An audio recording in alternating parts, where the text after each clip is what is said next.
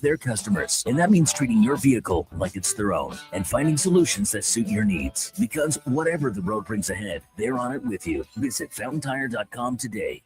Cougar Creek Golf Resort is only minutes from Edmonton, so it's incredibly easy to fit in the perfect summer game anytime. Enjoy our championship-length golf course, surrounded by trees and rolling terrain. Book a tee time today. Go to cougarcreekgolf.com. Missioner Allen Auctioneering's Calgary, Edmonton, Winnipeg Public Unreserved Equipment Auction is this Friday at 9 a.m., featuring articulated dump trucks, backhoes, excavators, forklifts, graders, loaders, packers, reclaimer, skid steers, telehandlers, turf mowers, plus commercial trailers. Info at maauctions.com. Tired of the rough ride? Alberta used to be a leader in highway planning and construction, but years of neglect and cuts to maintenance are showing. You can see it, and your vehicle is feeling it. Infrastructure can last for years with a little TLC, but when repairs are deferred, minor issues become major reconstruction. We need action and a reliable capital plan. Contact your MLA and demand stable infrastructure funding. Find out how at fixourroads.com. A message from the Alberta Road Builders and Heavy Construction Association. For over 60 years, the folks at Diablo Boots have been selling the best Canadian-made boots. Handcrafted in Winnipeg, Canada West makes the best quality cowboy, biker, and work boots for Diablo Boots with replaceable soles and heels. Why buy cheaper quality like Ariat, Justin, and Red Wing made in China when Canadian-made is better? Support Canada's workers and Diablo Boots for the best boots. So save on boots by saving on foods.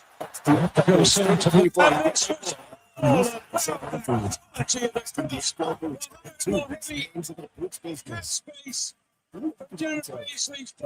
one of the thousands of hair restoration procedures I've performed is a full marathon. I work directly with my patients for the consultation, the procedure, and the follow-up, so we can achieve the best results possible. When people see what we accomplish, I don't want them to think, Wow, great hair transplant. I want them to think, wow, great hair. go to drvancelliot.com and contact And us so today. 5 minutes or two ago, but he wasn't tonight this time. Edmonton Winnipeg Public Unreserved Industrial Auction is this Friday at 9 a.m., featuring a large selection of 2020 to 2014 Caterpillar, John Deere, and Volvo articulated dump trucks. Info at maauctions.com. You're getting the lowdown on Sports 1440. Presented by James Buick. Only Crave has your favorite summer obsession, Love Island, USA. The reality sensation is back. Hello, Islanders. And so is irresistible host, Ariana Maddox. Here's to a great summer of love. Sexy singles, jaw-dropping drama. Who's ready to play? Love Island, USA. Stream now, only on Crave. Subscribe at crave.ca. Give me fuel, give me fire, give me that which I desire.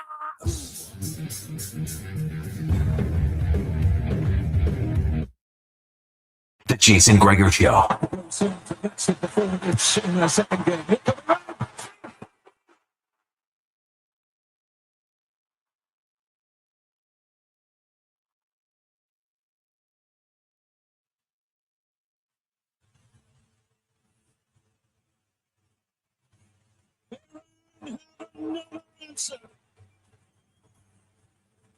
And this was all about the quality of the cross. Mohamed Mohabi On Sports 1440. best spell of the game so far for them. But but he couldn't keep the one out. Ready for Saudi Arabia.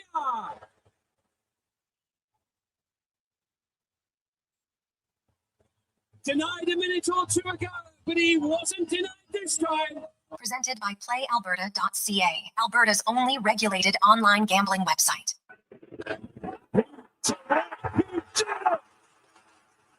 13th cycle in franchise history. It's courtesy of Petro Armstrong.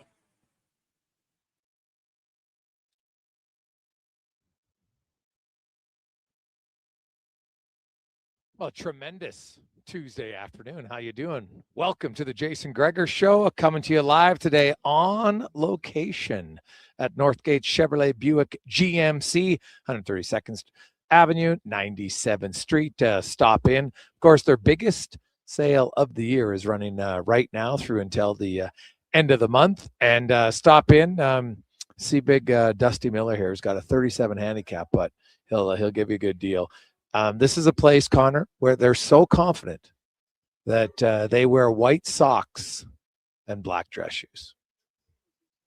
It's a bold statement. It's a bold statement. So I love it. It is the Gregor Show, always brought to you by PlayAlberta.ca. Lotto Max tonight, $20 million. Get your tickets, PlayAlberta.ca, as well as 20 prizes of $100,000 up for grabs. And we got a loaded show for you this afternoon. So, of course, we're going to talk some hockey. Dave McCarthy is going to join us a little bit earlier because we have a very special guest joining us live here at Northgate GMC. He's a former Ranger, former Blackhawk. I'll give you a little tip on that. So you might have to dig deep though if you can figure that one out.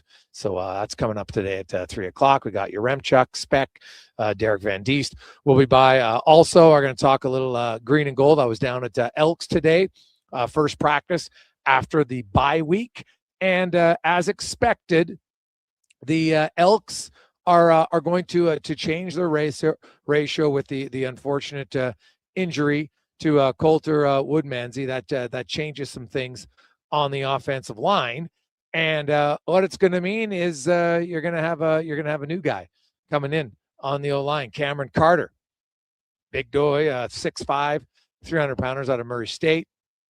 And he's going to play the right guard position. Beard will move back to center, and away they go. Obviously, everybody else will stay intact on the O-line, but that's the one change. They're taking on Montreal, who's also undefeated. There's only 3 undefeated teams left in the CFL. The Elks, the Riders, both 1-0, and the Alouettes are 2-0, and they'll be in Edmonton on Saturday afternoon. Great start time. I love it. So hopefully the weather right now, it's debatable. Might get some rain, hopefully later in the day or early in the morning. Hopefully the rain stays away, but shaping up to be a pretty decent crowd. And I think if you have a sunny day, it's going to be even better. The Elks are good. Now Montreal's really good. Alexander's yet to lose a start in the regular season. So you're going to have to be aware offensively that they can't settle for too many field goals. If they're in the red zone, they're going to have to punch a few of them in. Defensively, you got to swarm to the ball. Now, you look at Montreal, they put up a ton of yards, but so did Toronto. Each team had 400 passing yards last week. So Montreal, you got the rookie Canadian safety. They got some potential injuries here. We'll find out how they're practicing. Maybe their best defensive players out. So that could be a huge benefit for the green and gold. And we'll see how they go. There's a quiet confidence around that team. They are going to play fast. They're a quick team, and we'll see. Man, it would be huge for them to open the season with a win at home. Obviously got their first win of the season on the road in Ottawa, which was fantastic. So we'll talk lots of football, lots of hockey. Of course, World Cup continues on today. We also have the Toronto Blue Jays back in action, taking on the Boston Red Sox. That game, we will join it at the conclusion of our show here today. We got trades in the National Hockey League going down. John Tortorella, as I reported yesterday, been kind of hearing all the rumors that he wasn't going to come back, and now it's official. He is not coming back as the head coach of the Vegas Golden Knights. He was basically just he was a closer. He came in, they brought in the big dog, and it worked. They went all the way to Stanley Cup final. Unfortunately, they didn't win for them, but that was the only way it would have worked out better, is if they win. So that's that to me is a pretty good situation for the Vegas Golden Knights. You make that coaching change, Cassidy is out, Tortorella comes in, and it seems like their plan all along was that Ryan Craig is going to be their next head coach. He's currently the head coach of Henderson. I know a lot of people are wondering already, hey, the Oilers going to interview Tortorella. They could. You got to remember, like John, even when he was a head coach in Vancouver, I don't think he got a place in Vancouver. I think his place was still in the U.S. So I don't know. Edmonton still has to be an enticing place. No question. We can question, where they're going. The NHL has officially begun the investigation into Mike Babcock and what happened outside of asking for pictures on their phone, showing the pictures of their phone. So, but who knows how long that investigation is going to last? Like the NHL, if you're a player who's suspended for a long time and you have to appeal that suspension, unless it's like a 10 or 20 gamer, by the time they hear your appeal, the suspension's over, right? Like if you get a 4-game suspension, You never get that appeal heard before the 4-game suspension is ended. So I don't know. You look at the Oilers. We are 10 days away from the draft. Will the investigation be done in 10 days? I guess it's possible. But historically, the NHL doesn't move very quickly in these sorts of things. So now, there's nothing legally stopping the Oilers from hiring Babcock today. They could hire him. But then the NHL could come down and maybe there's a 10, 20, 40, pick the number, game suspension for him. We don't know. It all depends what they're going to uncover in this investigation. And, you know, we've heard that there's one player who's like, man, I don't want to revisit this. It's 3 years ago. I can understand that. Sometimes you want to say, hey, man, I'm done looking in the rearview mirror. It's full steam ahead for me. So we'll see what comes from this. Does it force the Oilers to change paths again for their coach? Wouldn't be the first time in this coaching search that they have reached a dead end and had to hit it in reverse and go another direction. Like they've hit multiple forks in the road. We already got lots of texts, 833-401-1440, 833-401-1440, asking about, hey, has Vegas granted permission to casting? Not as I reached out this morning and was told nothing's changed on that front. But that could, that was around 9:30. So something could have changed. I haven't seen anything anywhere else, but as of 9:30, no. The playoffs are over. And like I said, that was a nice reason/excuse not to grant permission for Casty, but there's nothing legally holding them to grant permission. So it's kind of a holding pattern. I could honestly see them waiting until the Oilers hire a coach, and then they say, guess what? We just didn't want him going to an arch rival. If in the regular season coaches get fired, Bruce, you have permission to talk. Right? They'd like once all the coaching vacancies are filled, I could see Vegas saying, you know what? Now guess what? We grant Bruce Cassidy permission to speak for any coaching job now. I could see it happen. I just come down to that they don't want him to go to Edmonton. And while you might not like it, it's somewhat within your right. So we'll see where it goes. 833-401-1440, 833-401-1440. Also, interesting trade today in the National Hockey League. The Toronto Maple Leafs have traded goaltender Joseph Woll, defenseman Simon Benoit, to the Flyers for goaltender Samuel Ersson, defenseman Emile Andre, and a third-round pick in the draft. So now Joseph Woll, when healthy, has better numbers.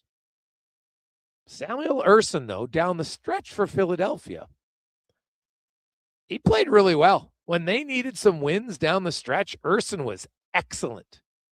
So, you've got an injury-prone goalie who's going to be the backup in Philly behind Vladar. And Toronto gets young Ersson, whose availability is better, but his statistics historically haven't been. Maybe they saw enough down the stretch to say, hey, this guy's figured it out. And we're going to take the risk on. So, two defensemen, Benoit's physical guy. I think now I really wonder by getting Benoit. Now you can never have too many physical players, but if you have Benoit, does that mean Nick Seeler becomes available? That is an interesting one for me. Conman, how you doing? Doing good, Jason. I got the World Cup here on studio television, so can't complain. Life's good. How about you? What's the update? What's the score? Still scoreless here between France and Senegal. I will say this. There's lots of people that thought, that there was going to be some big blowouts. And so far, there's been a lot of close games. Obviously, there was, there's Germany was a blowout. USA really dominated their game. Sweden over Tunisia. Okay, but you look at some of the favorites here. Brazil, draw. Spain, draw. So far, France, draw. Now, the game is, we're into the second half, though. Yep, 47th minute right now. Yeah, so but still, it is, it's maybe closer than a lot of people thought. And I think if you see more of this, Connor, all that's going to happen is it will open the door because money, that the next World Cup in 2030 might expand to 64 teams they're talking. I mean, if they're saying, hey, these guys can hang, they're doing so. Some teams are really, hanging on for their life against the powerhouses. But yeah, I mean, they're keeping it competitive. Then why not? I mean, it opens up the door potentially for the Cinderella story of a team that goes on a bit of a run here. I think was it Iceland a couple of years ago at Euro that went on a heck of a run? Like those sort of things can happen. So the traditionalists might not like it. There's things I'm sure they don't like. I mean, I think the hydration break, Gregor, is just a ploy to run more commercials and make more money with advertising. But you know what? It could happen. Yeah, well, it's TV timeouts in hockey. We didn't used to have them, and now they have them. And basically, that's what's come into to soccer here. And it allows some more rest for players. They don't seem to like it. It's just because they're not used to it, but they obviously all like the money. So we'll see what happens. Going to 64 teams, if I'm doing my math, then you would have 16 pools of 4, and simply just the top 2 get in. Whereas right now we have more. What do you got? 12 pools of 4, right, for 48, and some teams will have a third team. 8 of those pools will have 3 teams get through. So that would be the one difference in the makeup if they ever expand it to 64. So we'll see where it goes. Hey, Greg, any idea why the Oilers are not running as fast as they can from Babcock? I don't get it. The rig. Honestly, man, I wish I knew the answer to that question. They're clearly set in their path, and they feel that he's the guy, and obviously he feels that there is nothing wrong with what allegedly, well, not allegedly, but what they're investigating in Columbus, and we'll see, man. Like it's a risk. Not only on the personality traits, it's simply a risk when you look at, if the goal is to push him over the line, you're bringing in a coach who hasn't won in a long time. You're bringing a coach who hasn't coached in the league in a long time. Things are very, like in a 7-year span, things change a lot. A lot. So I honestly don't have the answer to that, to be honest. A few other notes around the Oilers, because of course, qualifying offers for the Edmonton Oilers. We've had a few people wondering about it. There's, I think this is what I can best decipher from conversation. So here's the RFAs. Colton Dock, no brainer. He would get qualified. Spencer Stastny, I would expect he would get qualified. Then you have guys in the minors. Michael Owens, he'll get qualified. He signed, the deal just to kind of, because of his age, you could only sign a 1-year deal at the end of the year. He practiced with the team. He'll get a qualifying offer. Connor Unger, fully expect that he will get a qualifying offer. Josh Bloom will not get a qualifying offer. Robbie Yarventi has already signed in Europe. Now, Edmonton, I guess, could give him a qualifying offer to retain his rights, right? So they would probably do that. And then the only one really would be maybe Matt Bay Michkov is the decision potentially there, but there's no tough decisions. Now, there is one player in the organization. It's not a big name, not a sexy name, but a player who I think, given an opportunity, could play in the NHL. And that is James Hamlin. James Hamlin is a UFA right now. And if you were James Hamlin, I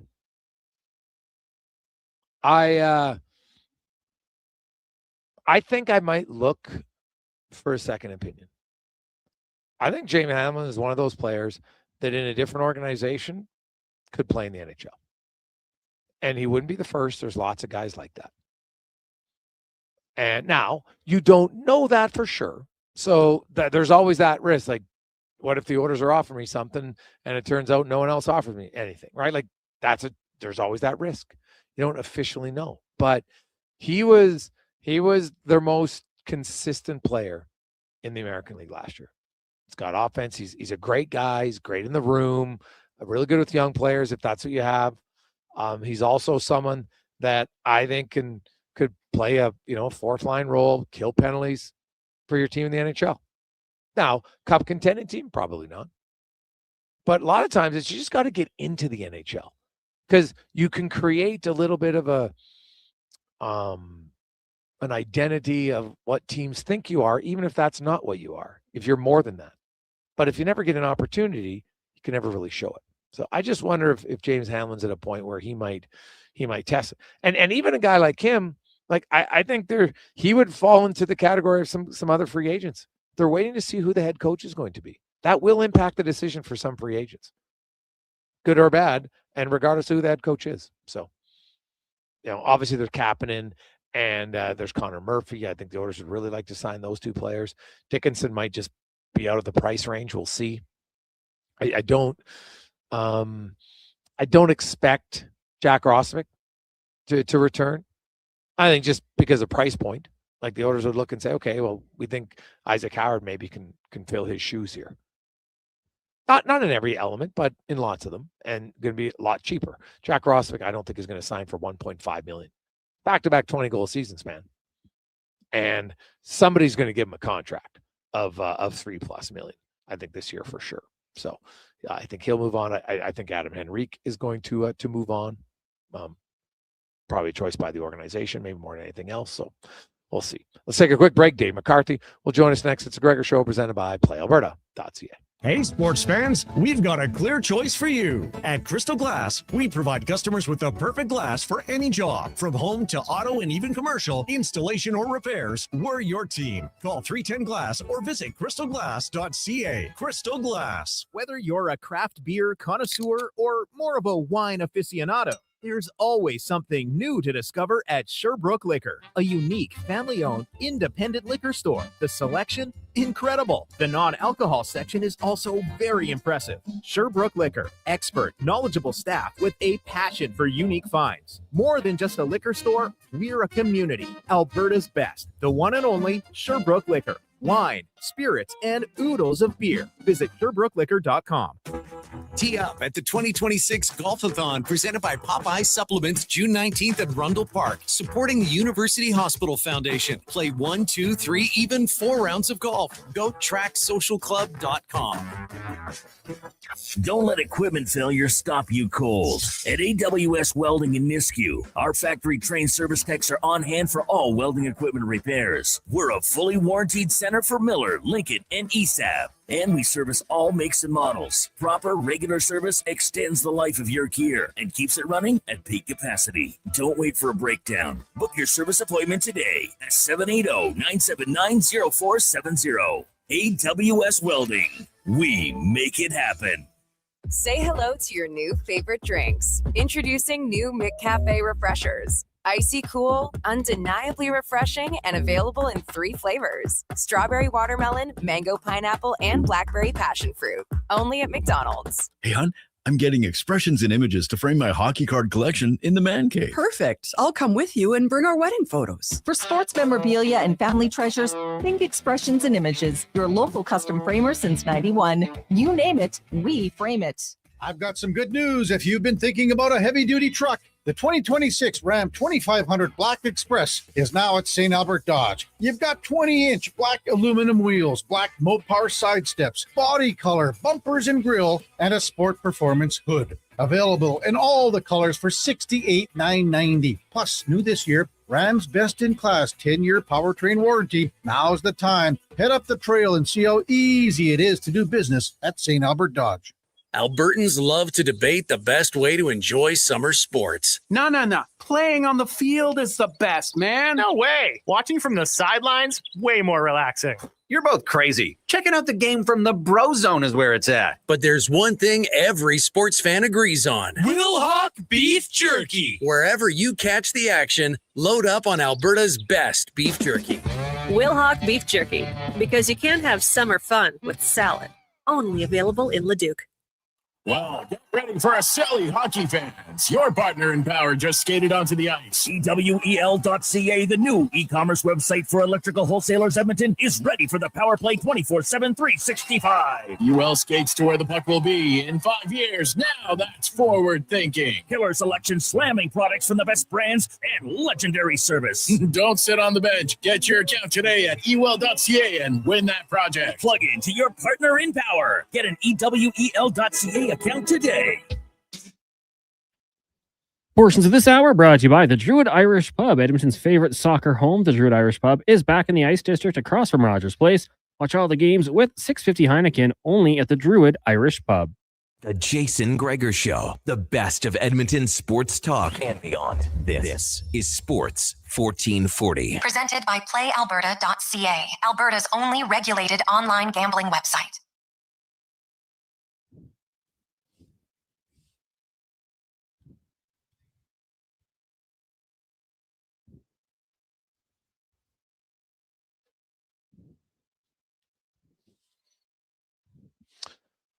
We roll through. Lovely Tuesday afternoon. How are you? The Gregor Show is always brought to you by PlayAlberta.ca. Remember, it's the Lotto Max Day, 20 million and 20 prizes of 100 grand for you to win. We are live on location today because we're road trip ready. We are live at Northgate Chevrolet Buick GMC. It is a road trip ready event all month long. It's their biggest sale of the year. You can get great deals, and man, this is a family-owned dealership. Like Mike likes to say, they don't need your credit card just to take a look or go for a test drive. So stop in 97th Street and 132nd Ave, just off of Yellowhead Trail. And you know what? The great part here is, you feel free. Walk in just however you like. They got sales guys here that are so confident that they're wearing white socks and black dress shoes. It's a bold statement. Bold statement. Our next guest, he might go with something bold like that. He could pull it off as we go around the NHL, brought to you by McDonald's. And their summer drinks are back for only $1. You got dollar cones only through the app. So you got some great deals at very good prices right now at McDonald's. As Dave A. McCarthy from Sirius XM joins us. And Davey, I know usually we have you in the 3 o'clock hour, so thanks for things up. Special guest coming up at the top of the hour, so I appreciate it. How you doing? I'm good. I'm excited to hear who this might be, so I'll be tuning in. You'll be tuning in. All right, I like it. Some NHL news: the off season has officially begun, and no real surprise that John Tortorella, been hearing this for a while, that even if they won the cup, he probably wasn't going back to Vegas, which is, I guess, maybe in line with Vegas beating to their own drum, but they seem to have a plan that their American League coach, Mr. Craig, is going to become their next head coach. So John Tortorella, and lots of people are wondering, do you think John Tortorella has become now the closer, that he'll be brought into teams midway through the year, late in seasons, to help them, give them some energy boost through the play? It's funny. I was kind of thinking about that because I just don't know if John's the kind of guy at this point in his career that wants to go through the whole routine of off season to day one of camp, to grinding through a camp, dog days of the regular season, Tuesday nights in December and all of that. But what he's really good at, and he showed it this year when he came on in relief of Bruce Cassidy, if you will, at the end of March, is to get things on the rails quickly, figure out what needs to be said, figure out what a good team needs to do to have success, and convey that message in a way that guys will listen over a short period of time. Look, I think it's been made abundantly clear by John himself that he would like to continue to coach, but it has to be the right situation. He's not a rebuild coach. He's not doing it. That's why he didn't stick around in Philly. It has to be a team that is, if you will, a coach away from being ready to win. Do you look at a team like Edmonton as that type of a team if they ultimately decide to go in a different direction than the direction it appears they want to head down as of the last week? Maybe. But again, I just don't know if he's invested for the long haul. It's a long haul, right? To be a head coach over a full season. It's a lot of work. It's tough hours. Maybe he wants to do it, maybe he doesn't.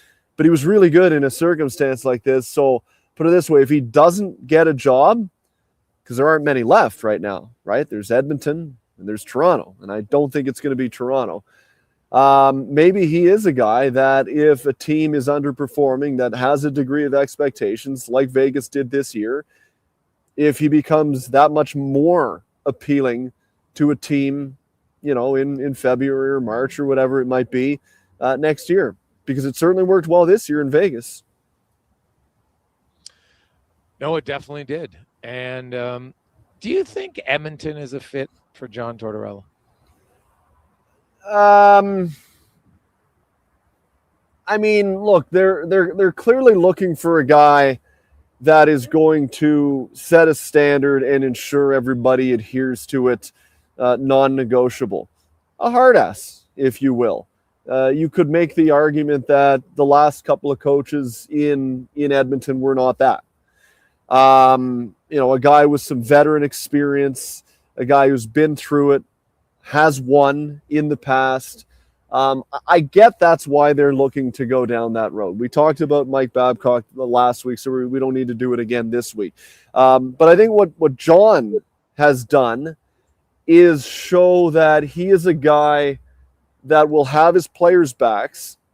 I thought he did a really good job of making sure the guys got the credit in Vegas this year when they were having success. And then when things went sideways or there were decisions that were being questioned, he was the guy that jumped in front of it and didn't pass the blame. And that goes a long way in a locker room. And what I've been led to believe when it comes to the way John approaches the job is that he is grown and that he has adapted his methods from when he first coached in the league, 25 years ago. You could make the argument that was one of the issues that got Mike Babcock down, is because he did not adapt. And so I think John deserves a lot of credit for that. Would he be a fit in Edmonton? I mean, look, I look at Edmonton as a team that's pretty darn close. I think they underperformed this year. And so could he get more out of them? Yeah, he might be able to. Does he want to come up to Edmonton? Does he want to live in Canada? Like, I don't know. Those are questions, right, that need to be asked. And he's a guy that throughout his tenure has worked in the United States. When he worked for Vancouver, my understanding was that he lived in the United States and made the commute. And so that's a question, legitimate question, and fair reason. If you're John Tortorella, you might want to live in the U.S. for any number of reasons. Who knows? But as opportunities go for the type of coach that John is, yeah, I wouldn't be against it at all if I was the Edmonton Oilers, if there was appetite on John's part. So the Edmonton Oilers, we found out that yesterday the investigation into Mike Babcock and what happened in Columbus outside of pitchers is now underway, Dave. And the NHL, when they do investigations, rarely is it overly quick.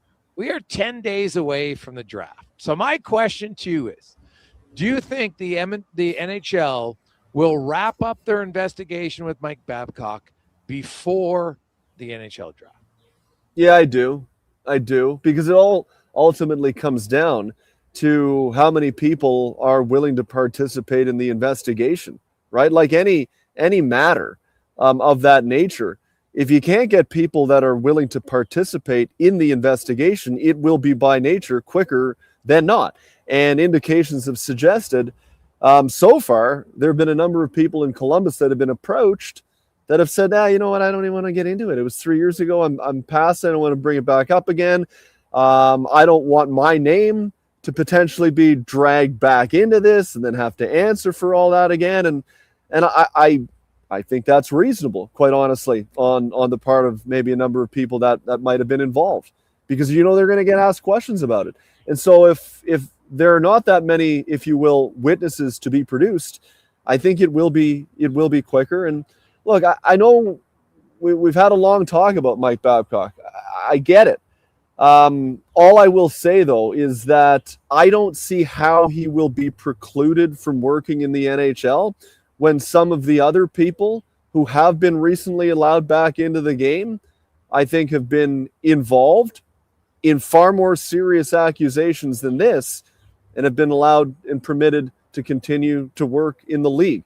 Not saying you'll have to hire him if you're the Edmonton Oilers or whoever it is. I just don't see how the NHL could come down and summarily prohibit his ability to work in the league again based on what we've heard to this point.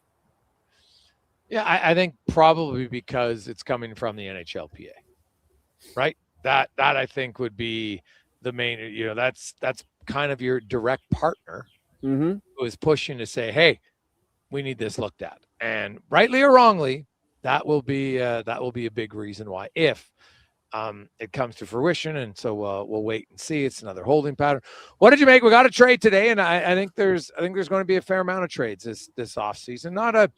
Not a huge deal, as you have Wall and Benoit guys going to Philadelphia for Andre and Urson and a third rounder. Philly gets the better goalie, I think. Toronto gets the healthier goalie for sure, and who actually played down the stretch pretty well for the Philadelphia Flyers. And maybe he's like that typical goalie, just takes a while to figure it out. But what do you make of this deal?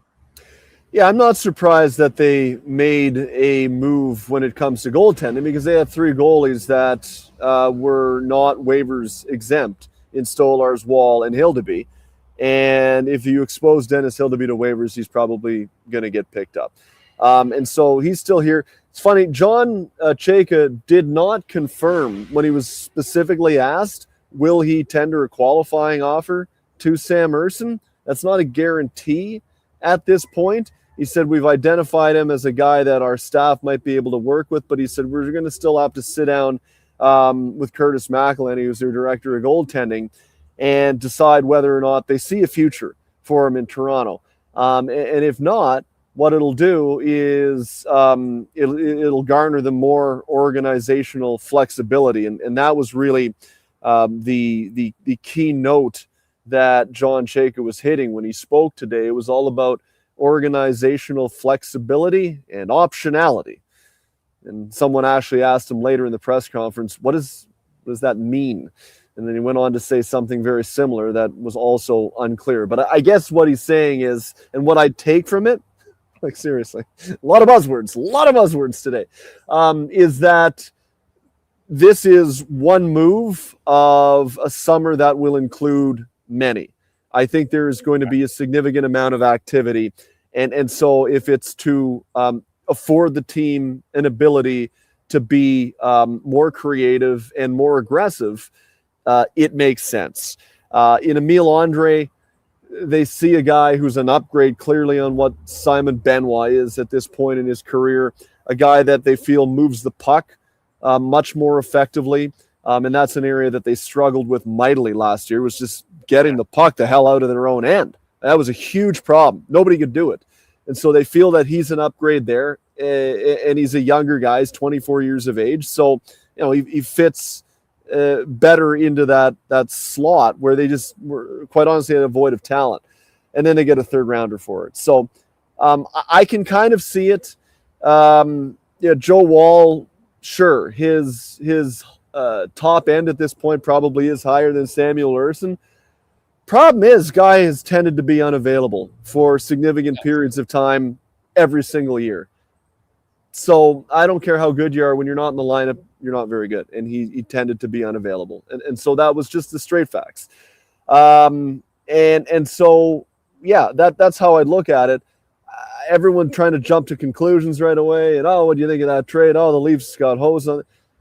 I honestly get tired of it, quite honestly, Jason, from people who should know a hell of a lot better. Like literally people in our business. Not every trade requires a dead set opinion immediately, especially in the offseason, where I think the only time it is appropriate, unless the trade is egregiously bad, which this is not, to evaluate trades is on day one of training camp after a full summer of work to see where the team ends up. Because like I said, this is not a one-off trade.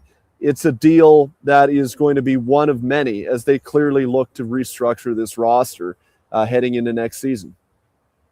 Dave McCarthy from SiriusXM joins us. And Dave, Carolina full marks. They win championship. It's another example of you just want to build a team that takes a lot of swings over and over and over again. And the time you finally win is when you have a 37-year-old having the playoff final of his life, with 6 goals. He'd never scored 6 goals in one playoff year Prior to that, never mind a series, right? He had scored 6 in a playoff year before, but never in a series, especially when you won. So, you look at it, like I was looking over the last 9 years since Vegas has been in the league. They've been in the Cup final 3 times. They're 1-2. They've obviously played the most playoff games, 125. But Tampa, Dallas, Carolina, Colorado, Boston, Edmonton, Florida were the top 8. Then if you go to the last 5 years, Edmonton, Florida, Carolina, Dallas, Vegas, Colorado, Tampa, the Rangers, top 8. So it's 7 of the same 8 teams. Then you go to the last 2 years, Carolina, Vegas, Edmonton, Montreal, Dallas, Florida, Colorado, Minnesota. So 6 of the 8 are still there. And I just look at Carolina, and you take a lot of swings, and probably in some of the years when you don't think you'll win, that you win. And you know what? They're extremely healthy up until Anderson got hurt, and then Bussy played great. But I look at Carolina, and I think they'll be right in the mix, but I don't necessarily look at them as a clear-cut favorite heading into next year. No, I don't. I wouldn't say that either, but I think they'll be a competitive team. You never know when you're going to win as long as you maintain a degree of competitiveness. And it's funny, it's one of the things that Brad Treliving said, his introductory press conference when he came here to Toronto, is that you want to build a team where you're knocking at the door, to use his words, every single year. Because sometimes things happen that you do not foresee. Would Carolina have won if Alex Barkov doesn't blow out his ACL and then a number of other injuries befall the Florida Panthers? Maybe not, though. Because, man, Florida was a real problem for that Carolina team. But guess what? They got banged up, and suddenly the path to the Stanley Cup final became a lot more manageable. And credit to them, they played the teams that were in front of them, and they beat them convincingly. But their arch nemesis, if you will, did not have to be dealt with this year. And so you can't foresee that. But if they were not competitive themselves, then it wouldn't have mattered. So you want to try to build a team that's competitive. And I think what I love about Carolina is they know who they are, and they stick to that, and they do not deviate from it.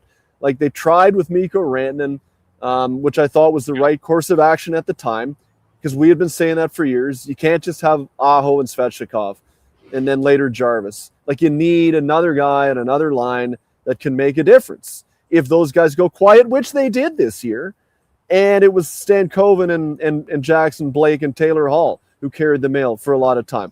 But they tried with Rantanen, it didn't work. And rather than being pig-headed and digging in and sticking their heels in the sand and all that and begging and cajoling him to try to get him to stay, they recognized it right away.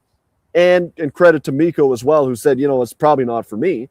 And they moved him on. And you look at that trade tree, and even the indirect trade tree, you end up with Logan Stankoven. You get Taylor Hall as part of those series of maneuverings. You end up with a first-round pick that they used to go out and get Keandre Miller. They also were left with money that they wouldn't have had otherwise if they had kept Rantanen and signed him to a big money deal, that they were able to go out and get Nikolai Ehlers. So you ended up with 4 players there that made significant impacts and all fit in with the system that they want to play. And that's not easy to do sometimes, because you think, we try and get this guy, we'll look stupid if we try and trade. They didn't worry about that. They're just like, it doesn't work here with the way we want to play, and they fixed it, and they did it really well. And so I just think there's a lot to be said for recognizing what your team is, how you want to play, and then making moves, not to get the fanciest player or the biggest name, but guys who will fit into the system that you feel is the way you can win if you execute that system to the highest degree. And I think that's what Carolina did. Yeah, no, that's fair. And I'll be curious to see what they do in the offseason, same as many other teams. There's lots of names out there that I think, obviously we know Dylan Larkin, Simon Nemec, Darnell Nurse, the St. Louis Blues got some guys. We know they try to trade Colton Parayko at the trade deadline.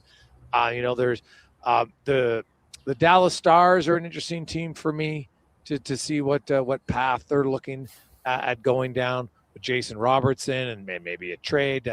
Mason McTavish in Anaheim's name has been out there for quite some time. So there is real potential here to have some some significant trades of NHL players we don't see very often. And I'm all for it, man. Like, I still remember the Danny Heatley for Marian Hossa trade. Like, the Shea Weber for PK Subban trade, the Hall for Larson trade. Like, it's been a long time since we've had those type of trades. And obviously the cap was at a pretty good increase at that point. Obviously it flattened out for many years. Now we're seeing a pretty substantial increase. And I think that's going to lead to an increase in trades.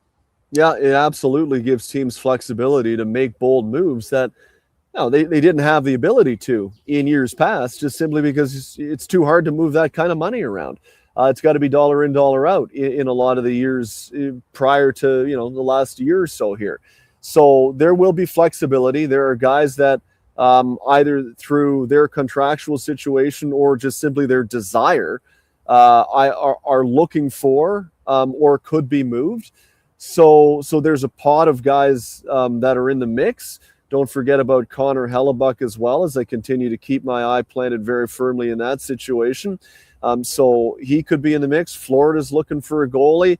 The fact that Sergei Bobrovsky was apparently offered to the Carolina Hurricanes at the trade deadline in exchange for a first-round pick, to me would suggest the thought process that Carolina has, or I should say Florida has with Sergei Bobrovsky right now, which is if they can move him along, they'd be happy to do that, and that they're probably not going to pay him the amount of money that he's looking for. But guess what? There's a lot of teams that are looking for goaltending who are desperate for it, who might be willing to pay that price. And so he might be a winner too, right? So there's all kinds of permutations that are at foot here that I do think could set us up for an off season of some degree of activity, maybe more so than we've become accustomed to recently. Well, it'll be fun. Davey, enjoy the sun. Enjoy the World Cup. And we will chat with you next week, and we'll chat with you Sunday on the brunch. Sorry, buddy. I came out here. It was cloud cover. The lighting was great. Then the sun came out. I'm wearing a white shirt. You could hardly see me. And now, you know what? It's actually raining, if you can believe it, while the sun is out. So I have to go in now. Sun showers. It's great. It's great, David. Don't get electrocuted. Dave A. McCarthy from Sirius XM.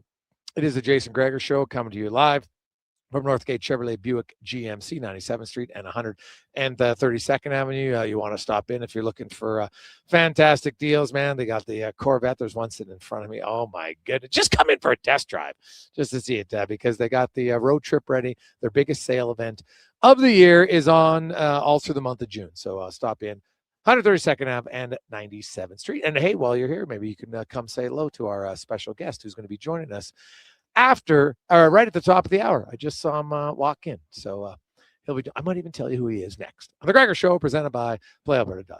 With Play Alberta, backing the home team goes beyond the bets. That's because your picks have provincial impact. Play Alberta is the only app in the province that puts all revenue directly back into supporting programs and services that Albertans rely on every day. By investing in the General Revenue Fund, every play, bet, and buy made on Play Alberta helps make a difference across the province. Visit playalberta.ca/Gregor to learn more. That's playalberta.ca/Gregor. Must be 18 plus to play. If you gamble, use your game sense. With Mortgages to Go, you'll be good to go. MortgagesToGo.ca says yes when the banks say no. That's why Alberta has trusted Mortgages to Go for over 23 years. If you need cash and have equity in your home, you're approved instantly, guaranteed. Call 1-888-888-5998. That's 1-888-888-5998. With Mortgages to Go, you'll say, good to go. Okay, new strategy. I'll just live in the freezer till October. It's spacious in here. It's spacious. There's a better way to survive the coming AC season. Pro Solutions is your one-call-solves-it-all expert for AC repairs, tune-ups, and new installations. We offer convenient financing options and fast appointments so you can enjoy your entire home, not just the freezer. Now I can leave the frozen peas where they belong. Book now at ProSolutionsInc.ca. Come for Canada's largest trade shows, the biggest names in entertainment, exhilarating sporting events, and more. And stay for the experience at the Edmonton Expo Centre. Looking for the perfect place to host your next big event? From trade shows to galas, meetings, and concerts, the Edmonton Expo Centre has the space, event expertise, and service to make your next event unforgettable. With over 522,000 square feet of flexible event space, in-house catering, and operational expertise, they bring your biggest vision to life. Learn more at edmontonexpocenter.com today. Jason Gregor isn't just a sports guy. He's a community builder with over $3 million raised for local charities. And his Gregor Foundation, he's making a difference on and off the air. Check out Gregor weekday afternoons on Sports 1440.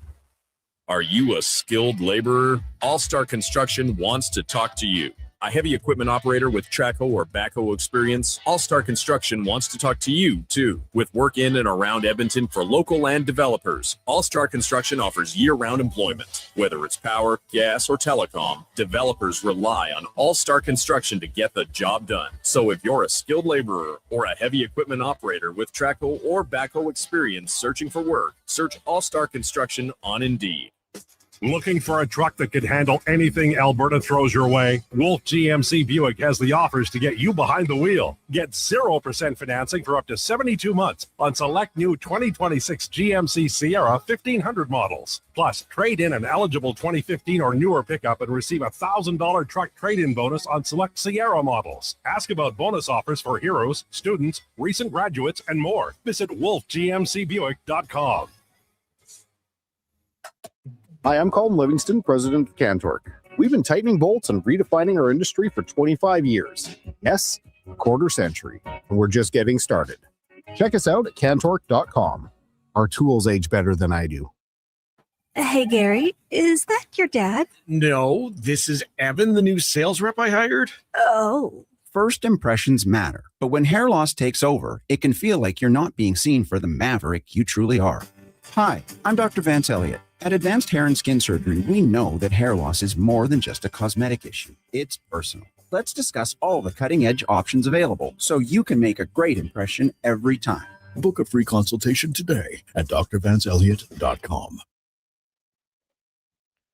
Portions of this hour brought to you by CanTorque. Made in Canada, made for Canada, where extreme isn't theoretical. Find your solution at CanTorque.com. The Jason Gregor Show, the best of Edmonton sports talk and beyond. This is Sports 1440. Presented by PlayAlberta.ca, Alberta's only regulated online gambling website.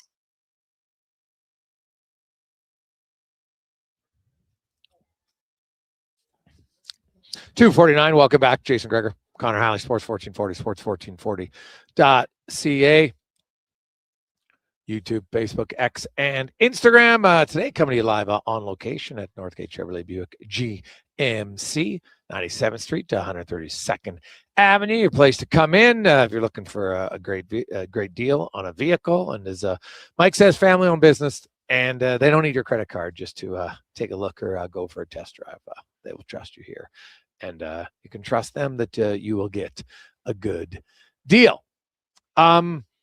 We're going to get to stats of the day coming up in a second. Interesting that, Matt, we'll get into that story, Cons. I know you and Declan probably been following it a lot closer, but what do you make of the Brendan Sorsby with Texas Tech and how the judge ruled he could play, and now the school that encouraged him to do it backs out and says he can't play? Well, I kind of feel like they must be feeling some sort of pressure, whether it be boosters or whoever it might be. There is some controversy there, so I think that probably weighs into things as well. But this is why they have the supplemental draft in the NFL, and it hasn't been utilized too often. But it has happened. I mean, Terrell Pryor was a bigger name with it. I think Josh Gordon, you go back in time. Cleveland Browns quarterback Brady Kosar. Like it's a path to the NFL that is supposed to help these guys get into it. So he's a really intriguing prospect, Gregor, because I've seen some mock drafts where he had been a first-round pick. The question is, can you trust him? Is this going to follow? You have to have a plan if you select him, because it is going to be a big story. But if you can weather that and help this guy guide the young man to straight and narrow, maybe it pays off and you have a really good quarterback down the road. So he's a really intriguing prospect here to see what happens, because on the field, I think he's got it, but there's going to be questions about him the whole time. And, he throws that first interception and people are going to be talking about it. So yeah, it's really something to follow here to see what team potentially goes for it. Maybe throws in a late round pick potentially and see if it happens. Okay. We'll be interested to see where that goes. But yes, it is. It's a little bit of a wild story to say the least. Obviously. Now, speaking of wild stories, this is wild, man. And so let's get to our stats of the day, brought to you by All Star Construction, founded in 2009.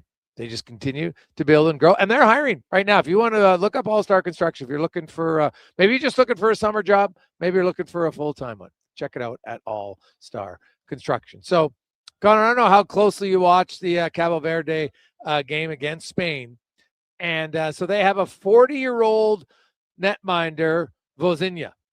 He's 40 years of age. He plays in Portugal's second division.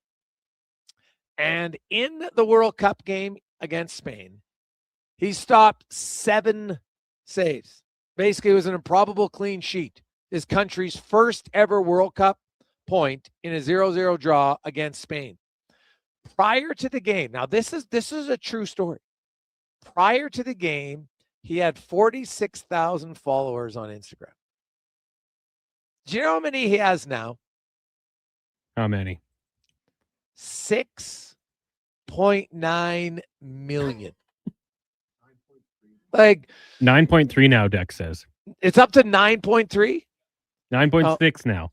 9.6. So it's gone from 6.9 earlier. Are you serious? I'm looking at it right now. Like we might have to follow him. Yeah, like here's it. But why though? Like that's the thing. Like that's what I don't understand. Like good for him, and hopefully capitalize on it now. He's got 9.6 million followers. Like that's massive. But it's crazy. You know, it's obviously it shows you the power of the World Cup. And, you know, it shows to me people love the underdog.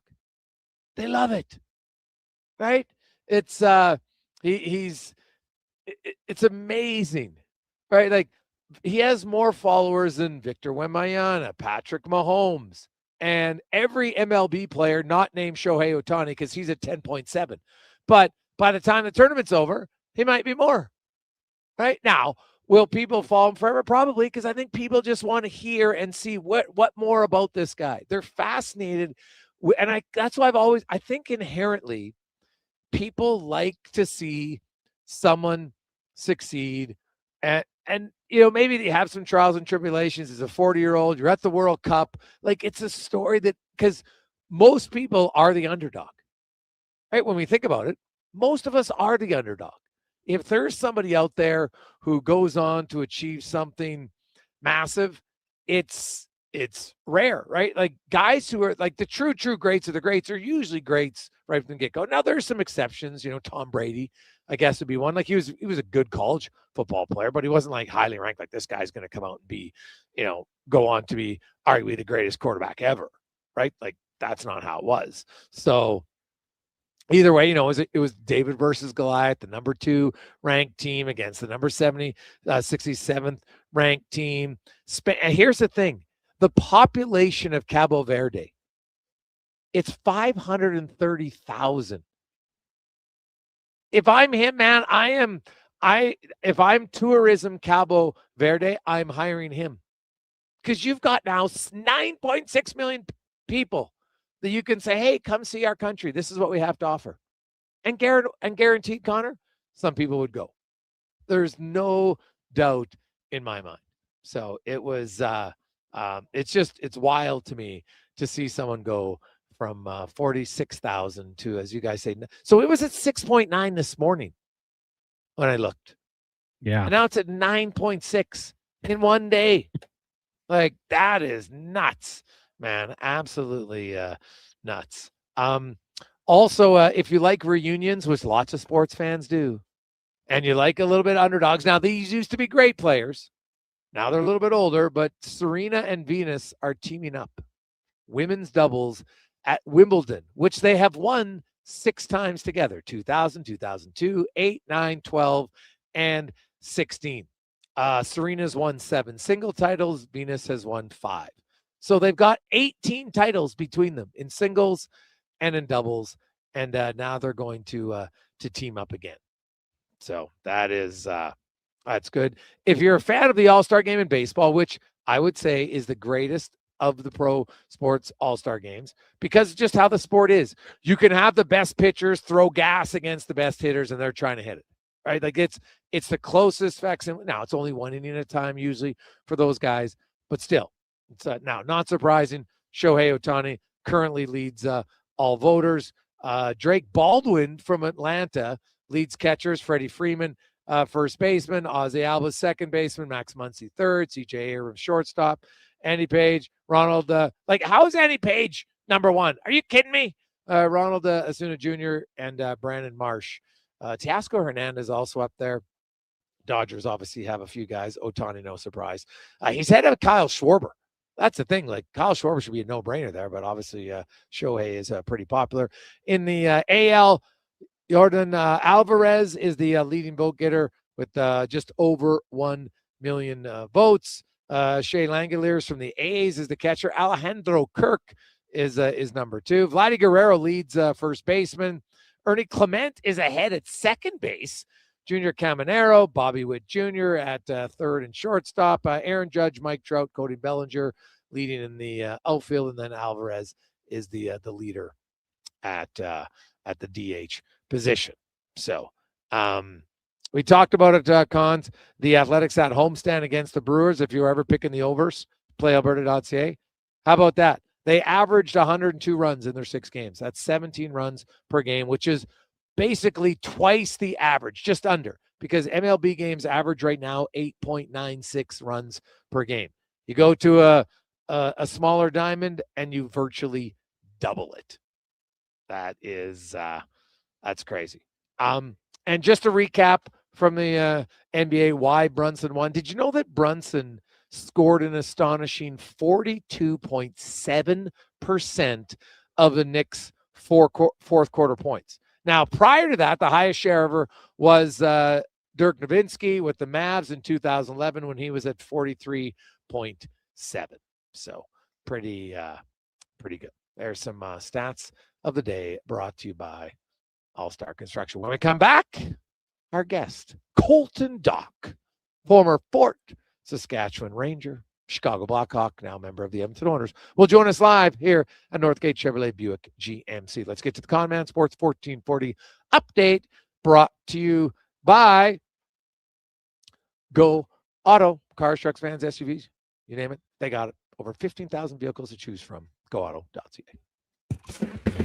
This is a Sports 1440 update.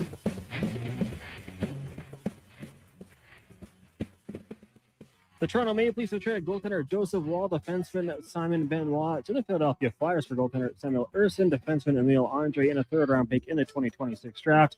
That's the World Cup right now. France leading Senegal 2-1 with about 3 minutes left in extra time. Later on today, Iraq takes on Norway, Algeria up against Argentina. And then at 10 o'clock at night, Austria and Jordan. Major League Baseball, the Jays taking on the Red Sox at 4:45. We'll join that game in progress. The French just scored. Kylian Mbappe, his second of the game, making it 3-1. Jays Red Sox on Sports 1440 AM feed immediately following the Jason Gregor show. We've also got the Marlins and the Phillies, Nationals, Royals, Mets, Reds, Brewers host the Guardians, Rockies taking on the Cubs, Astros, Tigers, Orioles in Seattle, and the Dodgers taking on the Rays. Coming up next on the Jason Gregor show, we'll be joined by Oilers forward Colton Dock. I'm Connor Halley. This has been a Sports 1440 update. Sports 1440, a Stingray radio station broadcasting on Treaty 6 territory. Download the free iHeartRadio app and listen to CKJR wherever you go. Attention Alberta construction pros. For over 50 years, Jaffa Equipment Rentals has been your go-to for top-notch equipment and stellar service. Whether you need rentals or expert maintenance, we've got you covered. Stop by our Edmonton or Calgary locations today.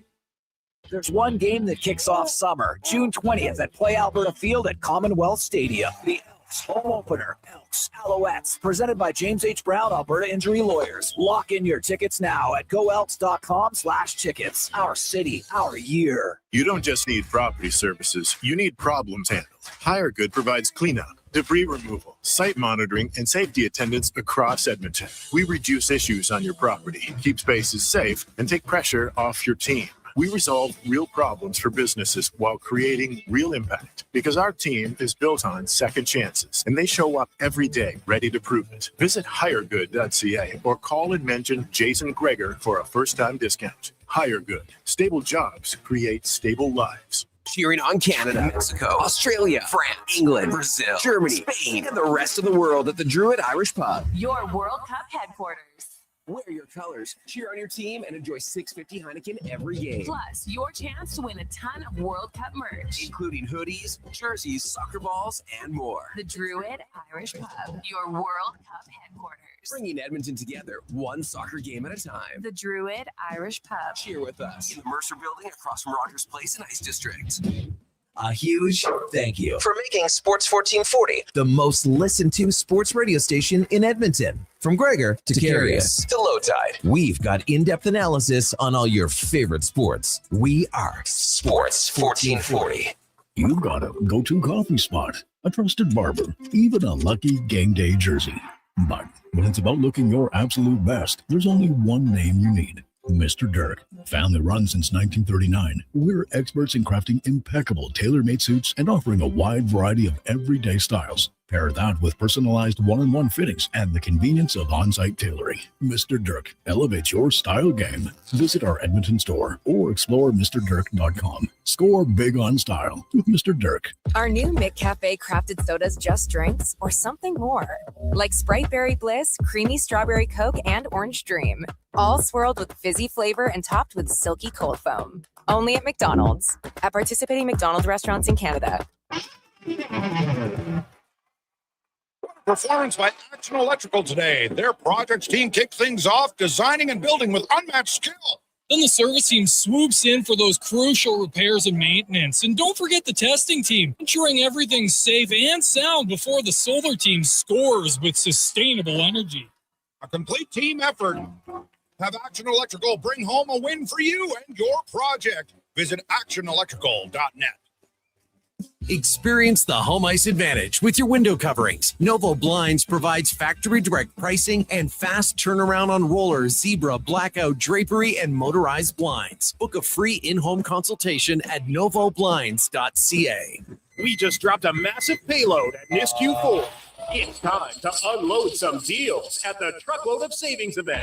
If you've been waiting to upgrade, we've backed up the savings with unbeatable offers on our toughest Fords. Right now, haul away exactly what you need and take advantage of massive price drops across our entire lineup, including the legendary Ford F-150 for the job site or the weekend getaway. Shop the Truckload of Savings at nisq4.ca. NISQ 4, above expectations.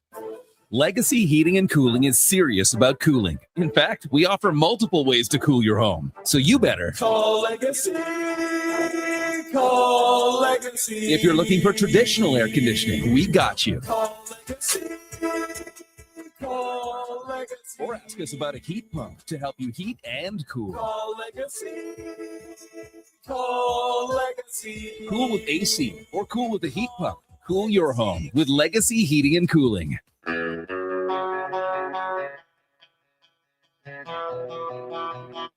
Portions of this hour brought to you by Mortgages to Go. Need cash and have equity in your home? Mortgages to Go has you covered. When the bank says no, they say yes, and they've been doing it in Alberta for over 23 years. Call 1-888-888-5998 or visit mortgagestogo.ca. The Jason Gregor Show, the best of Edmonton sports talk and beyond. This is Sports 1440. Presented by PlayAlberta.ca, Alberta's only regulated online gambling website.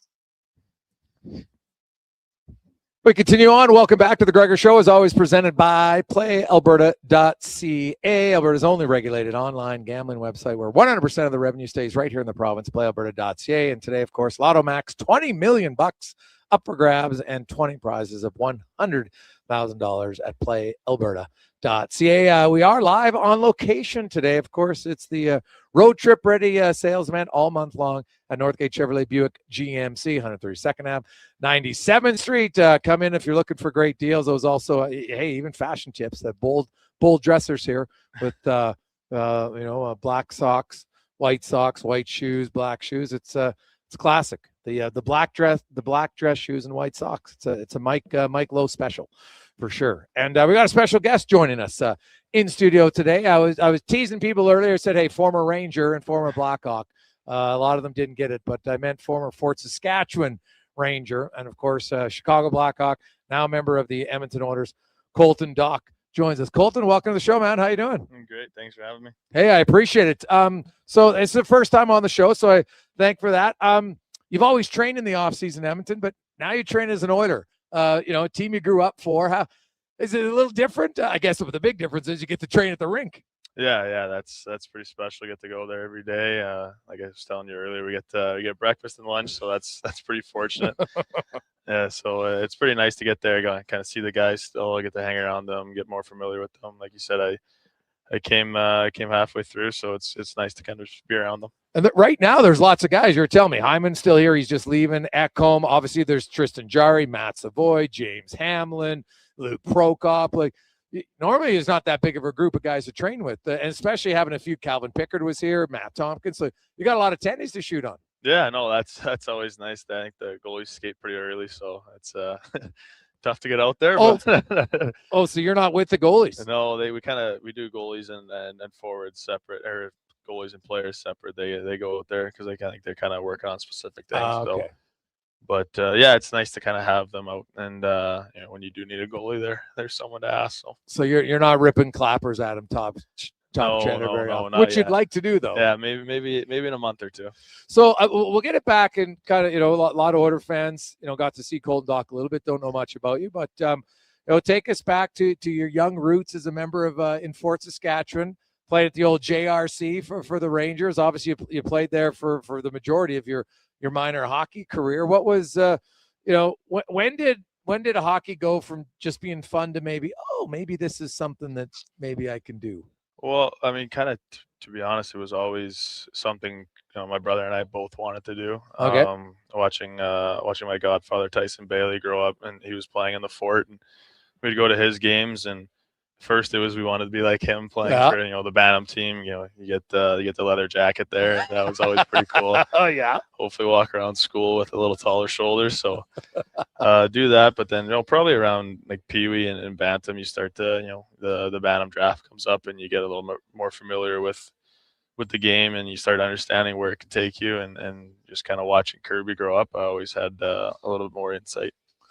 How competitive were you and Kirby as brothers growing up?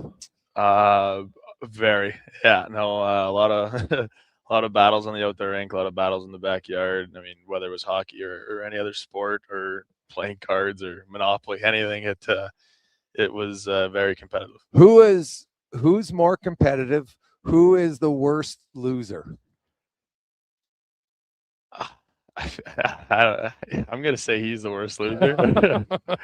I don't know. We're both. I mean, you always want to win. You always want to best the brother. So you always you do something to try and win. Might not be maybe a foot wedge here on the golf course if you don't see it, but but no, it's always good competition. It's always fun to have someone to battle with and compete with, but also someone you can learn off of and bounce things off of each other. So now your younger sister, I think, did she just sign like the U22 junior? Yeah, she's gonna play some junior hockey and have some fun with that. So obviously athletic family. Your dad played. You're just pulling up his stats there. I love it. He played for the Traders back in in the late 80s, and you're like, geez, it's not bad, almost point a game guy, but 300 PIMs. Yeah. So does the physicality from your game come from your old man? 100%. Yeah. No, that's definitely. I think that was a good part of his game. So, but no, I think kind of growing up, that was how I would battle with Kirby. Kirby was maybe a little bit more had more fun with the puck, and if I wanted to get it back, I'd have to get a little feisty. So, well, that's kind of typical of a younger brother, right? The older brother is maybe a little bit older at times, better. So you gotta learn to do different things. And most older brothers are rarely letting you win. So never. So you got to learn how to grind. Now, you're a little bit bigger than Kirby, right? We're pretty much the same size. I'd say I'm a little bit more wider than him, though. Yeah, a little bit broader. Right. Yeah, because you weigh a little bit more than him, right? Generally, yeah. Yeah. And you've got, not that he's a shrinking violet, but there's definitely more physicality in your game. When kind of as you watch, and obviously you were most guys are really skilled players growing up. But as you get higher up the pyramid, you recognize, okay, there's certain elements. And I've was the physical, edge to your game, was that a natural thing, or did you have to develop that? No, that was always there. I think I was, if you ask my parents, I was pretty devastated when they took hitting out of Pee Wee, because that was the year I was supposed to go into there. Yeah, I was really, really looking forward to it, and it kind of sucked when I remember I was walking into Millennium Place to go skate, and my dad got off the phone and he's like, yeah, so there's no more hitting. So another year of non-contact, and I wasn't very happy about that. But no, it's always kind of been instilled in me, and I mean I enjoy that side of the game. What was your favorite memory, minor hockey in Fort Saskatchewan? Minor hockey. Honestly, my favorite memories were probably we do like the Christmas skates or like the Halloween skates, and I get to go out there with like my brother's team too. Oh, okay. Like, that was pretty fun, and get to hang out with them, and sometimes I went out there as a goalie, so that was pretty pretty fun. Yeah, I always kind of wanted to be a goalie, and my dad had a good idea to get me out of that idea, and he put some of the better players in Fort on the ice and let them go to town on me. And never wanted to do it again. Oh, that is such a classic dad moment, because there's not a lot of people who want their kids to be a goalie for a variety of reasons, like cost sometimes because the gear, but it's just, you talk to goalie parents and it's a pretty stressful position, I find. It's very stressful. So your goalie career was short-lived. What about other athletics? What did you do other than hockey? We did a lot of like backyard sports. We never really did anything organized. I think one year we made a baseball team, and it was kind of tough because we couldn't do like a travel because we had spring hockey. So we had a house league team, and we kind of just like picked our own team. And that was pretty fun. It's always nice to kind of do other things and be athletic in other ways. But no, we have a lake lot out at Garner Lake, and we would probably have I don't know, like 20 people, and we have a 10-on-10 football game or a baseball game. Like it was, you're always doing something. So it was pretty fun. If you could pick and assume you had enough skill to be it, like, what's your other sport where you'd say, man, I'd like to be a professional blank? Well, nowadays I'd say golf. That'd be pretty cool. I think if I was younger, I'd probably say baseball or football. Those are my two. I really like slinging a big skin around or trying to hit a home run. Do you have any power? Got a little bit. Little bit? A little bit, yeah. Because it's funny, like there's certain guys when like the hockey teams get together and then they play other sports, like some guys are great at hockey and pretty average at other sports. Like I've seen some guys, I'm like, God, this guy barely knows how to throw a baseball. Like he's a killer hockey player, but he's average in other things. So would you say you're pretty naturally well athletic in other sports? I'd say so. I think our parents tried to really get us involved, whether it was just playing catch in the backyard, but with every sport. And when you grow up, you start at Timbit soccer, and that's the first thing you do, and then you learn other things as you go. So I think my dad always played softball growing up too, in a little league in the Fort. So it was something that he liked to do. We'd always try and follow after him. Colton Doc joins us. We are live today, the Jason Gregor Show at Northgate Chevrolet Buick GMC. Come on in, stop in, get a great deal. Say hi to Docker if you like. So you grew up playing tons of sports in Fort Saskatchewan. Were you guys like rink rats? Were you going to a lot of Trader games? Or were the Traders gone when you were a kid? We would go to the junior B games. We'd go to the senior. Oh, the Chevys. The senior team. We'd go watch the Chiefs. My dad played there for a bit. I don't think he played there when I was born, but there's a funny photo of him. I think he's got ice on his knuckles and Kirby's on his lap, and they took a photo. So he was playing senior hockey. Yeah. Oh, I love it. Oh yeah. Now, does he sling it around in men's league at all still, or is he retired? He's not fully retired. They do a Valentine's Cup out in Lamont, and I actually, for the Olympic break, I came home and I went and watched him. It was pretty funny. Well, the greatest part is, as you'll realize it many years from now, as you get older, though, you always still feel that, if you have to turn back the clock, you can do it. Yeah, no, he was a lot better than what I thought he was going to be. It was, he actually made some nice plays out there. Okay. So walk us through, you go to junior. Now you're in the NHL. Kind of take me through when you found out you got traded to the Edmonton Oilers. Like, A, it's your first time being traded, but B, it's back home. Yeah, no, I think we're on the road, and I think it was actually Murphy was getting traded. Yeah. And I saw where I was we were actually a couple of my closer friends on the team. We were watching a movie, and one guy showed a tweet that said like Murphy and maybe something else, and we're like, oh, like what's going on here? And then kind of got a phone call from my agent saying that there was something in the works, and just be ready, you never know. And then 2 days later, I saw Dickey was getting traded, and then I saw it was like confirmed there was another part of it, and had a little suspicion, but didn't fully know, and then got the phone call from Kyle, and I got one from Stan, and kind of had to pack up quick and meet Dickey at the airport and go from there.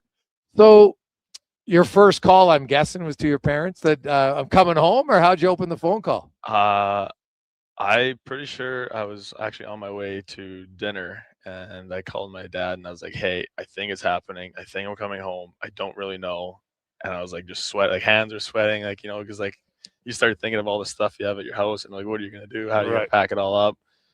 And then it kind of just like hung up the phone, and then I got all these phone calls and texts, and I feel like I probably wasn't a good idea. I didn't talk to them for a little bit, trying to do stuff on my own and figure stuff out. But no, they eventually got the phone call, and it was pure joy for them. They get to come home, see them a little bit more often. I think that's something that every parent wishes. Oh, for sure. For you though, at the same time, you go from a Chicago team that obviously had been rebuilding and it wasn't close, and now you're like, boom! Not only am I going to my hometown team anyway, but to a competitive team with some pretty skilled players. Like you mentioned, you're traded with Dickinson and Murphy, so at least there's some guys in the room that you know.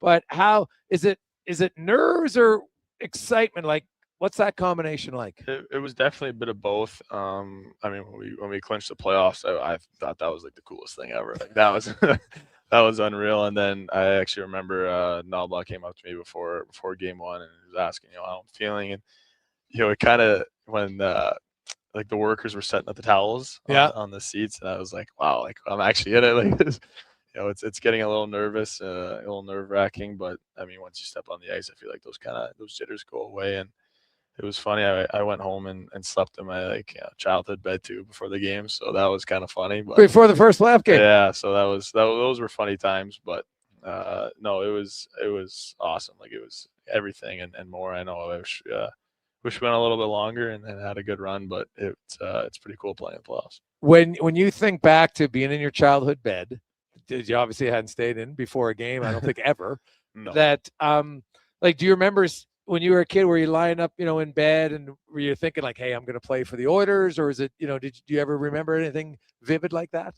I don't think it was ever like a specific team. It was always we just wanted to play in the NHL. Like that was the thing. And I mean, we had season tickets to Oilers growing up, so we always enjoyed watching them and always rooted for them. But I don't think it was ever like with Kirby and I, it was never one team. Like we just really wanted to play in the NHL, and that was our thing. And we want to win a Stanley Cup. Like we always do like franchise mode, and we'd always find like a team that would have the better draft picks. Like since we were like 12, and they get the better players, and we try and win the Stanley Cup. So do it that way. Do you remember where were you when Kirby played his first NHL game? I was in Saskatoon. Okay. Yeah, I think he played Washington. And did you get to watch the game? I watched the game, and I think he took the face-off against Backstrom. Okay. And I think he was a little nervous. So I don't think he won the draw either.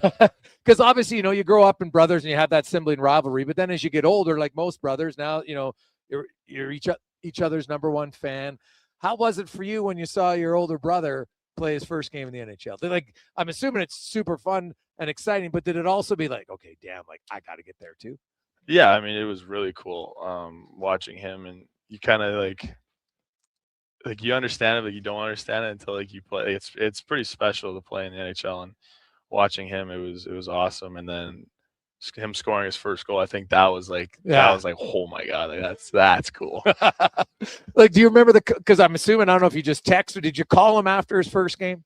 Yeah, like we called a lot that year, because I mean that year he still could have came back to junior, so he could have played his 9 games and came back. And I was living at the billet house he was at, and he was supposed to come back to Saskatoon, and we would live together and everything. So it was always like, he was always asking how the team's doing, how this is going. But no, it was pretty cool. So it was, we always got to talk about things like that. Colton Doc, our guest here, the Jason Gregor Show, live at Northgate Chevrolet Buick GMC. We'll take a quick break. We'll return more with Doc on the Gregor Show. Hey, Alberta, backing the home team goes beyond the bets. That's because your picks have provincial impact. Play Alberta is the only app in the province that puts all revenue directly back into supporting programs and services that Albertans rely on every day.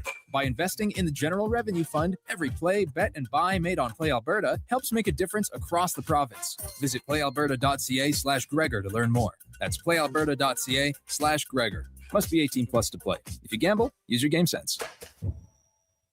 Need a new ride for road trips, errands, or just life on the go?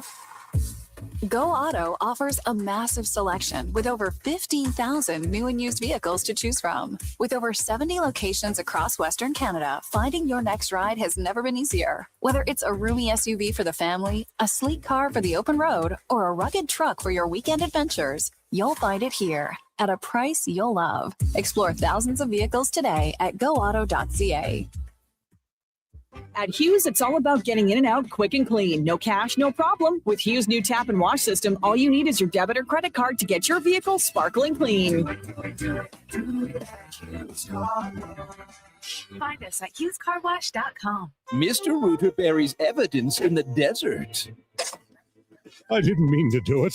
I was forced into it. Yeah, forced. But now, no one will ever know. You've done well, Mr. Rooter. You did something awful, but you covered your tracks. It's done. The last transcript that shows I did a semester of nutrition school. Uncover evidence of the proudest plumber, Mr. Rooter. Tee up at the 2026 Golfathon presented by Popeye Supplements June 19th at Rundle Park, supporting the University Hospital Foundation. Golf all day long for $250, including a cart and food. Go tracksocialclub.com. Expand your brand with Fusion Promo Marketing. Fusion is your trusted partner for all things branded merch and apparel. Thousands of products perfect for businesses, sports teams, and corporate events. Fusion with a Z. Promomarketing.ca. When your project can't afford downtime, call Japa Equipment Rentals. From excavators and wheel loaders to compaction equipment, Japa has the machines you need. Trusted since 1972. Visit japaequipment.com or stop our Edmonton or Calgary locations. Listen up, friends. Operation Pizza is a go at Papa John's. They're introducing new personal pizzas just in time to celebrate the premiere of Toy Story 5. These adventure-sized pies come in new, exciting flavors like Sheriff's Roundup, Space Ranger-oni, and Reach for the Pie. Or take your personal pizza to infinity and beyond by creating your own flavor just for you. Order 2 or more with Papa Pairings and get yours for only $9.99 each. New personal pizzas are ready for takeoff. See Disney and Pixar's Toy Story 5 in theaters June 19th. I'm Rick Showers from Noble RV, and 5 years ago, a lot of people bought their first RV. Not because they were really into the RVing, but because camping was literally the only thing you could do with your vacation time. You couldn't go on a cruise, travel was a nightmare. So you bought an RV and you enjoyed it. But now you have all your options back again. And that RV you bought during COVID might be sitting around costing you money. An RV needs love, care, and attention whether you use it or not, right, Rick? That's right, Bob. It's okay to declare it was the right solution for the time, but those times have changed. And you might find that an RV doesn't fit your plans anymore. And that's okay, because we can sell it for you. Pass it along to a family that would choose camping over anything else available in the world today. So bring it to Noble RV. Together, we'll celebrate what it did for you when you needed it and what it can do for you now that it's time to move on. And that's Noble. NobleRV.ca.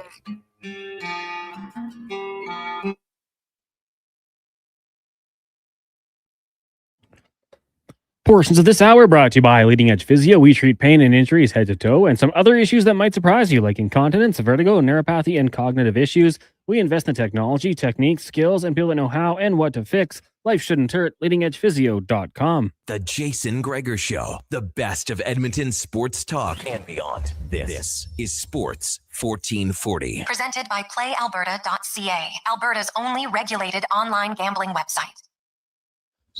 We continue on. Jason Gregor Show presented by PlayAlberta.ca live at Northgate Chevrolet Buick GMC, where, of course, their road trip ready sales event is on now. Their biggest sale of the year. We got the Corvette in front of us. Colton Dock is our guest. What do you drive right now? I got a GMC Denali. Yeah, from courtesy of Mike Lowe. Oh, really? Yeah. Okay, nice. You're not gassing that thing, eh? It's just right at the speed limit all the time. 10 and 2, look both ways. Yeah. What do you don't want to try to get a vet? Are you a car guy? Like some people are car guys, some are like, nah, whatever. My dad's a big car guy actually. They him and my brother split a Corvette a little bit ago, and I think Kirby kind of just took it over. And took it to Montreal with him. So. Oh, geez, that's a good split. No, my dad enjoys like collecting cars and buying and selling and cars or trucks and stuff like that. Now, your dad, is Doc Holland, was that his company, right? Yeah. Him and my uncle share on that. So now, did you ever have to work for the company as a kid? You wouldn't trust me, no. No. Never, not even like summer, never grinding it out just as like like a gopher. I honestly think he would trust my sister's boyfriend with that company more than he would trust Kirby and I. I love the honesty. Yeah. Well, that's good. All right. Okay. Have you ever had like outside of hockey? Like, did you ever have any part-time job? No, I mean we were really fortunate with our parents. Like they did a lot for us, and anything we kind of wanted to do, they would help us get in that route. And I mean, we did a lot of hockey. It was a lot of spring hockey, a lot of tournaments. They kind of just helped us do that, and we would help out with some of our buddies' dads ran hockey camps. Okay, so we would go out there and do that and get a $20 Subway gift card. So okay, that was worth it. So now, what's your handyman skills? Like, do you have any handyman skills? Yeah, I mean, my dad helps us, teaches us some things when we were younger. He'd always take us to the farm and show us kind of what he was doing when he was a young guy. Yeah, okay, I like it. Do some stuff around there. I mean, you could change your tire? Oh, yeah. Okay. We can get that figured out. Okay, good. Well, no, that's key, man. I had some guys couldn't change a tire. That's like, there's certain things into manhood you should be able to at least know how to change a tire. No, we had to do that in junior one time. I think I was like 16, and I was in my buddy's car, and we were backing up and just go boom, boom, boom. And we're like, uh-oh, like what's going to happen here? So I had to figure out how to do that. So you pulled out the jack and away you went. We had to do that. Satisfying though, isn't it? When you're done, you're like, hey, I did it. You feel pretty smart. Yeah. You feel accomplished. That's a nice. Colton Dock from the Oilers joins us. So Colton, for you, you come to Edmonton and you mentioned it didn't go the way you wanted, but now you kind of obviously every day passes, you feel a little bit more comfortable. Was it, not only you get traded to your hometown team, you get traded to a team that's been at 2 consecutive Stanley Cup finals. You've probably been watching some of those runs, and I'm sure your buddies in Edmonton are fans, so they're always watching the games. And then you get to know the guys, like 2 superstars, 2 of the biggest players in the league. Is that intimidating? When does it kind of go from, they're like, okay, I know but now they're just like normal dudes to me? Yeah, I think obviously when you first step in, it's a little intimidating. But I think with my personality, I'm kind of a kid that likes, to enjoy, have fun, but also serious. But no, I think coming in the locker room, I think Murph kind of gave him a little heads up on how I like to act and have some fun and which is necessary in a room. Joke around a little bit, but I mean they're also I know that there's a time to dial in, and I think they saw that that I was also dialed in at the time, and it was appropriate. So it kind of changed pretty quickly from a little intimidated to these are my teammates, these guys I'm gonna go to war with. And you got to be who you are, right? And if you like to have fun, and I think it's like hockey's at the end of the day still has to be fun, right? Like if you're stressed out and thinking about it too much, your odds are that you're not going to be as successful. And most of the successful rooms talk about, they have a few pranksters, a few jokesters, somebody who can just make them laugh. And I know Stan Bowman even talked at the start of the year he goes like, we need to be a little less serious as a group, right? So, maybe that's a reason, part of it, also the style of player that you are on the ice that they could use. So do you look at that and feel like I got to be myself and I've got to try to assimilate into the room as quick as I can? Yeah, I think, obviously I'm the younger guy, so I kind of gravitated to the younger guys. I knew Savoy before I got here, but it was also it was like a nice gateway to help get in, get a little bit more comfortable and a little bit more molded into the locker room. So give us kind of the goal for you Now it's obviously different because I'm sure when you had your exit meetings with the coach, and now the coach is no longer here, so and everybody's waiting to see who the coach is. But kind of, do you have a focus on what you want to work on, so when you come to camp next year, you can contribute in a bigger role? Yeah, I think, I mean, it's kind of all the same things, like the cliche stuff. You want to get bigger, stronger, faster. But I think it's also, you want to get maybe more consistent and find yourself a role and have an opportunity to, whether it's on the PK or D zone faceoff or something like that. Get out there and kind of get that trust in the coaches and your teammates. So, I think that's going to really be the biggest thing for me, is just working on that. Are you like to have fun? Are you a guy do you like to antagonize on the ice? Like, do you feel you're more in the game, whether that's verbally or physically? Yeah, I think there's a time and place for it too. Like, you're not going to go out there and start running your mouth when you're down, 7-1, but no, like, there's a time and place for it. And, it's always, a good time. If there's a good time to, get some energy and you start a scrum. And, I mean, we do have two of the best players in the world, so 4-on-4 is probably not the worst things for them to have more opportunity out there. Obviously you'd scored before in the NHL, but what was it like when you scored your first goal as a member of the Edmonton Oilers?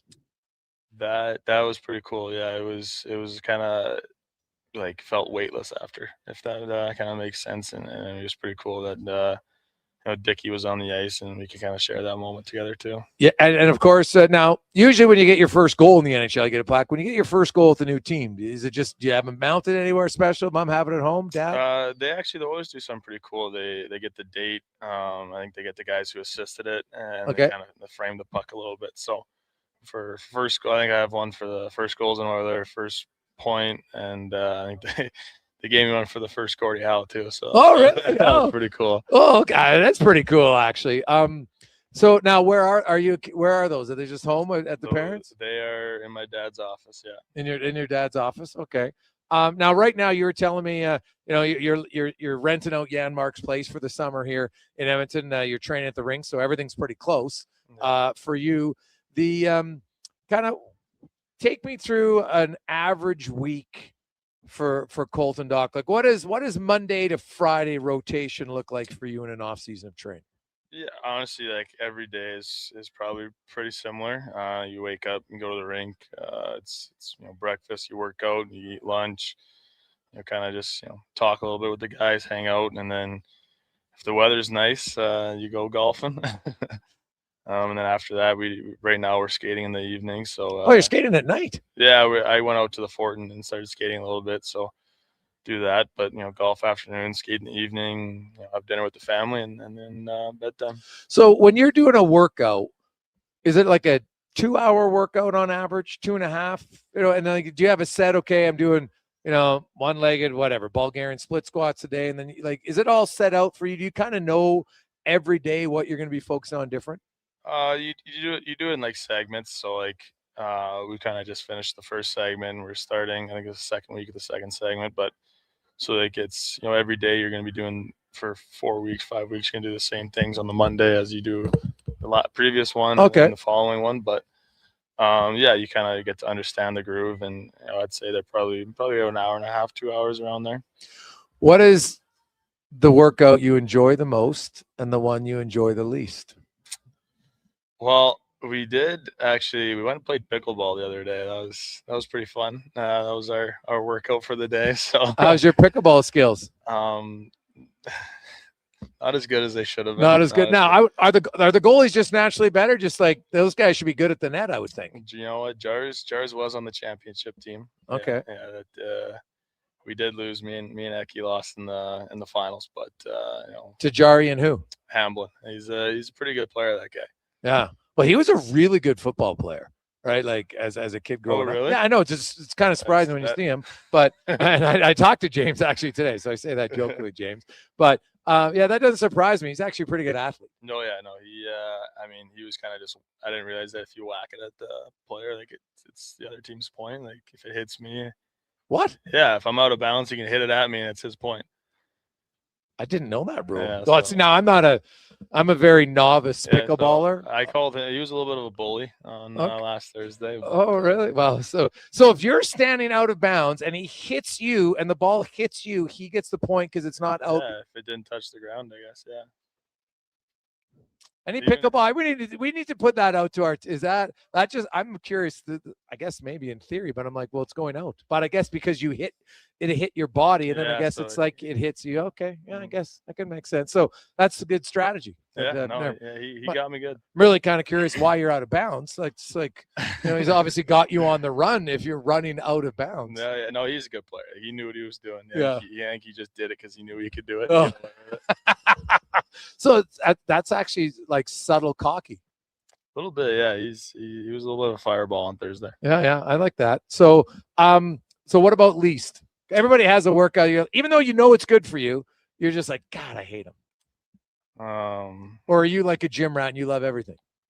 I wouldn't say a gym rat, but I mean, I enjoy going to the gym. I think I like being around the guys, and it's a good environment to have fun, but also get your work done and be serious. But we did a little bike ride on Friday, and that put me out of commission for a little bit. So sometimes those bike rides are a little tough. Yeah, they can be hard. Now, were you somebody, as Colton Dock joins us, were you someone, do you watch the Stanley Cup finals after you get knocked out? Where was your mindset in the playoffs? I watched a little bit. I mean, you play a lot of teams growing up. You somehow you get buddies on other teams, so you get to watch some of them, and it's you're happy for them, but it's also like you want to get there. So it's a little love-hate, but no, I watched a little bit of it. Watched the ending of the finals, and then that was probably pretty much it. Do you watch when the guys carry the cup around, or is that like, no, I'm out? I watched a little bit of it. I kind of saw like Stahl pick it up and hand it off, but that was probably about it. Okay, and that's understandable. Now you got to go to Montreal to watch your brother. Yeah. And as you mentioned here, that didn't necessarily go the way obviously Montreal wanted it for Carolina, but you watched you're in the building, you're an NHL player, but your brother's playing. Like, you got the jersey on. Are you a big fan? How are you in the crowd? I didn't wear a jersey, but I before the game I actually went in his closet and grabbed one of his jerseys, and he had like a little Montreal Canadiens Santa hat, and I took a photo and sent it in one of our group chats back home and that he was in. So I'd hope he'd would have checked his phone just when he got to the rink. But no, I just kind of went there, and you're just a fan of your brother. Like, you're cheering him on. You're hoping he does well, and obviously, I want him to go as far as he can. Well, and there'd been a lot of talk, and he was taking some heat from people who thought he should come out of the lineup, and then he just went on fire, and he scored some massive goals, and that line was great for them in that series. Did you talk to him about that? Kind of or do you kind of avoid any real conversations when you're in the playoff run? No, we talked about it. I mean, I've always known him as a guy. If you watching him, especially when he was in junior, I was 15 and I got called up for the playoffs, and I was watching him, and he'd be getting yelled at by fans and chirped and everything, and it kind of just made him better and makes him mad. I think when he plays mad, he plays his best game. You guys know each other's games quite well. Do you critique each other's games? Is it constructive criticism? How does that back and forth work between the two of you? Honestly, like we try and watch each other's games as much as we can. This year was kind of tough with the schedule, but after we'll probably just call each other, and if he's got a question like, did you watch? Did you see what do you think on this one? Or sometimes he'll call me and ask what I saw on the play and why I didn't maybe do this or do that, but kind of go back and forth and just understand a little bit more. So it's kind of a sounding board for each other, really? Yeah, you just bounce ideas off each other and bounce things. I think that's kind of how our relationship has always been. Just you throw ideas out there. Colton Dock joins us, member of the Edmonton Oilers, of course, in the off. The not having a coach obviously doesn't impact any of your training at all, but how excited are you to finally figure out who's the coach going to be? Where do you come out on that? Yeah, it'll be exciting. Something you're looking forward to. It's always nice to maybe get to know them a little bit before camp, before you get in there. So that'll be something I'll look forward to. You've had lots of different coaches when you go back, like obviously in minor hockey, then to junior, into pro, and like, do you learn how to approach coaches? Like, how much do you think it's changed from even, obviously minor hockey's a little bit different. It's not your job. It's not as serious, but junior's pretty serious, right? Like how's maybe your relationship or understanding how to form a relationship with a coach? Has it changed at all?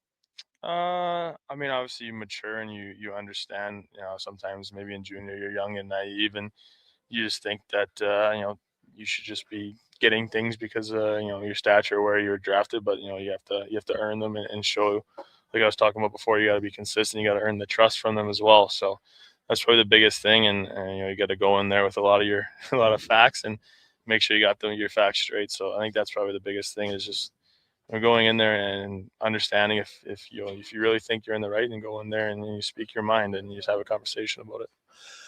And that can be intimidating, especially for a young player to kind of to stand up for yourself. Yeah, it's intimidating, but like you said, it's a job, and at the end of the day, like, you want to be the best player you can be, and you want to get put in certain situations, and that's the fun part of the game, is going out there. So when you look at, now you're an RFA, if my memory is correct, I don't think you have arbitration rights yet, correct? I don't know. I know. This just enter your entry level deal. Yeah. Okay. So you don't have any arb rights. No. So you kind of sit there. Do you just let your agent, like, how often do you talk something? Are you a guy who's kind of like, hey, that's why I have the agent, he'll just do his job and call me when I got a contract, or how does it work? Yeah, you kind of talk a little bit, and let him kind of do his job. That's what he's there for, and they can communicate. And then when there's something that that's out there, he'll probably call me, and then we'll just talk about it and go from there. So take me through, when are you said you're starting to skate at night now. How, because lots of guys, like some guys never used to be on the ice. It used to be just all, and now it's changing. Now, like, some guys barely take a few weeks off. Are you a big on ice guy, or do you ramp it up more in this like late into July, August? How does it work for you, actual on ice? You definitely ramp it up July, August, but no, like probably the last 2 years, kind of taking a little bit more time off, just relax, let the body sit. But I think we get in the gym pretty quick. I'd say that. But you kind of wait a couple weeks to get on the ice. And Colton Dock is our guest here. We're live. It's the Jason Gregor Show at Northgate Chevrolet Buick GMC. And so, are there any specific, play, and it's true, it is a cliche, but it's true. You're always trying to get bigger and stronger in hockey. That's just a reality. But there's been so much more of an emphasis on skill development, right? Edmonton has a skill development coach. You're part of the organization. You get to work out there. Are there any specific areas on the ice, skill-wise, that you're looking to focus on and improve in your game this offseason? Kind of like I really want to be more of a consistent player, so kind of the all-around game. But my game is heavy, probably below the hash marks in the offensive zone. So that's an area where, just critique some things, get better. And there's a really good friend of mine in Chicago who's really, really good at being a net front, and Bertuzzi, and then you got Hyman here as well. I was going to ask you. It's good to kind of talk to them and see what they see, and then understand the game in that area of the game, or that area of the ice. So. Like, it's good to talk to players that you want to emulate parts of their game. And Hyman was the guy. He was here the whole time. So you're kind of and most veterans are like, hey man, like it's a kind of a unique balance, because some of them don't like to overstep.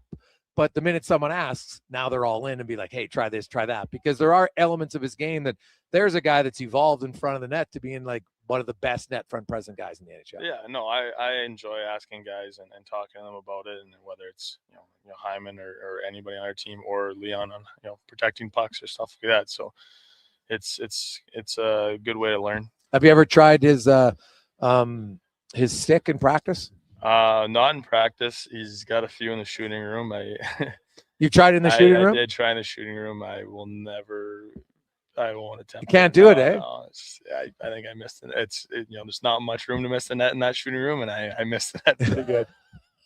It is such a unique stick, though, but it's amazing. Like, the blade is so long, and tall, and pretty flat, and like, he's maybe the best combination of goal scorer and passer in the NHL. Like, it's hard for me to think of one who's better, considering like, he's top 2-3 in goals and top 2-3 in assists. So it's hard to find someone better.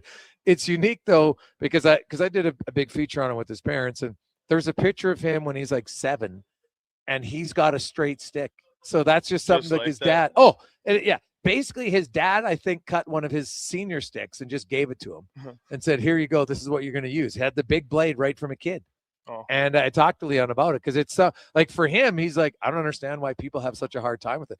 But you're not the first player to say like it's so different than anything I've ever used. Yeah, it's an awkward thing to get used to. I mean, I did think my backhand sauce was pretty good. Oh yeah, wow. But, yeah. Other than that, yeah, it wasn't not for me. So you're not going to be Are you a finicky stick guy? Like, are you in the room all the time, or are you pretty cash on your stick? I used to, honestly, I think I used to change it every summer. Like after the season, I would come into the trainers room, and I don't think they liked me very much because of that. But I'd want to change some things. But so what would you change when you were doing it?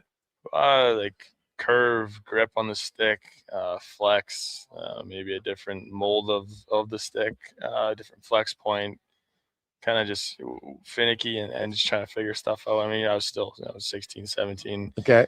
18, so you're still trying to figure stuff out. But no, I just changed it this when I first got here, but I had the stick before that for a couple of years. So now in your new twig, what's your flex point? What's your flex of your stick? What works for you? It's a 95 flex. 95 flex. And where is your are you up toe curve, heel curve? What are you? I'd say it's like a mid to toe curve. It's actually a curve that when Kirby got drafted to Chicago, we all came as a family, and my sister and I got to take home a stick in the shooting room. And wow! I took Jonathan Tays' stick home, and I kept it at home for a while, and then I sent it to our Bauer guy and just asked if he could put that curve on it. So I got that one on there right now. Oh, okay. What was the most memorable part of your young journey in the NHL? You obviously got a lot future to go, but to this date, what's been kind of like the most cool thing that you've experienced as an NHL player? Oh, it's like walking out for the playoffs. Like that was really cool. I before that it would have been the crowd atmosphere, like the World Juniors was insane, but walking out to that entrance, and then the fans chanting, and then the anthem, and the fans chanting again, and then we go out there. It was just so much, so fast, and it was so cool. Yeah, your parents were in the crowd, I assume, for that. Did you have any buddies in the crowd? I don't think any of my buddies came. I mean, they're pretty good that the parents and family get first dibs on the tickets. Yeah. And, if they're not going to use them, then if the friends can come, then they'll reach out and ask. Now your buddies though must be pretty fired up though. That one of their good pals is playing for the team that they, because you were joking earlier when Kirby was playing against the Oilers in the bubble. Your buddies are all pissed because they beat the Oilers. So now like that's got to be kind of fun that your buddies they're obviously super proud when one of their friends gets to make to the NHL because it's such a rare thing. But now one of their buddies is playing for the team they root for. Yeah, it's pretty cool. It's they have fun with it. They got a few Doc jerseys yet? I think there's some out there. Yeah. Yeah. You might have to buy some. Might have to get a new contract. Say, hey fellas, here you go for next year. Yeah, no, it's cool going to their house, and they have a whole bunch of everybody in Edmonton, Alberta, or surrounding areas probably has a lot of Oilers stuff. If they're fans, so going in and you see all the Oilers, picture frames or jerseys or stuff like that. So it's kind of cool and it's fun. You now that you remember the Oilers, do you get noticed more? A little bit, yeah. Yeah. Is that awkward or is it fun? It's cool. I mean, that's part of it. It's fun. It's sometimes it could be a little awkward because you don't really know what to say sometimes, but no, it's pretty cool. Well, Colton, man, we really appreciate your time here today. Enjoy. What's your golf game looking like right now? It's not bad. It's not bad. Played pretty brutal the other day, but got a hole-in-one. So whoa! I just casually, where were you playing at? Blackhawk. On what hole did you get the hole in one on? 16. 16. All right. I saw a guy win a truck at a hole in one on number 8 there in the tournament once. Was probably the ugliest hole in one ever. He just had a worm burner all the way down and it rolled in. But hey, you win a truck. So how often are you golfing? Probably 3 times a week, I'd say. Okay, so what do you average shoot? It's kind of like it's been all over the place, to be honest with you. I'd say mid to low 80s. There's been some high ones. There's been some low ones though. So what's your lowest round ever? Lowest round ever, I think, is 75. 75? 76. Jeez. Okay. So you got some game then. What's the best part of your game? Well, it used to be the tee box, but that's off the charts right now. Going down. Yeah, my putting's been pretty good this year though. Now, are you better? Because you like to chirp. Are you better in a golf game when there's chirping? Yeah, I think all my buddies could agree with that. Oh, so they don't chirp you then? They try not. They try not to. Oh, okay. Because it's funny. Because I'm not a great golfer, but I play way better when there's chirp. I don't like to play with Joe serious guys. I don't find it enjoyable at all. No, I like friendly banter going back and forth. Making fun of guys if they miss a short putt or topping a ball, but you got to know what's going to come at you if you do that. So. Who's a better golfer between you and your brother? He knows. He knows. Oh, there is something about golf that is like for athletic guys. Like if you can beat someone regular, it's very probably because it's one-on-one. It's very it's a great feeling. Rewarding to know that you can beat a guy golfing. Because especially if he's competitive, he's your older brother, like he gets rattled if he can't beat you. Like, even though he doesn't show it, that you're like, oh no, he shows it. He does. Awesome. Colton, thanks so much, man. We appreciate it. We'll talk to you again. Enjoy your summer. Yeah, thanks for having me. There you go. That's Colton Dock. We are live at Northgate Chevrolet Buick GMC. We'll take a quick break. We'll return to Gregor Show presented by PlayAlberta.ca.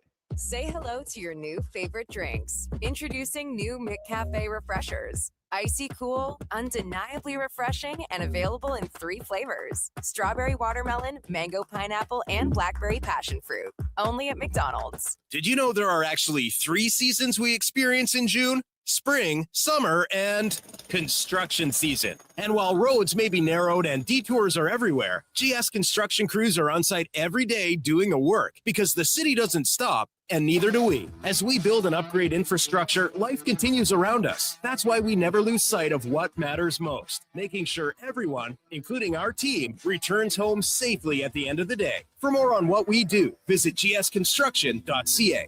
The perfect place to host your golf tournament or fundraiser, company event, celebration of life, wedding, birthday party, or private party. Cattail Crossing Golf and Winter Club. More than a golf course, a fun, welcoming place with beautiful views, relaxing patios, and a team that truly appreciates each and every guest. Featuring Out of Bounds, Cattail's 5-star kitchen. Some say it's the best clubhouse dining they've ever had. Cattail Crossing Golf and Winter Club. Book your tourney or event today at cattailcrossing.ca. Just in time for the big game. Score big savings at the Brick. Save up to $1,300 off sofas, up to 25% off bedroom and dining packages, plus save up to 40% on select mattresses. And buy more, save more, up to $1,000 off select major appliances. Watch Team Canada score big on a big screen TV, up to 50% off open box electronics. See store for details and exclusions. The Brick, saving you more.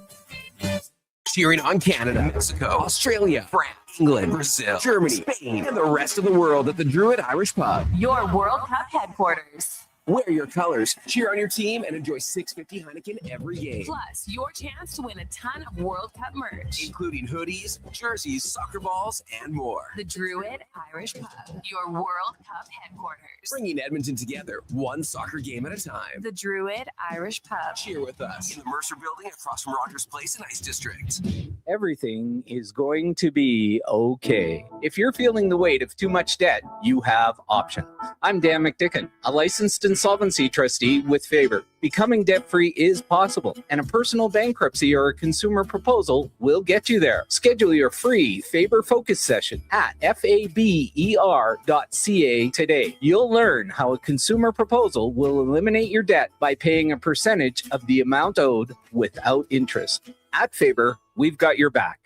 Saturday, June 20th is the day to be at Harley-Davidson of Edmonton on the Yellowhead Trail. Come live the legend because the HD semi-truck is rolling in, bringing you the exclusive chance to test ride the powerful new 2026 models. All you need is your riding gear and Class 6 license to ride. Be there to enter to win a 2026 Liberty Edition Heritage Classic, door prizes, and more. Don't miss the ultimate ride event of the summer. Locally owned and operated since 1980. Visit Harley-Davidson of Edmonton on the Yellowhead Trail or at hdedmonton.com.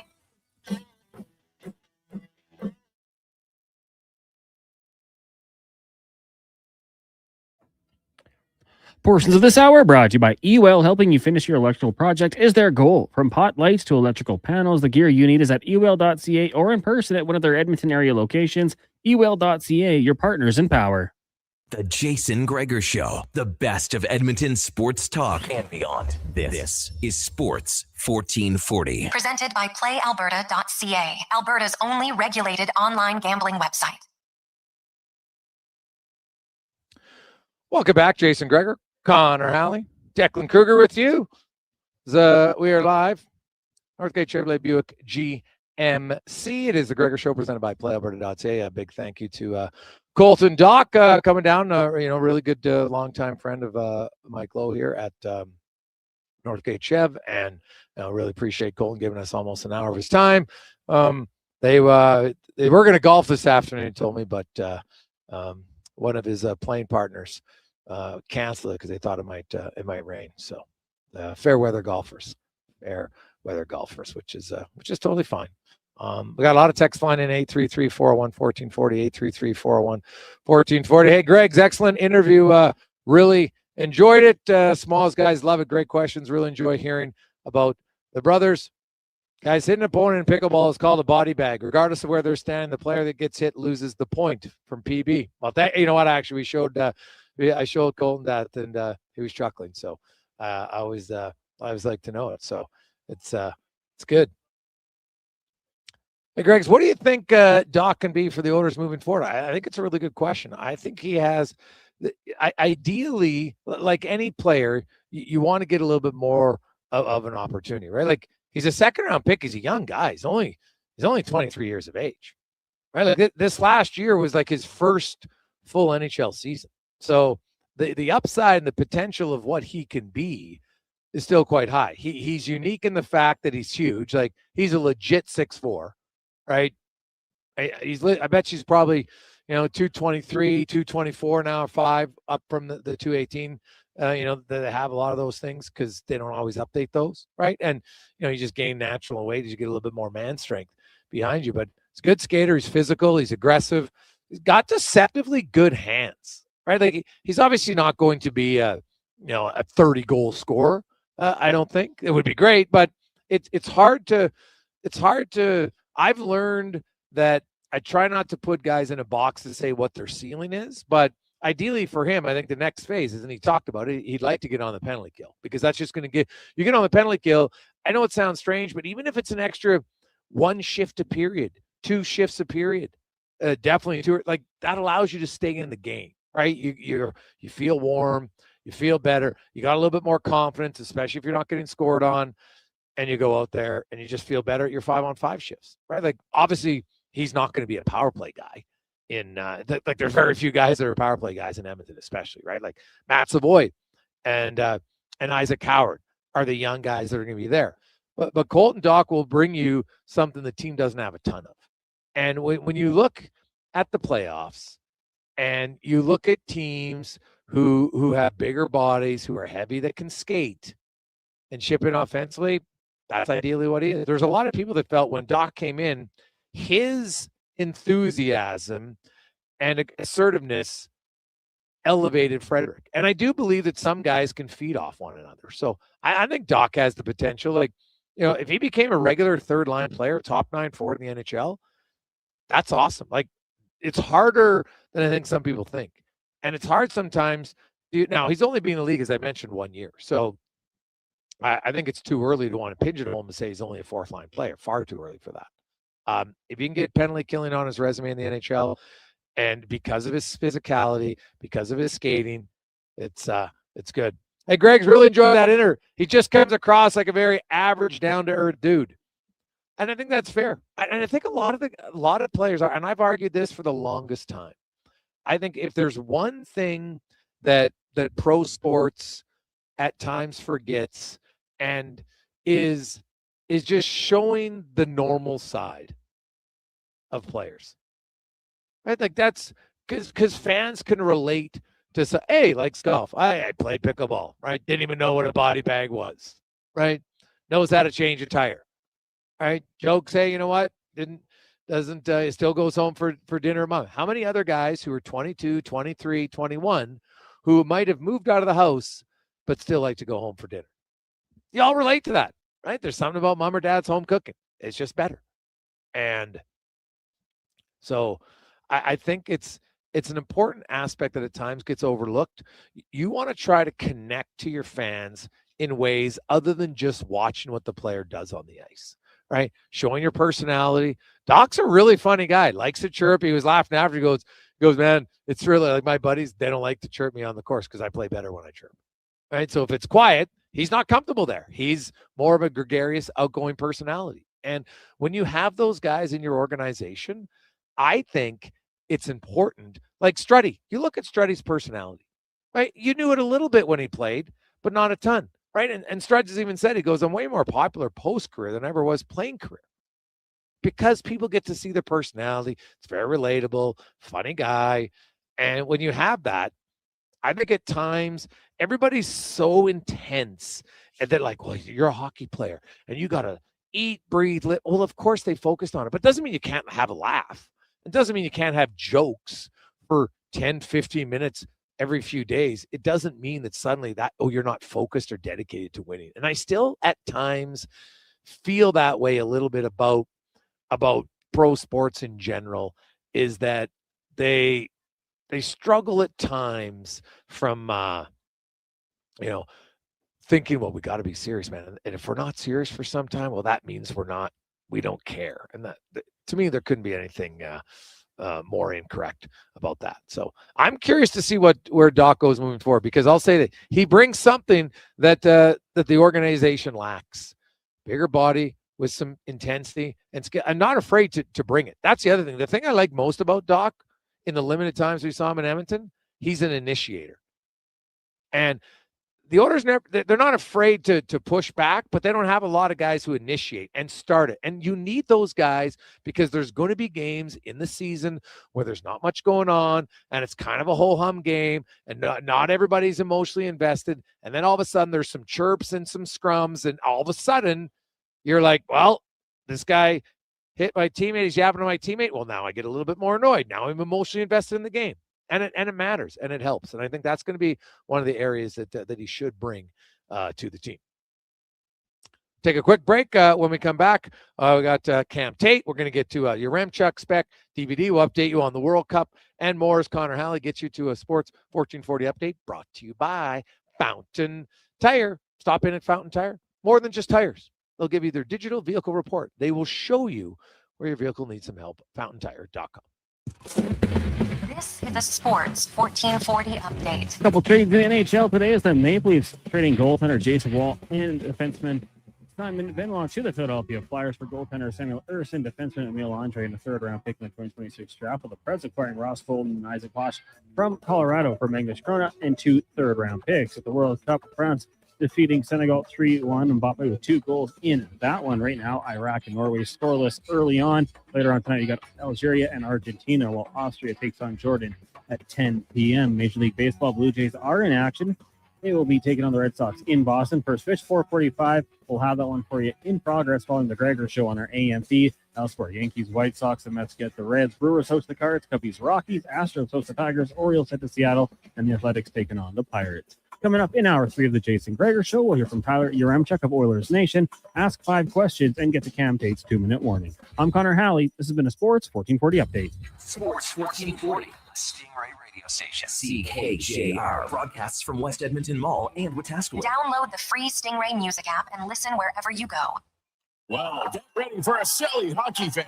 Your partner in power just skated onto the ice. EWEL.ca, the new e-commerce website for electrical wholesalers Edmonton, is ready for the power play 24/7, 365. UL skates to where the puck will be in 5 years. Now that's forward thinking. Killer selection, slamming products from the best brands, and legendary service. Don't sit on the bench. Get your account today at EWEL.ca and win that project. Plug into your partner in power. Get an EWEL.ca account today. Wondering what you can afford? Let Go Auto do the math with our free car loan calculator. No pressure, no awkward convos, just quick answers on your budget and payments. Bad credit, no credit? We got you. Text CHECK to 780-777-7777. That's CHECK to 780 all 7. Find out what you qualify for and start shopping with confidence. Go Auto. Drive what you love with payments that make sense. The best way to experience Elks football is being there when it happens. From single game to flex packs, group tickets, and family packs. Your seats, your way. Ticket packs available now at goelks.com/tickets. Edmonton Elks. Our city, our year. Getting your vehicle sparkling clean doesn't have to cost a fortune. Take it into Hughes today and pay just loonies a wash. Find us at HughesCarWash.com. A huge thank you for making Sports 1440 the most listened to sports radio station in Edmonton. From Gregor to Carius to Low Tide, we've got in-depth analysis on all your favorite sports. We are Sports 1440. You've got a go-to coffee spot, a trusted barber, even a lucky game day jersey. But when it's about looking your absolute best, there's only one name you need. Mr. Dirk. Family run since 1939. We're experts in crafting impeccable tailor-made suits and offering a wide variety of everyday styles. Pair that with personalized one-on-one fittings and the convenience of on-site tailoring. Mr. Dirk elevates your style game. Visit our Edmonton store or explore MrDirk.com. Score big on style with Mr. Dirk. Day or night, tasting just the right. You can order oodle noodle at oodlenoodle.ca, delivering you the news almost right away. Remember, you can order oodle noodle at oodlenoodle.ca. So stay on your couch all day and order oodlenoodle.ca. Oodle noodle. Missioner Allen Auctioneering's Calgary, Edmonton, Winnipeg Public Unreserved Equipment Auction is this Friday at 9 a.m. featuring articulated dump trucks, backhoes, excavators, forklifts, graders, loaders, packers, reclaimer, skid steers, telehandlers, turf mowers, plus commercial trailers. Info at maauctions.com.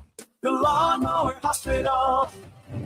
Whatever the job, consider it done with the Lawnmower Hospital in Ego, the top-rated brand in cordless outdoor equipment. Their universal battery platform takes you from mower to trimmer and to the mini bike with just one battery. To keep the party going with the Ego misting fan on those hot summer days, and then keep the party going with the Ego Bluetooth speaker at night.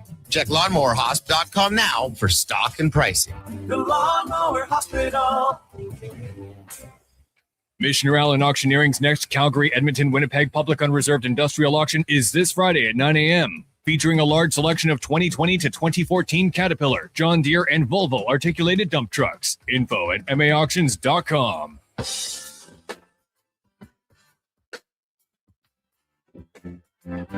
Oh, baby.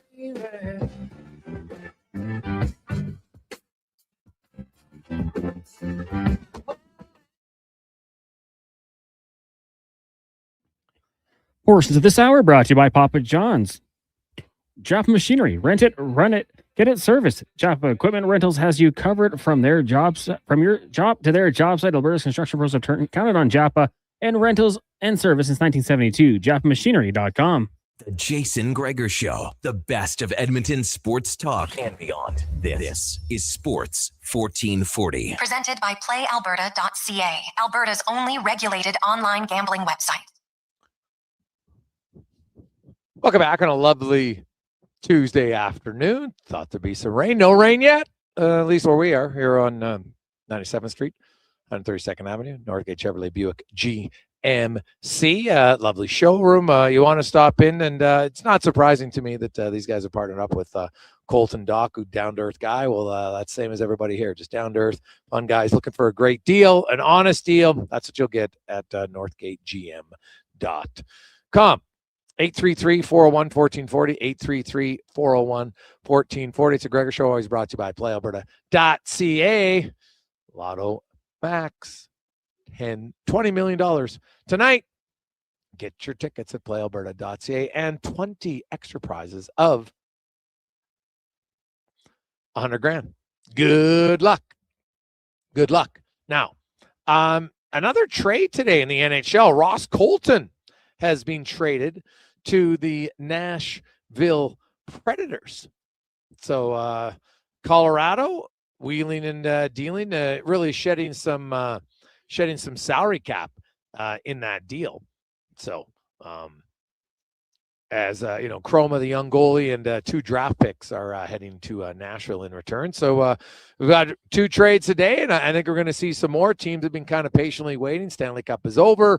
We are now officially 10 days away from the NHL draft. And, there's been lots of talk that there thought there'd be some movement, maybe more than we've seen in the last few years, and starting to come to fruition, which I think is pretty great.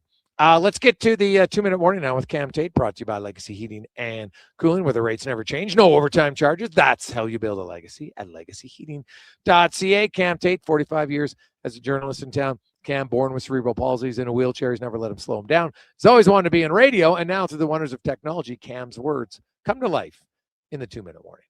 Hey, Gregor. Hey, Gregor. You know what I heard? Hollywood opened a satellite office in Las Vegas for writers. Not screenwriters, not TV writers, hockey writers. Specifically, and I want to be precise here, specifically for the Vegas Golden Knights. That's what I heard. Now, I want to talk about something. Reality TV is scripted. We all know this. We all know this, and we pretend we don't. The Bachelor is scripted. Survivor is scripted. The Golden Knights coaching situation is scripted. It's scripted. Someone wrote it. Someone sat down at a desk in Las Vegas, or possibly Burbank, and typed it out.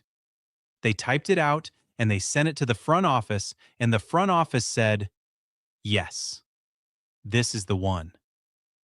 The Golden Knights fired Bruce Cassidy. Fine, coaches get fired. Happens all the time. Not a story. But here's the thing. They couldn't put him on long-term injured reserve. There's no rule for that. You can't just fill out a form and slide your coach into injured reserve. So they fired Bruce Cassidy because they couldn't put him on long-term injured reserve. Cassidy is their guy. He is their guy. He was always their guy. They just didn't want him coaching in the playoffs. That is the plan. That was the plan from the start. The head writers had it mapped out. Act 1, fire Cassidy. Act 2, bring in Torts. John Tortorella. Now, the spring deal. They called it a spring deal. I'm calling it a spring deal. I don't know if that's an actual thing, but they brought Torts in on a spring deal. And on Sunday, this is the part. On Sunday, they told him twice. You're out. Win the cup, you're out. Lose the cup, you're out. Win or lose, Torts. Win or lose. He said, I understand. That's the spring deal. Now, the Oilers. Gregor, Kruger. I know what you're thinking. You're thinking, well, could Torts come to Edmonton? I don't know. And here's why I don't know. The three head writers for the Golden Knights front office, they're on holiday. Torts definitely knew. He was fired twice on Sunday. On one Sunday. Twice. On the same Sunday. Good for him. All right, that is your 2-minute warning. Haley, anything to add? Gregor, Kruger, good points all around. I'm Cam Tate. This is Sports 1440. There you go. Interesting decision, but not a surprise. We kind of saw this one coming. We talked about it earlier. It sounds like Ryan Craig, their Henderson head coach, is going to be the next head coach of the Las Vegas Golden Knights, and that leaves Toronto and Edmonton trying to fill out their coaching vacancies. We know that the Edmonton Oilers would like to hire Mike Babcock. Now, there's actually nothing stop. They could hire Mike Babcock today. Right? He's not suspended by the league. Nothing. Now, if you hired him, there's the risk that the NHL investigation might come with the suspension. So obviously, I guess they're going to wait. Now, depends on the timeline. Will the NHL get this done quickly? I'm sure the Oilers hope so, because in an ideal world, you'd like to have your coach in place before the draft, before free agency, regardless of who the coach is. So we'll see if that comes to fruition. Historically, the NHL's investigations haven't been overly quick. We'll see. The other news today, and I'll be curious to see, what this does. I think this impacts people, definitely impacts people in rural areas who don't have cable. Lots of people out there who don't have cable. But if you missed it, Rogers Sportsnet, and there will be no Hockey Night in Canada on CBC anymore. That 12-year contract expires, and there'll be no hockey on CBC next year. Now, that's one less channel. Now, Sportsnet has lots of channels, but there were the odd times on Saturday you'd have a game on CBC, and then you'd have a game on a different regional Sportsnet station. So there might be some subtle adjustments. I do think for people who don't have cable, and yeah, there'll be some frustration there for sure, Connor Halley. And there's just something like, for 72 years, CBC and Hockey Night in Canada have been synonymous. I remember the powder blue Blazers they had on there. I remember the orange Blazers they had. I remember the Dave Hodge pencil flip, one of the classics. I remember watching so many games on Hockey Night in Canada. And being a farm kid, that's the only channel we had. So I'm very cognizant of that. And I know that now, there's satellite that people can get, and maybe lots of people have it, but it's not everybody has it. And, that is going to limit some viewers. That's just the reality of it, right? Some people are on a real fixed income where they don't pay for cable, right? There's certain cable packages. That's just, how it goes. What about, Peter? I don't know, Cons, you probably never saw the Peter Puck. And I was a little, I think Peter Puck was a little bit before my time when it came out. I saw a little bit of it. It wasn't a huge part of my youth, but I think people a few years older than me, definitely it was. Right. I remember Howie Meeker and the Telestrator, right, was fantastic. Don Whitman for years on CBC. So it's do you have like a memorable CBC Hockey Night in Canada moments? Yeah, absolutely. I mean, the Dave Hodge pen flip was a classic one that I had to go back and learn about. And when you said Peter Puck, I thought that was Pocklington. So I Googled it quickly. That was a character for me. Yes. The theme song, that was the one for me. And it kind of, we were around it because we heard it on TSN, but the theme song and just kind of the opening scenes, Coach's Corner, the whole thing is kind of an institution. Like Saturdays, sit down, throw on the first game, whether it was Montreal or Toronto. And kind of for me as a kid, getting to stay up late to watch Hockey Night in Canada was always a treat. And I always looked forward to it. So, it's still available. Obviously, it's going to be different. My first thought too was, maybe you can just go to an establishment. You go somewhere and watch it. But if you're a young kid that's pretty late, you're probably not going to get taken out. And what if you live out in the country? Like, it's a bit of a trek. So, and especially in the middle of winter. So honestly, it kind of sucks for a lot of people. There's no really way to sugarcoat it. There's no way to sugarcoat it, man. It definitely sucks. And I know it's the evolution of the age that we're in, but it doesn't mean that you can just say, well, no, that's great. Like, I know there's not much choice in the matter, but it is disappointing, no doubt, to see how it's what that's going to mean to people who are used to watching it, on that station. Now, there's also, because we've had a lot of texts, like, a lot of their on air broadcasters' contracts are done. And I'm going to be interested to see if there's going to be some changes. Like you look at the NFL, Connor Halley, and now the NFL is a little bit different because you've got multiple broadcasters and big games on different ones. And I've argued this for a while that TSN and Sportsnet should have had some shared coverage, because if you always have the same panel, it just gets boring after a while. I'm sorry, it does. It's too many games, right? And so when you switch it up to get different ones, I think that's a little bit better. And obviously that's, not an opportunity or an option right now, but I wonder if we will see some changes amongst the on-air talent next season on whatever they're going to call it, Rogers Hockey Night in Canada, whatever it's going to be called. But I would think there'll be some changes to the panel.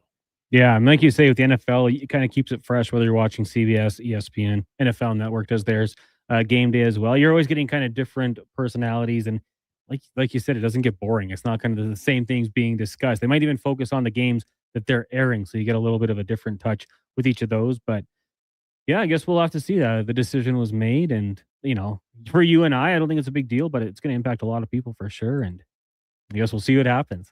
Now, Did you watch Peter Puck? I have to follow up with that one, because was that like a 5-minute little Yeah, it was segment? a little much. I honestly, it was before my time. I don't recall watching it. Like, I do recall seeing it, but I was never like really invested in Peter Puck. But like there was books and other factors from it. But yeah, he was a little character on TV, and I don't know if vignette would be the proper term for it or not, but that's my recollection. A few people older than me would probably have a better recollection. I don't have like a really deep-seated memory of Peter Puck. I knew about the character, but I don't recall, like there's no episode or anything about him that I can remember. So looks like he explained the rules, gave a little update on equipment. That's a good idea, to be honest. Like, yeah. Okay. So that's more so what it was. Okay. yeah, it So, looks like it. Kind of market to the kids. Not a bad idea. Yeah, not a bad idea at all. So there you have it. Quick break. When we come back, Tyler Yaremchuk will join us. We got some trades in the National Hockey League today. World Cup continues on. The Jays are taking on the Red Sox. Cease back on the mound tonight. The Elks offensive coordinator Jordan Maximic, he's going to join us as well in hour number 5. Or sorry, the 5 o'clock hour today. It's a Gregor Show presented by PlayAlberta.ca live. 132nd Avenue, 97th Street. We are live at Northgate Chevrolet Buick GMC as their road trip ready all month long sale event continues. Lots of inventory in stock. The Corvette selection in the showroom, man. I've been sat in the cons. God, it is so nice. Just come down, take a test drive, man. It looks unreal. Northgate Chevrolet Buick GMC. With Play Alberta, backing the home team goes beyond the bets. That's because your picks have provincial impact. Play Alberta is the only app in the province that puts all revenue directly back into supporting programs and services that Albertans rely on every day. By investing in the General Revenue Fund, every play, bet, and buy made on Play Alberta helps make a difference across the province. Visit playalberta.ca/Gregor to learn more. That's playalberta.ca/Gregor. Must be 18 plus to play. If you gamble, use your game sense. Silent Rides is one of Alberta's premier specialty charter companies. With our luxury motor coaches, we provide our customers with the safest and most reliable ground transportation services. Our seatbelt equipped, top-of-the-line motor coaches have become the preferred carrier for many local sports teams, tours, corporate outings, and other various travel needs across Western Canada. For more information and to request a quote, contact sales at 877-748-0991 or visit silentrides.ca. You may get up early, but more than likely, the team at GS Construction have already gotten up before you, grabbed a coffee, headed to the site, and started their day. So while Edmonton wakes up, GS crews are already underground, quietly keeping things moving, upgrading, and laying the new underground infrastructure for our growing city. If you're the kind of person who goes to sleep with their steel-toed boots on, GS Construction wants to hear from you. We're looking for a maintenance foreman as well as a building and yard attendant. Visit gsconstruction.ca for more. Just in time for the big game. Score big savings at the Brick. Save up to $1,300 off sofas, up to 25% off bedroom and dining packages, plus save up to 40% on select mountains. And buy more, save more. up to $1,000 off select major appliances. Watch Team Canada score big on a big screen TV, up to 50% off open box electronics. See in-store for details and exclusions. The Brick, saving you more. Scott McGilvery here, HGTV host and renovation expert. The one upgrade I know homeowners will love: better, fresher Culligan water straight from the tap. Culligan's Aquasential reverse osmosis filtration system takes your water to the next level. With up to 7 stages of filtration and 14 filter options, they're certified to reduce over 90 contaminants. Your tap water is about to get a major upgrade. Safer water that tastes great. Get started with a free in-home water test at Culligan.com. Culligan, water you love. Listen up, friends. Operation Pizza is a go at Papa John's. They're introducing new personal pizzas, just in time to celebrate the premiere of Toy Story 5. These adventure-sized pies come in new exciting flavors like Sheriff's Roundup, Space Rangeroni, and Reach for the Pie. Or take your personal pizza to infinity and beyond by creating your own flavor just for you. Order 2 or more with Papa pairings and get yours for only $9.99 each. New personal pizzas are ready for takeoff. See Disney and Pixar's Toy Story 5 in theaters June 19th. At Fountain Tire, success is a team effort. They're committed to their team members and their customers. And that means treating your vehicle like it's their own and finding solutions that suit your needs. Because whatever the road brings ahead, they're on it with you. Visit fountaintire.com today. What's it like to score a winning deal at Car West Leduc? Like raising the cup in your hometown on your birthday. Feel it now. Car West Leduc. Experience a vast, uncompromising selection of top-quality used vehicles with no extra fees. Trucks, sedans, vans, SUVs, and more. Backed by family-run service and top dealer ratings on Google. So when the final siren goes, you go home with a deal you'll never forget. Car West Leduc, 6514 Sparrow Drive, Leduc, or at carwestautosales.com.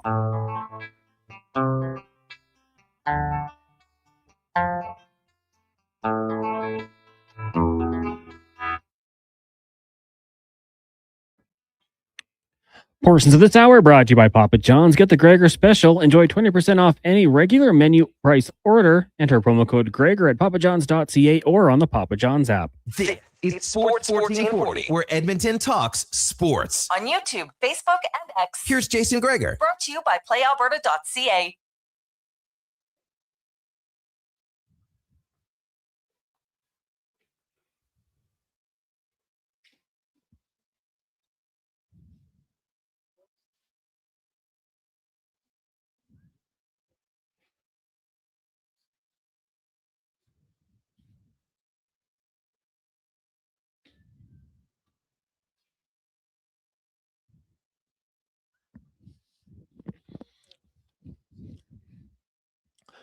Port 28, we continue on.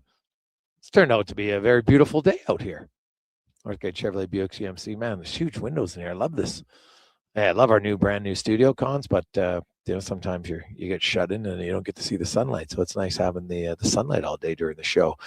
So stop in, not only today, but the event of the month. Their road trip ready sales event continues on all month long. You can also get 0% financing on heavy duty trucks, 0% financing on half tons as well. Northgate Chevrolet Buick GMC, 97th Street and 132nd Avenue, just off of Yellowhead Trail.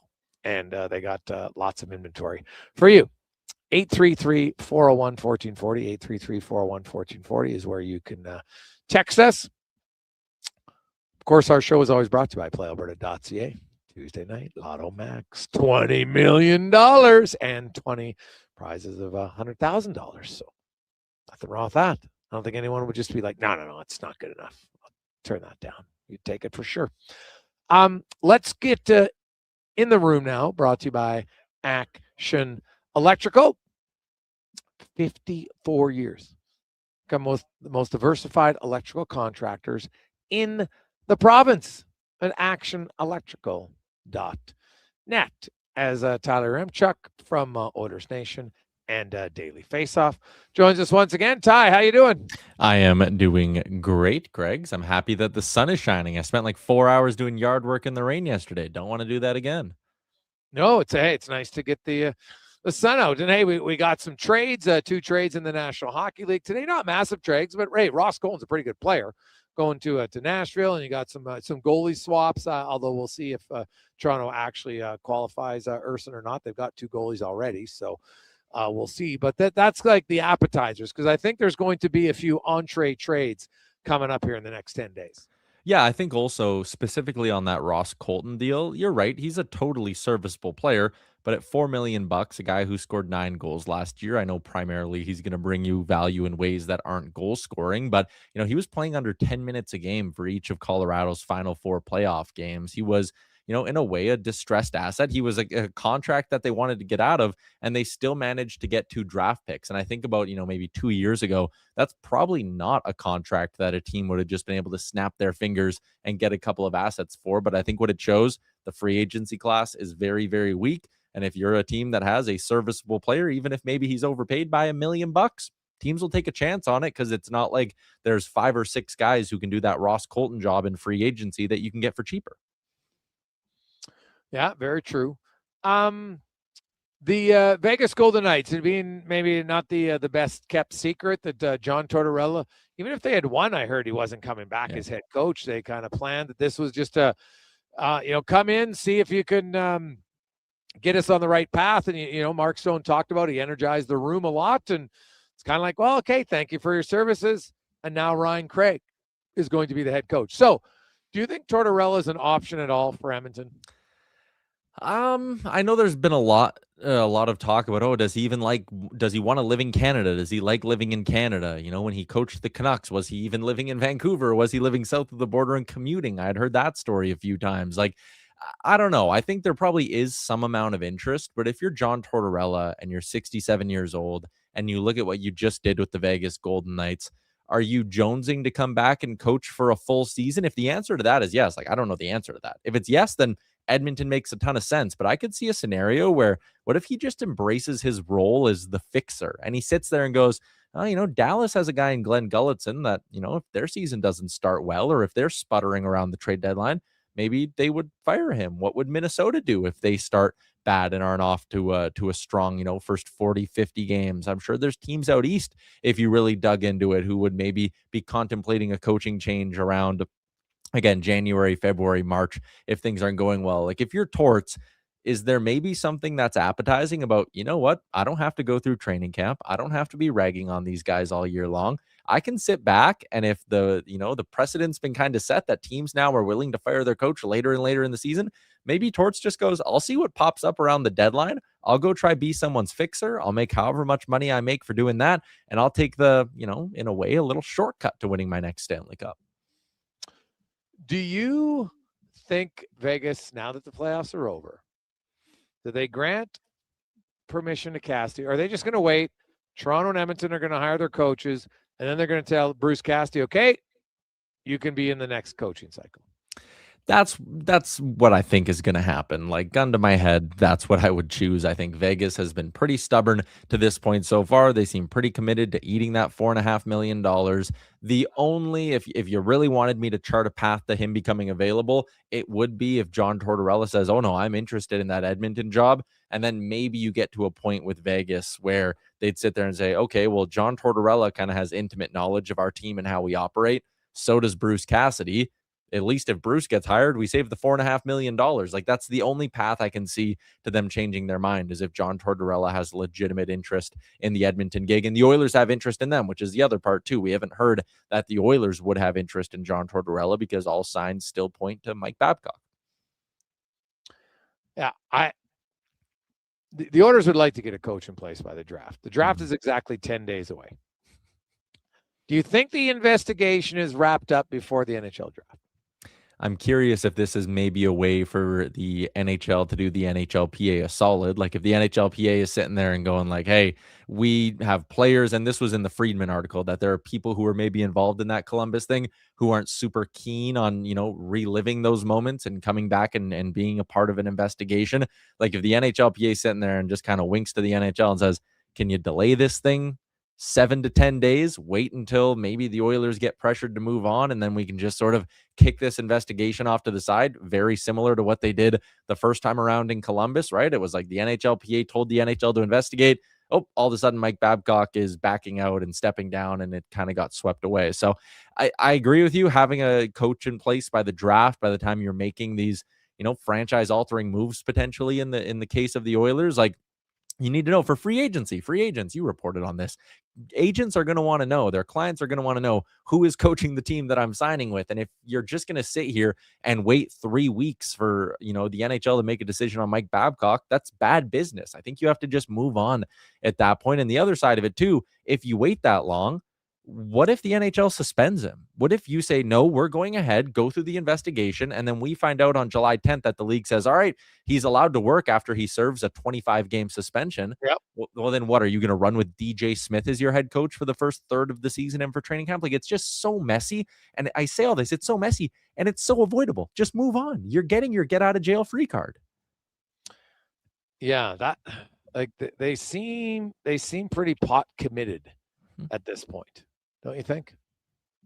Yeah. And again, like, if they wanted to move on, this has been going on since the last time I joined you. So it's now 7 days of, like, they made this decision. They know how much public backlash there is from their fans and things like that. They now know how much backlash there is from not just players within their organization who weren't in that meeting, but even outside players and agents. Like, they know how much backlash there is from the hockey community in general. The fact that they've had 7 days to maybe ease back, and we haven't heard, like, 1 ounce of reporting from anyone that they are considering easing back on all this, from the perspective of someone who doesn't want them to hire Mike Babcock, it's concerning that it's been a week and they haven't changed their tune at all. Yeah, that's what I said. I think they're pot committed, and I'll be curious to see how it plays out. Hey, maybe he'll shock the world and he'll have finally figured it out. It's always a possibility. I think it's a low possibility. I'm only basing that on 20 years of examples, right? This is not a one-off where, man, I really screwed up. Boom. Okay. I've learned my lesson. Away I go. This is a repeated behavior at numerous different places. So we'll see how it transpires from here. To the Oilers and the Darnell Nurse trade. I fully expect that to be done. And the other thing about the coach, though, why the Oilers, like, I've talked to numerous people that they're in a holding pattern to see who the coach is, which is why there's some free agents that haven't signed. Yeah, I'm sure. Again, that goes back to my first point. Like, if you're Connor Murphy, you probably want to know who your head coach is going to be. And if you're Kasperi Kapanen or someone like that, like, I'm not sure was Kapanen. I didn't look. Does he have overlap with Babcock in Toronto? I think there would have been some overlap there between the two of them. So maybe Kapanen's a guy who's like, hey, I like the offer. If it's not Mike Babcock as my head coach. And again, I don't know what their relationship is, but yeah, that wouldn't surprise me at all, because again, it's June 16th. The cup just got handed out, but by next Friday, it's draft time in the NHL. And we know how quickly that time period goes from draft to free agency. Like, you need to kind of have your ducks in a row here if you're the Oilers, which so far this offseason does not feel like it's a strength of theirs. No. The Toronto Blue Jays. Are you still, like, is Vladdy ever going to hit again? Well, and what's concerning about the Vladdy thing now that, again, everyone goes through slumps, and I always laugh. Like, people overreact to a tough month at the beginning of a baseball season. But if that was buried in June or August, people would kind of, yeah, whatever. Like, Vladdy went all from basically the beginning of August until the end of the regular season last year. He didn't hit a home run at the Rogers Center. We all forget about it because the team was winning, and then he went on to do what he did in the playoffs. So, like, I never want to be one to overreact to early season slumps, especially in a sport like baseball. But what's concerning here is that, we're getting towards the end of June. And I've been saying when I pop on your show that I'm kind of giving this team till July 1st to figure it out. And I've said that, they need to be back to 500 by July 1st or else I'm concerned.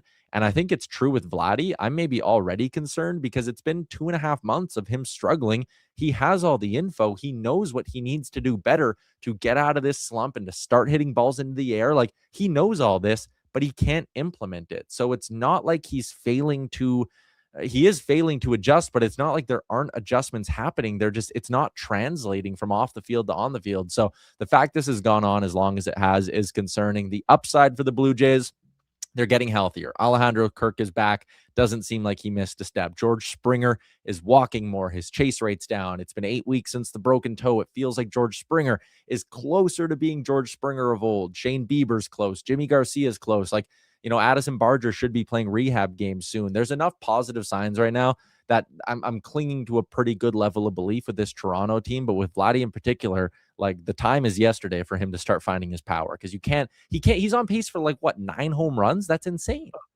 Yeah, it is insane. Well, you're hearing Bo Bichette might be out. People in New York are already talking about that. Which I can't see him opting out of that contract, because no one's going to sign him to anything remotely close to that again. No, I don't. I think that's all just New York media doing what New York media kind of does when a guy like that is slumping. I don't think there's a shot that those reports are true and that he'd opt out, unless there's a team. The only way I could see it is if a team had a $260 million offer that's spread out over however many years, and Bo goes, you know what? I should maybe just take the most amount of guaranteed money possible here. But the other thing that's going to be interesting as we head into this offseason is, how do guys think the new CBA is going to play here? Like, we've seen the trend. Go look at how many teams across the majors have signed guys who aren't even in the majors yet. They're still prospects in AAA, or at the beginning of the season hadn't made their major league debut yet. And teams are giving them 6, 7, 8-year deals. Like the Mariners did it. The Brewers did it. There was one the other day that I'm blanking on the team, but they signed a top prospect before he's even played a game. I think that's teams getting ready for that new CBA in baseball and trying to, get ahead of things a little bit and sign some what could end up being super value deals right away if there is a salary cap in a year. Well, yeah, that'll be the interesting part to see about that. Lastly, the green and gold. They're one of the 3 undefeated teams in the CFL. They're taking on one of the other undefeated teams, Montreal, who's 2-0. Alexander, their quarterback, has yet to lose a regular season game. He's 13-0 all time. One of the greatest starts. I think it's actually the greatest start by a quarterback in CFL history in the regular season. The Elks, you know what? They were in a monsoon in Ottawa, and they won. Now they got Montreal. Montreal might be without their best defensive player, so that could be a huge blow for them. We know how they like to play. You got to play fast to beat them. What do you think the chances are of the Elks starting their season 2-0 and 1-0 at home? Well, for the first time in a long time, and listen, I don't pretend to be an expert on the Elks or anything like that. I'm purely someone who kind of watches the games and that's it. But there seems to be legitimate excitement around them. Like I always say, like, how are they going to attract, that younger fan base? And as I say that, I'm almost 30, so I barely even qualify in that area anymore. But like me and my friends right now are talking. They go up, they start the season 1-0, and it's kind of like, all right, you have some pep in your step. Me and my buddies are like, hey, let's look at the schedule. Let's go find a day to go see a game. So honestly, do I think there's Grey Cup expectations there? Probably not, although my boy Rick from Elks Nation would certainly tell you every year that it's a Grey Cup year for the Elks. But again, as long as they're winning games and putting on an exciting product, I'm going to be invested in the mix, which is quite honestly more than I can say about the last 4 to 6 seasons with this team.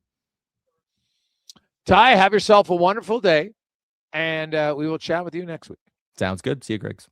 There you go. That's Tyler Yaremchuk from Oilers Nation and Daily Faceoff. We'll return. We'll get to 5 questions and more. It's a Gregor Show presented by PlayAlberta.ca. Are you a skilled laborer? All Star Construction wants to talk to you. A heavy equipment operator with track hoe or backhoe experience? All Star Construction wants to talk to you, too. With work in and around Edmonton for local land developers, All Star Construction offers year-round employment. Sounds good. Whether it's power, gas, or telecom, developers rely on All Star Construction to get the job done. So if you're a skilled laborer or a heavy equipment operator with track hoe or backhoe experience searching for work, search All Star Construction on Indeed.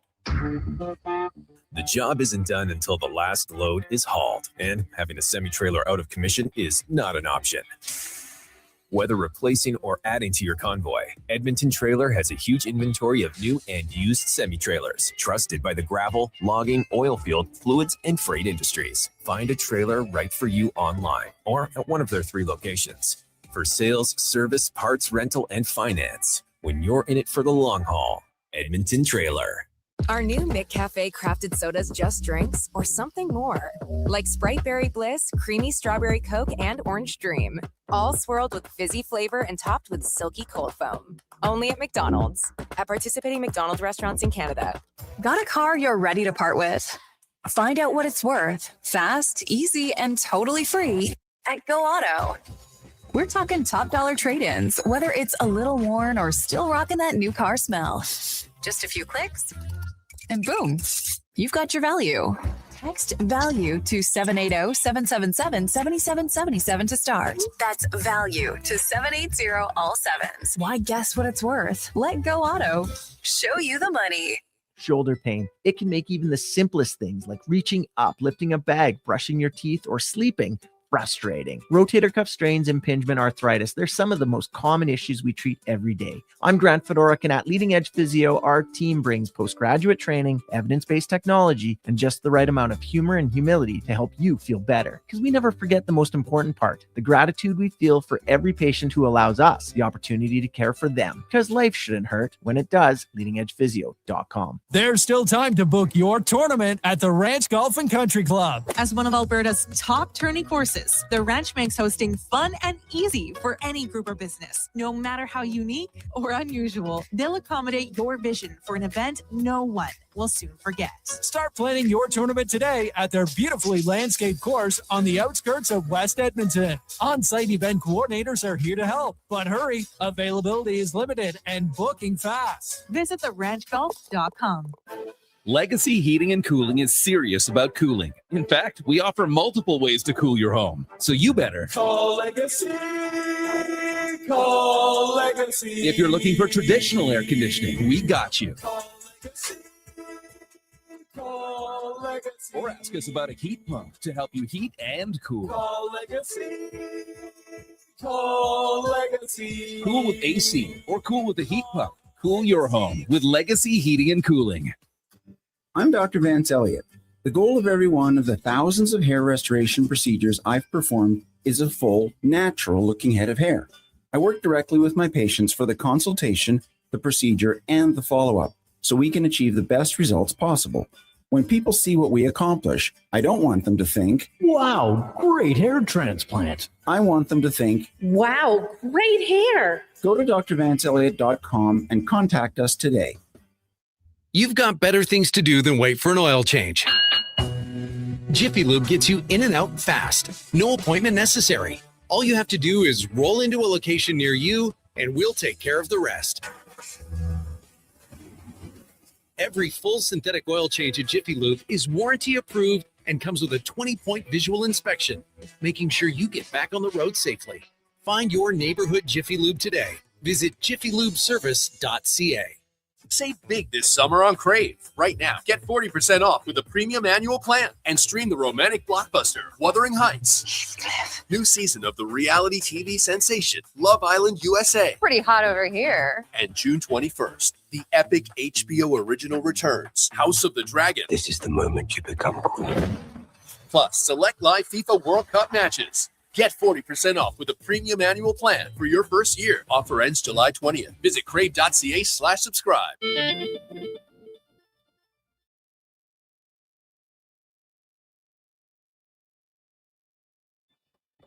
Portions of this hour brought to you by 01 Hockeyology, Edmonton's home for elite hockey development, skating analysis, performance assessment, and year-round training at West Edmonton Mall. Elite hockey development at 01.ca. That's ZERONE.ca. The Jason Gregor Show, the best of Edmonton sports talk and beyond. This is Sports 1440. Presented by PlayAlberta.ca, Alberta's only regulated online gambling website.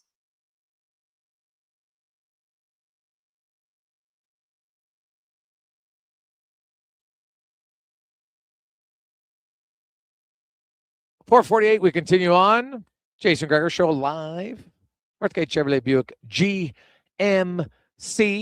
If you're looking for a deal, no better deal. As their road trip ready event goes on through entire month of June. Many of you got road trips you're going on, so make sure that you're ready to roll, because nothing worse than a road trip that stalls out. You don't want that. So stop in all month at Northgate Chevrolet Buick GMC on 97th Street, just off of the Yellowhead at 132nd Avenue.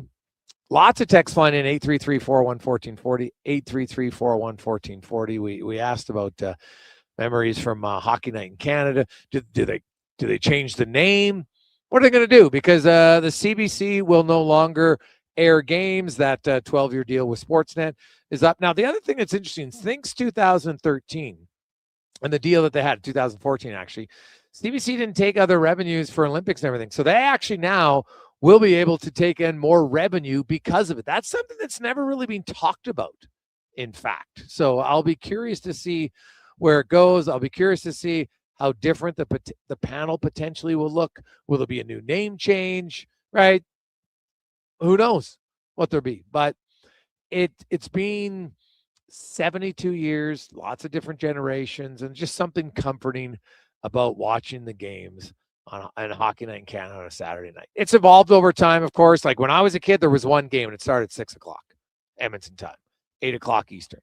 And usually it was Montreal or Toronto. Remember, the odd time you get an Oilers game. Now, you got to remember, back then in the 80s, even in the regular season, there was like 15, 18 games on ITV. That was about it, right? If you're a fan, you listen to most of the games on the radio, which is fine. I love that my son listens on the games on the radio now. He goes to bed. We let him listen to a little bit more. There's just something about the lights are off. You got to visualize it more. You got to understand where the puck is. And, he quite enjoys it. I think it's awesome. But there is something about watching the game, getting together as a fan. Like I remember as a kid, one of the few times we ever had the TV on ever during dinner was Hockey Night in Canada. And my mom really liked Don Cherry. Like Grapes was unreal. Now, the later part of his career, the last few years, not as good, right? Now, I still didn't love the way Don went out because I don't think they had the guts to just fire him. And so they found, when he used, them and people freaked out, like he used that term all the time. All the time. If you went back, that was part of it. He used that term all the time. And yeah, I didn't love it. I didn't love that his teammate, Ron McLean, didn't stand up for him at the time. So, and now, hey, Ron's kind of had to pay for that, right? Because there's a lot of people that didn't like it, right? Like I've moved on from it. It's not like, but some people haven't, and that's fine. That's all right.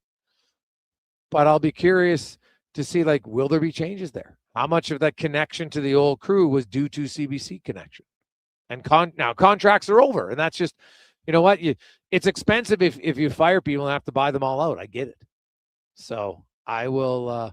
I'll be interested to see. I've heard rumblings that there'll be changes, but until there's actual change, who knows? So we'll see what happens.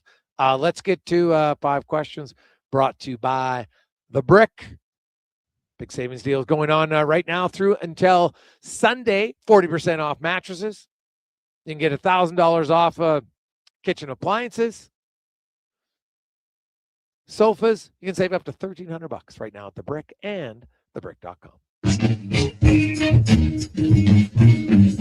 It's time for 5 questions on the Jason Gregor Show. All right, Jason, question number 1. Great chat with Colton Doc today. What do you foresee his role being this upcoming season? Well, I see him as an everyday player on the team. I think they need his tenaciousness. He skates well enough. I think he's got deceptively good hands in front. And honestly, if I'm Colton Doc, man, I'd be in Zach Hyman's ear as much as I could. That is the perfect player to learn from. I'm not saying he's ever going to be Zach Hyman as far as a first-line production guy, but, just how did you do this? How did you do that? How should I work on this? That's 100% what I'd be looking at. I look at Doc, and I see him as a lock on their fourth line, and I'd like to see him. He's a guy that, he could help your team even more if he can get on the penalty kill. And my understanding was that was part of the process. They were going to give him every opportunity. And so, you know what? You once they get a coaching staff, Connor, I'm Colton Doc. I'm like, okay, guys, what's our system? What do I need to do? I want to see it. And he has the luxury of being in Edmonton all the time, right? You have all the video film work. You can use that at your disposal. It's great for the player. Now, the coach can't be there with you. He can't be running practices, but they can send you all the film, and you can work with them to work on it. So that's where I see it. Yeah, I mean, hey, a guy who's obviously has a little bit of a knack to put the puck in the net. Not a crazy amount, but had 29 goals in junior. Any offense is just a bonus for me, though. I like the intensity that he brings. Can he do that for the entirety of a season? Probably not. There'll be some games where there maybe even lulls where you don't see it, but bringing guys into the battle as well. And I'm with you. You add that special teams element to your game, And all of a sudden, there you go. You got a great bottom six forward. Question number 2 for you. Now, I know Ryan Craig is the most likely answer, but if there was another name out there and you're the Vegas Golden Knights, who would you consider as a good hire? Well, it's going to be Ryan Craig. So I don't see them even considering anybody else. I think this was the plan all along. So they're not even gonna waste time. But who would I consider as an option? You know what? I think Dean Evison would actually be a good fit in Vegas. Yeah, I like what you're saying about Craig, keeping him there. I think hiring, developing a coach, keeping him there is awesome. I mean, Carolina Hurricanes did that pretty well with Rod Brindamore, who's like Mr. Hurricane.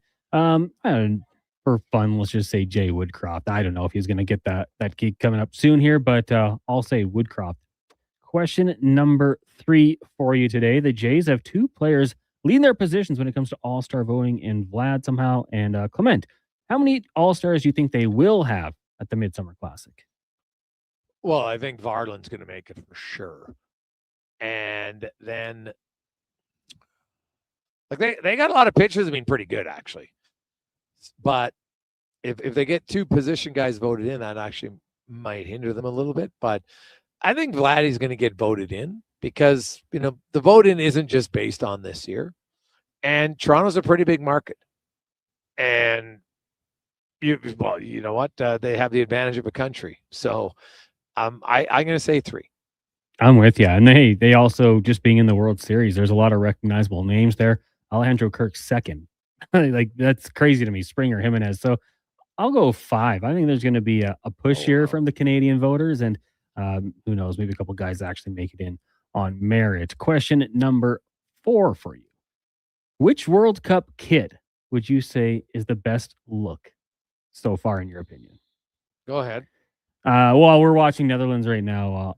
Holland has 2 goals. He's been incredible. Their jerseys are great. They actually have an all black one to go on top of the one they're wearing today, which is basically the Norwegian flag. So I'll have Norway up pretty high, and the Mexican home jersey with the Aztec pattern on it is a cool look. So I'll go with Mexico as well. I did like the Mexican ones.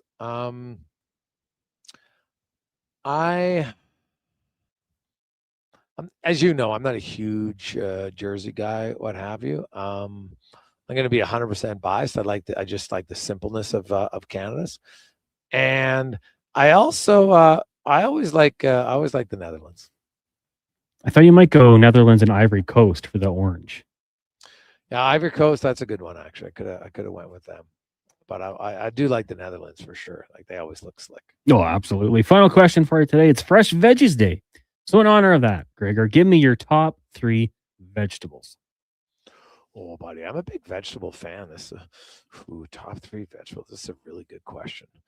I guess I will go with romaine lettuce because I can use it for lots of different things. It's very versatile in salads, on burgers, lots of different things. So I like that. I like the crispness of it. That will be one of my top 3 in no order. I am a big fan of cucumbers, not only as a snack, in a meal, in salads. Can also put them as a topping in a drink. It's nice.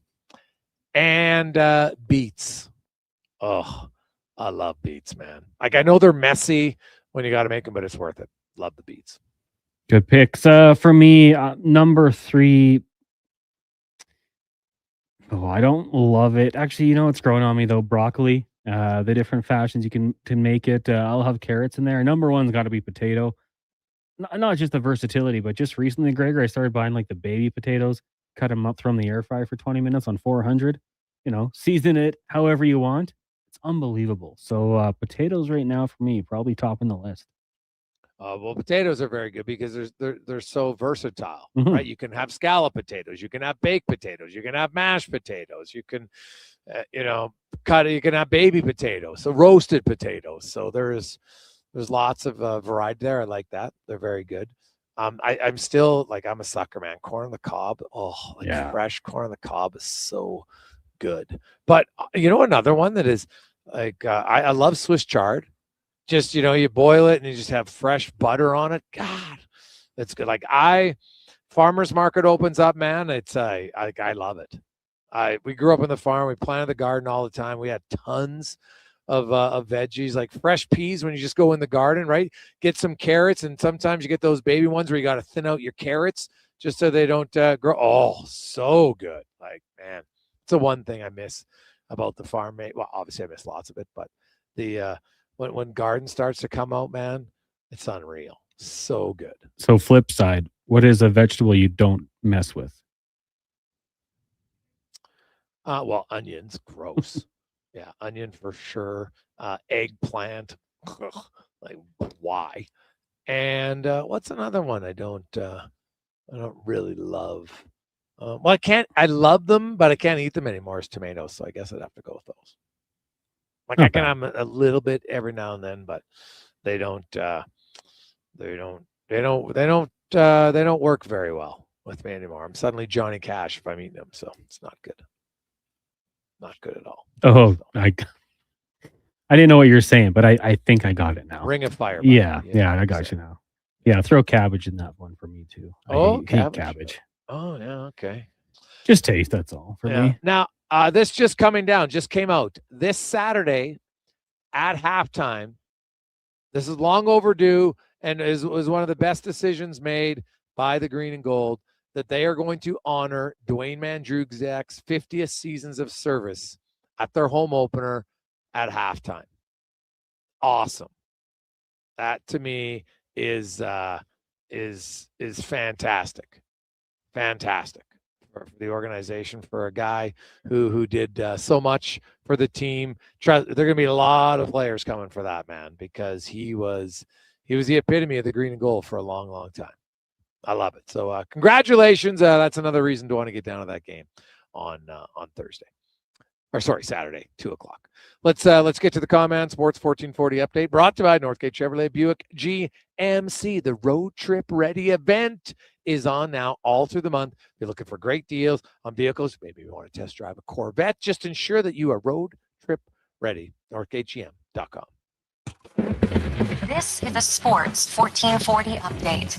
Couple trades in the NHL today. The Maple Leafs trading goaltender Joseph Wall, defenseman Simon Benoit to the Philadelphia Flyers for goaltender Samuel Ersson, defenseman Emil Andre, and a third-round pick in 2026, while the Preds acquiring Ross Colton and Isaac Fosh from Colorado for Minus Krona and 2 third-round selections. At the World Cup today, halftime, Norway leads Iraq 2-1.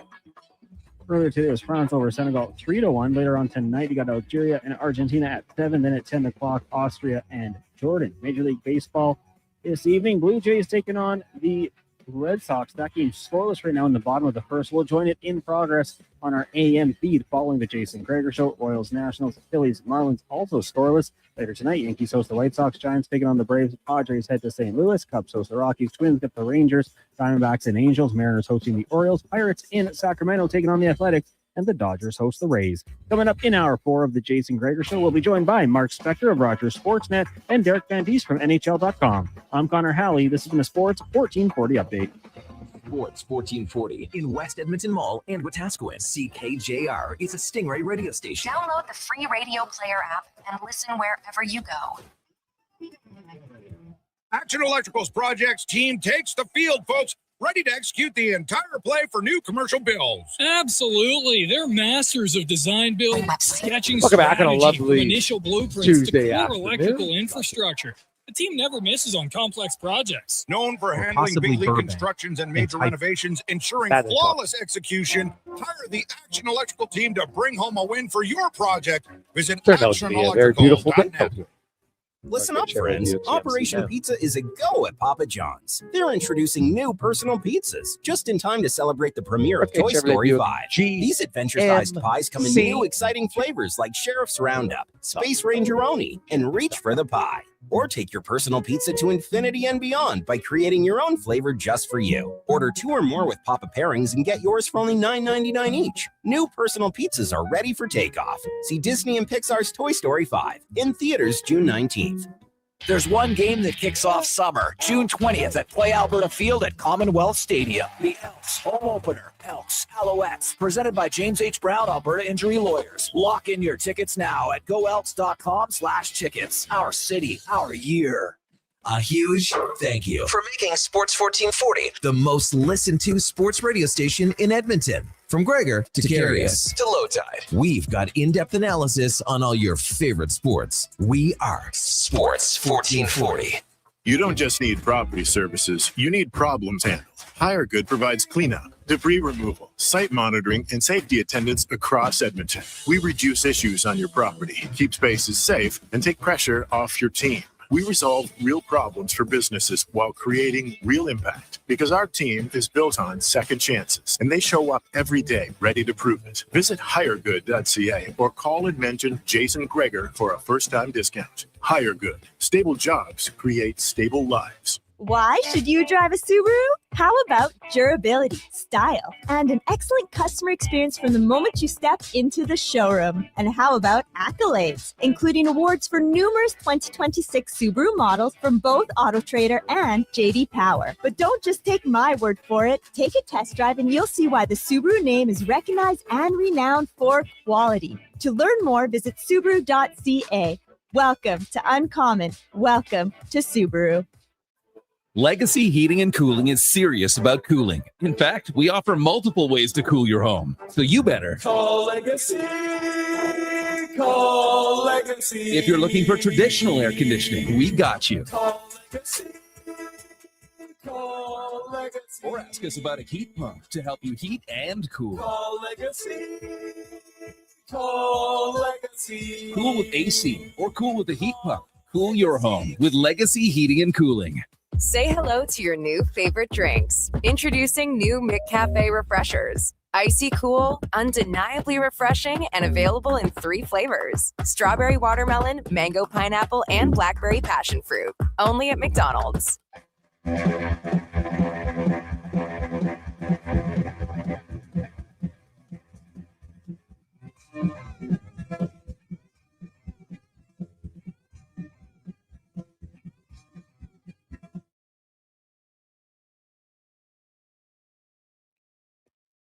Portions of this hour brought to you by CanTorque. We offer sale, rental, repair, and calibration of hydraulic, pneumatic, and battery-powered torque wrenches, stud tensioners, and flange maintenance equipment. Order today at CanTorque.com. This is Sports 1440, where Edmonton talks sports. On YouTube, Facebook, and X. Here's Jason Gregor. Brought to you by PlayAlberta.ca.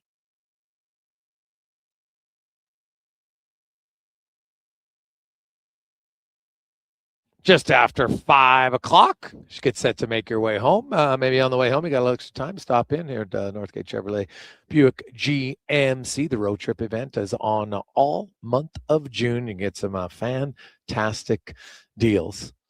Stop in 132nd Avenue and 97th Street. It is the Gregor Show. As always, brought to you by PlayAlberta.ca. Lotto Max today. It's every Tuesday. $20 million tonight with 20 prizes of $100,000 as well. So get your tickets at PlayAlberta.ca. And while you're there, you can check out the Jason Gregor Show odds boost specials for you. Always get a little extra juice for you. And of course, coming up at the conclusion of our show, we have the Jays and the Red Sox. As it's time now to get to the Spec Report, brought to you by Construction, your underground infrastructure specialists who are hiring right now. Pipe layers, operators, top men, they're looking for you. Go to gsconstruction.ca/careers. As Mark Spector from Rogers Sportsnet joins us. Spec, good afternoon. How you doing? Good, man. Oh, you up at Northgate, I see. Buying a truck while you're there, or Corvette, or what? Man, dude, I did. I made the mistake of sitting in the Corvette. And now I want one. So it is unreal. So I've avoided a test drive because I think if I do, I've been thinking about it is, getting a vehicle and but man, this like the new cars nowadays, man, like just how they sound and everything. God, it would be nice. I made the mistake of sitting inside a new 2025 Denali pickup in that place, and I ended up driving the damn thing home. So there you go. Be careful what you do. yeah. Hey, it's an awesome truck, man. It is. Awesome truck. Good sales stuff here at Northgate Gym. Oh yeah.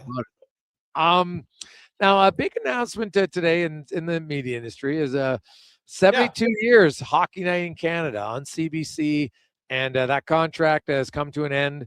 and they're obviously not going to continue it. So Sportsnet will be the sole provider now. Lots of games. Now, it does impact some people who don't have Sportsnet, no question. But do you think they just keep it as Hockey Night in Canada spec? Are they going to revamp and have a whole new thing? What do you think is going to happen there? I don't know. I haven't read it. I saw Steve Simmons just had a column, and basically that's what I just read the headline. I haven't read the column, but Steve's been around a long time. It looks like he's suggesting if you're going to redo this thing, then completely redo it. Let's get off the Hockey Night in Canada and let's move on. And maybe it's time. Maybe it's time, Jay.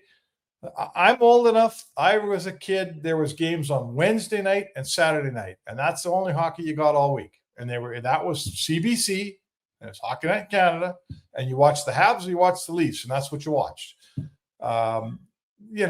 It's now. I would ask you, Jason. You grew up on Farmer Vision back in the day before satellite and internet and all that. Like, how many people do you think are out there now who don't have the option to spend some money and get Sportsnet coming into their farm or their acreage or whatever? How many people are left on? There are still lots of places, Spec, where my mom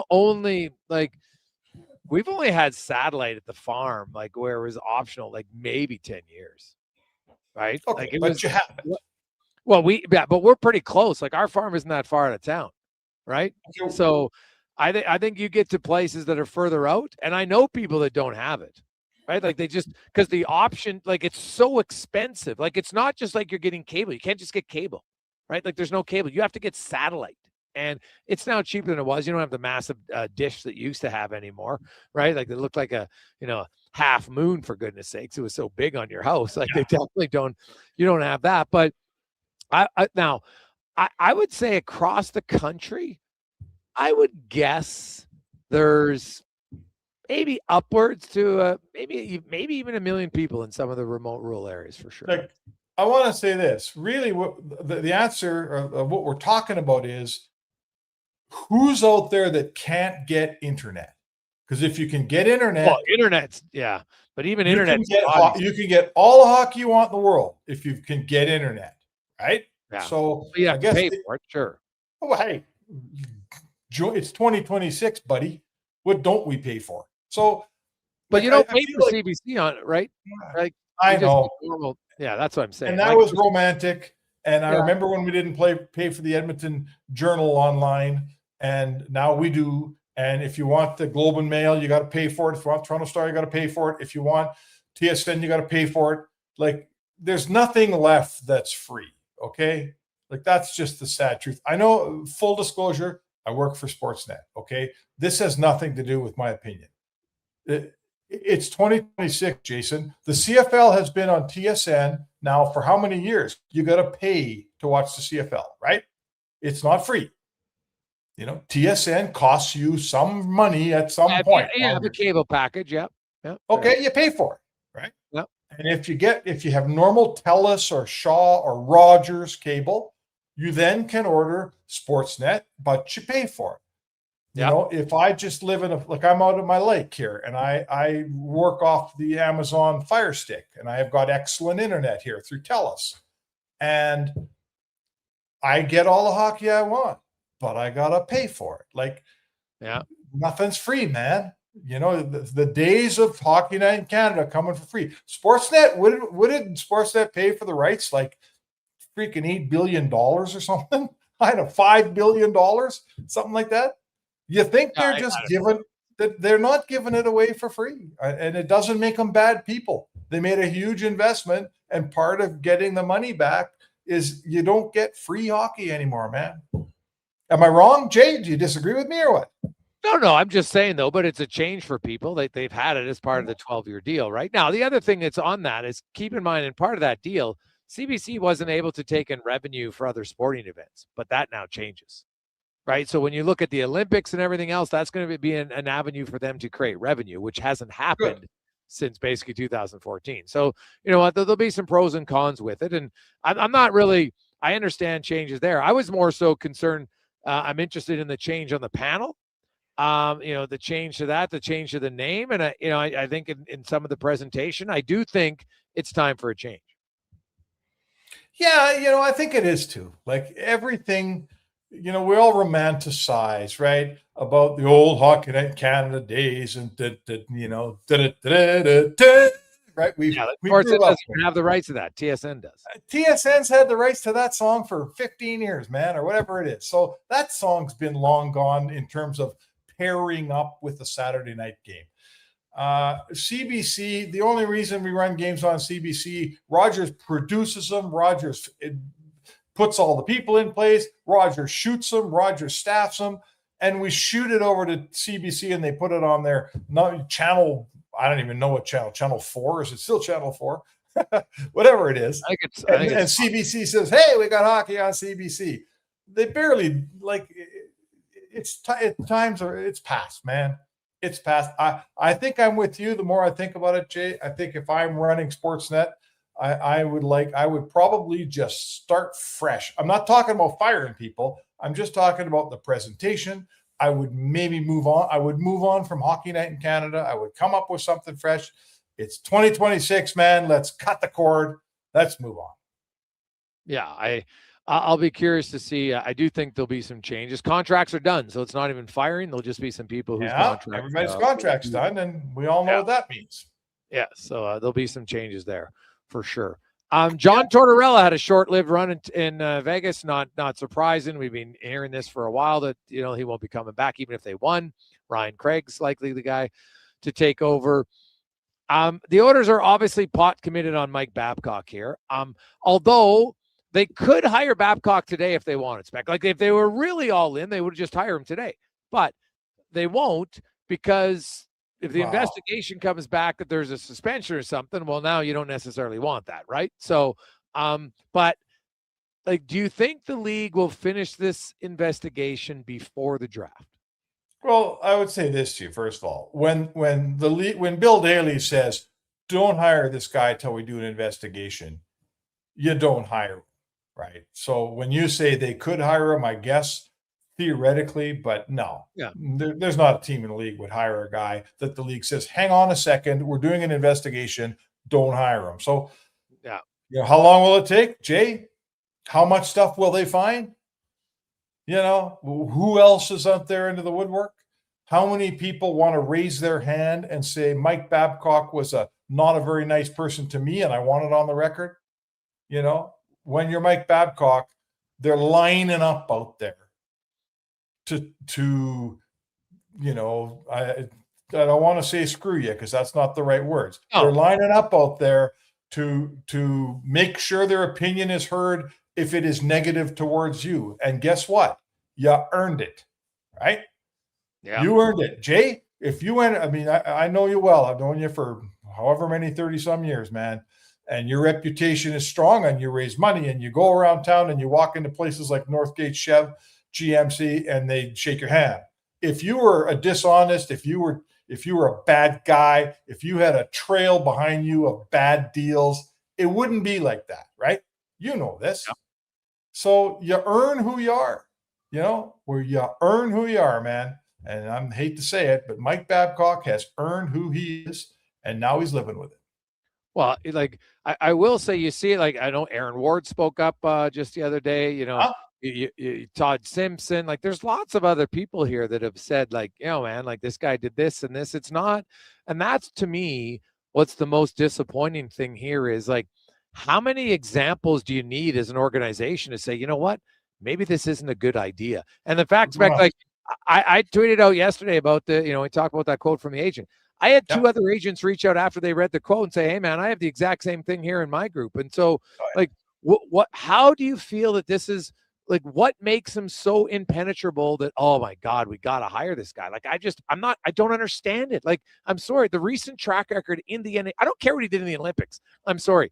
Winning the Olympics is not a great coaching flaw when you've got all the best players, right? And Canada's 2014 team was one of the best teams ever. Look at their blue line, for goodness sakes. It was unbelievable.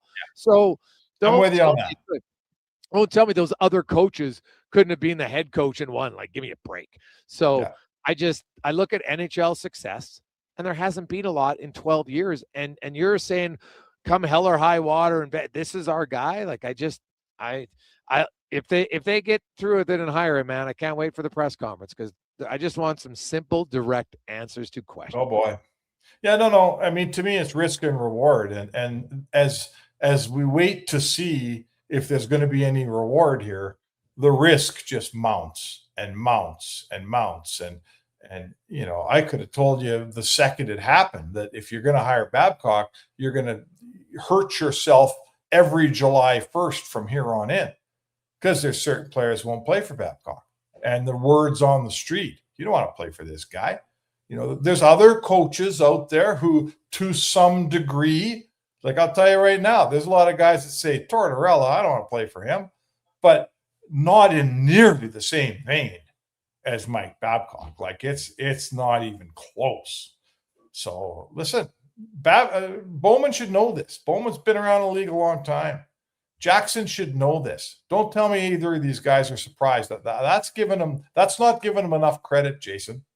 Don't tell me that all of a sudden Bowman and Jackson are starting to learn these things. No.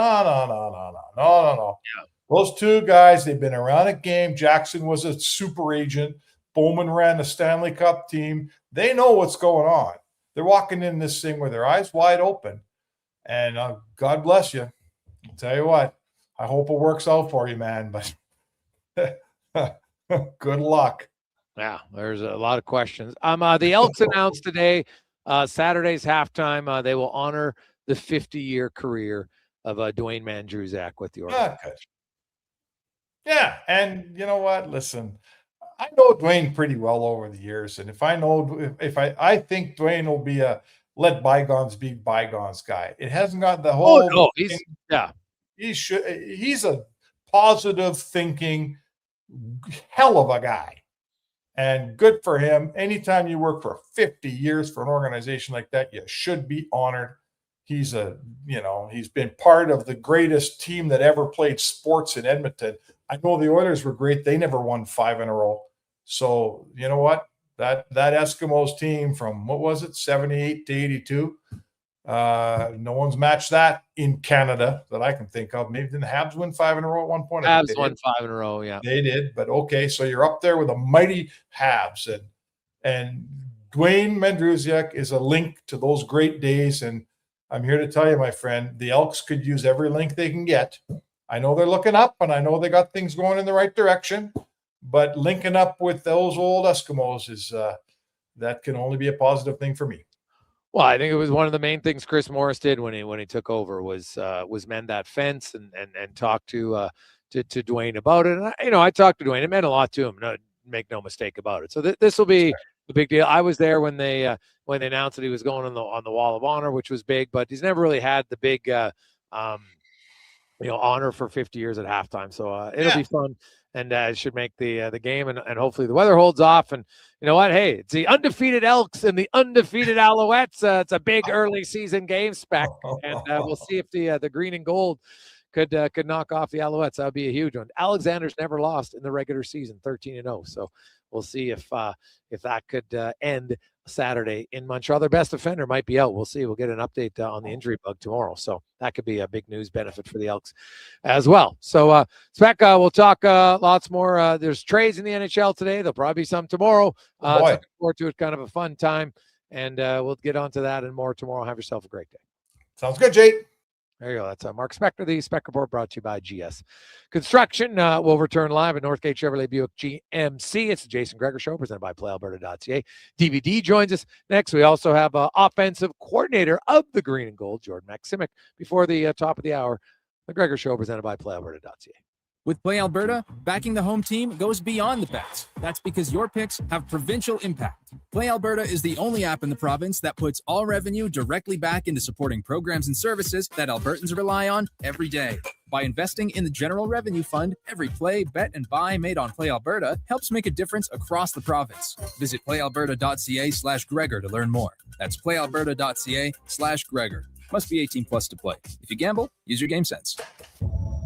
Craving a dining experience that rises above the rest? Head to Summit Restaurant in the Silent Ice Center, just minutes from South Edmonton Common. Savor exceptional house-made pizza, delectable entrees, and expertly crafted cocktails in a stylish, modern atmosphere. Perfect for a casual meal or a special night out. Summit offers a refined experience where every bite and sip reflects our dedication to quality. Elevate your dining experience. Make Summit Restaurant your destination tonight. Just in time for the big game, score big savings at the Brick. Save up to $1,300 off sofas, up to 25% off bedroom and dining packages, plus save up to 40% on select mattresses. And buy more, save more, up to $1,000 off select major appliances. Watch Team Canada score big on a big screen TV, up to 50% off open box electronics. See store for details and exclusions. The Brick, saving you more. Hi, Mike here from Northgate Chevrolet Buick GMC. This deal is only good till 6 o'clock tonight. We need your credit card to hold the color. Hold the color. Summer package. Winter package. And the ever-famous re-PDI fee. I gotta pay you to rebuild the car? Does this sound familiar? At Northgate, we do things differently. We offer 0% financing, a great selection of new, pre-owned vehicles. So if you'd like to do business a different way, stop in and see us today. 13215 97th Street, or visit us online at northgategm.com. You're in Northgate country. And here comes Action Electrical Service Team sprinting onto the scene. These are your first responders for any electrical emergency. That's right. With their fleet of service vans and specialized gear, they assess, they service, and maintain electrical lighting and automation systems. They're all about rapid response. Quick diagnostics and repairs to restore power and safety fast. Hire the Action Electrical team to bring home a win for your project. Visit actionelectrical.net. Missioner Allen Auctioneering's Calgary, Edmonton, Winnipeg Public Unreserved Equipment Auction is this Friday at 9 a.m. featuring articulated dump trucks, backhoes, excavators, forklifts, graders, loaders, packers, reclaimer, skid steers, telehandlers, turf mowers, plus commercial trailers. Info at maauctions.com. You probably know Stingray for radio advertising. What about digital advertising? Yeah, we do that. Connected TV? We do that. Search and social? And that. Programmatic? Digital out of home? We do it all. Endless digital platforms to connect your business to more customers, to intrigue them, engage them, so they choose your product or service. Get started now at stingraymediasolutions.com and let us help your business grow. We are Stingray. That's what we do. Missioner Allen Auctioneering's next Calgary, Edmonton, Winnipeg Public Unreserved Industrial Auction is this Friday at 9 a.m. featuring a large selection of 2020 to 2014 Caterpillar, John Deere, and Volvo articulated dump trucks. Info at maauctions.com.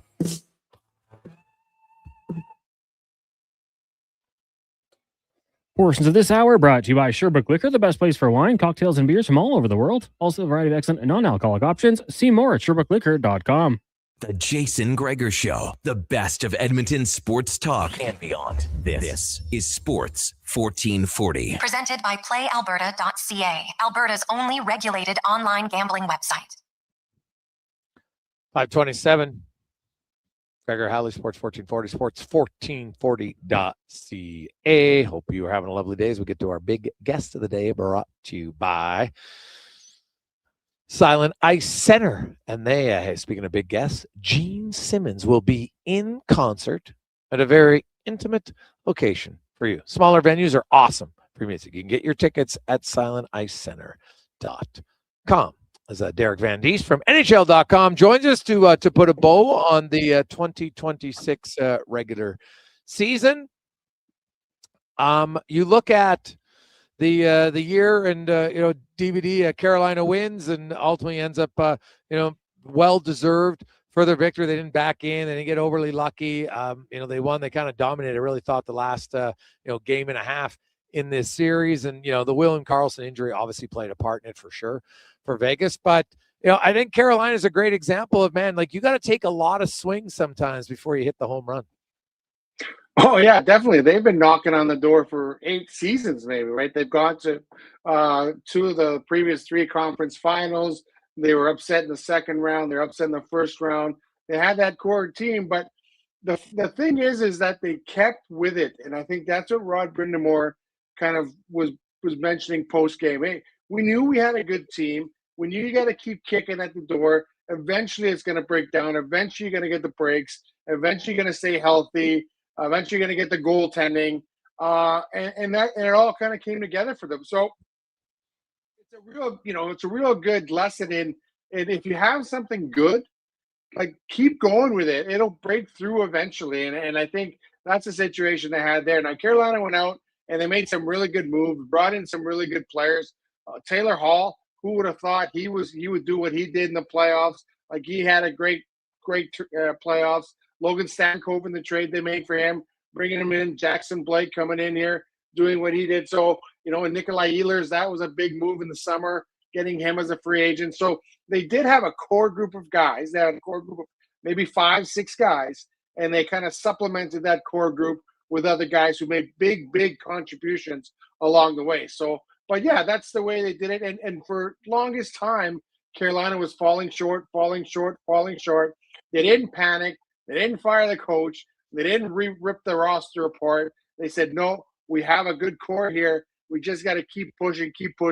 Eventually you'll cave in. And that's a really good lesson for a lot of teams that are looking to win the Stanley Cup. When you have something good, don't just tear it all apart and say, okay, let's try it again from scratch.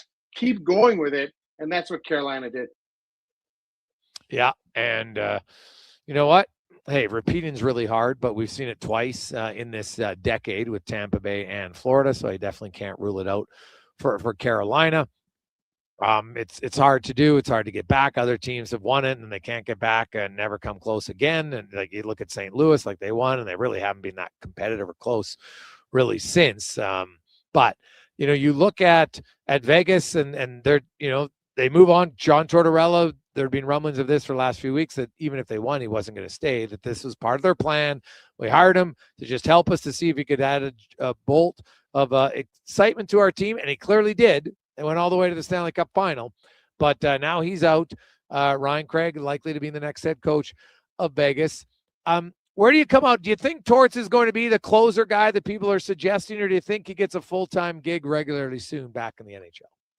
I think it's up to him where he wants one. Like, I don't think John Tortorella likes the everyday grind of the regular season. I think it kind of wears on him. He doesn't like being at the morning skate. He doesn't like being at the rink. When he was in Vancouver never practiced because he actually lived in the United States and had to commute to practice and games every day. But this was a perfect fit for him. They said, listen, we need you for 8 games and a playoff run. Can you do that? And it was a perfect fit with the perfect team because I do think just being around Vegas as much as I was during the playoffs, I was covering the Western half and I essentially became the Vegas beat reporter after they beat the Ducks. He just stayed out of the way. Like the team was so veteran laden. They had so many veteran guys, and he kept saying, "I'm just staying out of the way, letting the guys figure it out. I'll put a lineup together. I'll do those things, but I'm not here to overcoach these guys and tell them what they have to do. They've been there before. They know what they have to do. This is their 3rd Stanley Cup final. A lot of these guys have won before. I think they had 11 guys in the team that won the Stanley Cups or have won a Stanley Cup. So there wasn't a lot of coaching involved. And I think at that time, it was the perfect fit. And I think Kelly McCrimmon recognized that and said, hey, we can get this guy for a couple of months. He comes in here, rights the ship, because the problem is that it wasn't that Vegas didn't have a good team. They had a good team. They were just underachieving. And if you get the ship going in the right direction, they could put something together in the playoffs, and they did. So, but as far as long-term, it'll be totally up to him. And it'll be totally up to someone else to say, okay, we think this guy can help us throughout an entire season. I'm not convinced of that because it's been a while since he's had success in the regular season. I know he had a little bit with Columbus back in the day, but Vancouver was a disaster. Philadelphia was a disaster. Towards the end, Columbus was a disaster. So, I think he might be one of those guys. He could be a relief kind of coach type guy that if you need a guy to carry your team towards the end of the season, he might be that guy. But like I said, it's up to him. I'm sure there will be some offers considering what he did. He's a very smart guy. I know, we've had some back and forth with him with the media. He doesn't like dealing with the media, but he is a very smart guy. But he knows what the team wants. He knows what his players want. And when he goes into a veteran team like that, he just say, basically, I'm just going to stay out of the way and let those guys do their thing. A few trades today, DVD. Also, the announcement yesterday, the official investigation into Mike Babcock is now underway. Are you surprised that the Oilers have stood so staunchly in the want to hire Babcock? You know what? I think I am and I'm not, because this might be plan C or plan D for all we know. They're running out of ideas here. They're running out of coaches. If you would have told me at the end of the year, this is what we're gonna do. We're gonna let Knobloch go. We're gonna go up to Mike Babcock. I would have said, no, that's not the plan at all. They're just kind of going one step after another and trying to figure this thing out. But it does sound like, guys like Zach Hyman, who was there in Toronto and who played for him, and did he hire his brother to coach his junior team, and guys like Connor McDavid and guys like Leon Draisaitl, they all sat down with him. They had all these questions. I'm sure they had all the information that happened in Columbus and happened in Toronto and happened before. And if they think that's his guy, that's his guy. But I think you're right when it says there's going to be some issues, because we've all known Mike Babcock treats star players and other players much differently. And it's the support guys that he kind of leans on unjustly or unfairly sometimes. Those are the guys that you're going to have to watch out for. And I think the star players have to realize that, and they're going to have to look out for them. Like, they're going to have to be those guys. Like, we saw a case, was it Lidstrom, when he was leaning on Johan Franzen in Detroit. Finally, someone stepped in and said, hey, back off. You need to back off. And he did. I think the players kind of have to police him and say, okay, you're crossing the line here. This is wrong. So I don't know. But to me, the Oilers are just kind of throwing stuff at the wall, seeing what works. They knew they were going to get some backlash with this. They knew there was going to be some problems with this. But I'm hoping that they did their due diligence. They went to Columbus. They maybe talked to John Davidson. They talked to everyone. Okay, what is the situation here? And then they felt that, okay, the good outrides the bad. Maybe this guy can come and help us get over the line. But yeah, I think it's looking more and more like that's going to be the situation. I think they've moved on from Cassidy, and now Babcock's the guy. So depending what the investigation finds out, and if I was Mike Babcock and I knew what the investigation was going to release, and if it was really bad, I'd be like, you know what, guys, thanks, but no thanks. I don't need that information coming out. So maybe it's not as bad as people say, or maybe it is worse. I don't know. But whatever they find out, if the league says, yes, you're allowed to hire this guy, I'm pretty sure that's who the Oilers are going to be hiring. Yeah, it definitely seems that way, unless the league comes up with something in the investigation. Then they got to reverse courses again. And the thing is, DVD, like from an Oiler perspective, like, you're working on limited time period here. It's only 10 days away from the draft. You'd like to get your coach in place. You definitely want to get your coach in place before free agency and trades. Like, I know for a fact that there are players who are waiting to see what happens in the coaching front before they decide where they're going to sign. Oh, definitely. Definitely. You want to know who your coach is before you make a commitment to that organization. And if it's Mike Babcock, and players talk, they know everything that's going on. And if there's some players that say, you know what, I'm not going to play for that guy just because of the way he treats people, then that's a problem. And if you're going out to try and sign players, then you're like, okay, you get to play with McDavid, but you got to deal with Mike Babcock. So now you're making players kind of decide between the two. Like, no one likes to get berated at work. No one likes to be called out and challenged on almost a daily basis when you go to your job. Yeah, if you do something wrong and your boss has to kind of come down on you, okay, that happens. It happens in everyday life. But when you're getting constantly hammered, that's not a good thing. And then I think it's really important that the Oilers don't turn a blind eye to this. Like, the management and the players and everyone around, don't turn a blind eye to, hey, this guy's getting bullied. This guy's getting bullied. We got to do something about that. But yeah, it's a situation where you need to have him in place. You need to have a direction, because this was going to be the biggest offseason in maybe Oilers history. McDavid is going into his 2-year contract, and don't let anyone convince you otherwise. If things look like they're going to fall off a cliff, McDavid is gone. He's not going to stay here for a rebuild. He's not going to stay here for a reload. He's going to look at the situation and go, oh, that window's closed. Sorry, guys. I gave you 12, 13 years of my career. We couldn't get it done. I'm out of here. So I think everybody knows that, and the clock is ticking, and it starts on July 1st when that contract kicks in. That clock is ticking, and the Oilers have to get it going, or else that window's going to close. And if that window closes, Jason, we're looking at Decade of Darkness 2.0, because they don't have much in terms of picks. They don't have much in terms of prospects. And then they're essentially starting from scratch. And then you're looking at a guy like Leon Draisaitl. How long does he want to stick around for a full rebuild, right? Towards the end of his career. Guys that are on the other side of 30 do not want to be around for rebuilds that are going to take 5, 6, 7, 8 years to kind of redo it all over again. I still argue. I think if McDavid leaves, you can get enough decent pieces for him that you could build around Leon Draisaitl still. Wouldn't be ideal, but I still think would be plausible for sure. Carolina just showed you can win without a superstar if you have a good team all around you, but it takes a lot of good decisions for that to happen. Quickly to the World Cup DVD, and I know you follow it very closely. There's been some epic kind of surprise results so far. In a few the one Turkey upset obviously was pretty big, but just even the draws we've seen early on. What do you make of the early game so far at the World Cup?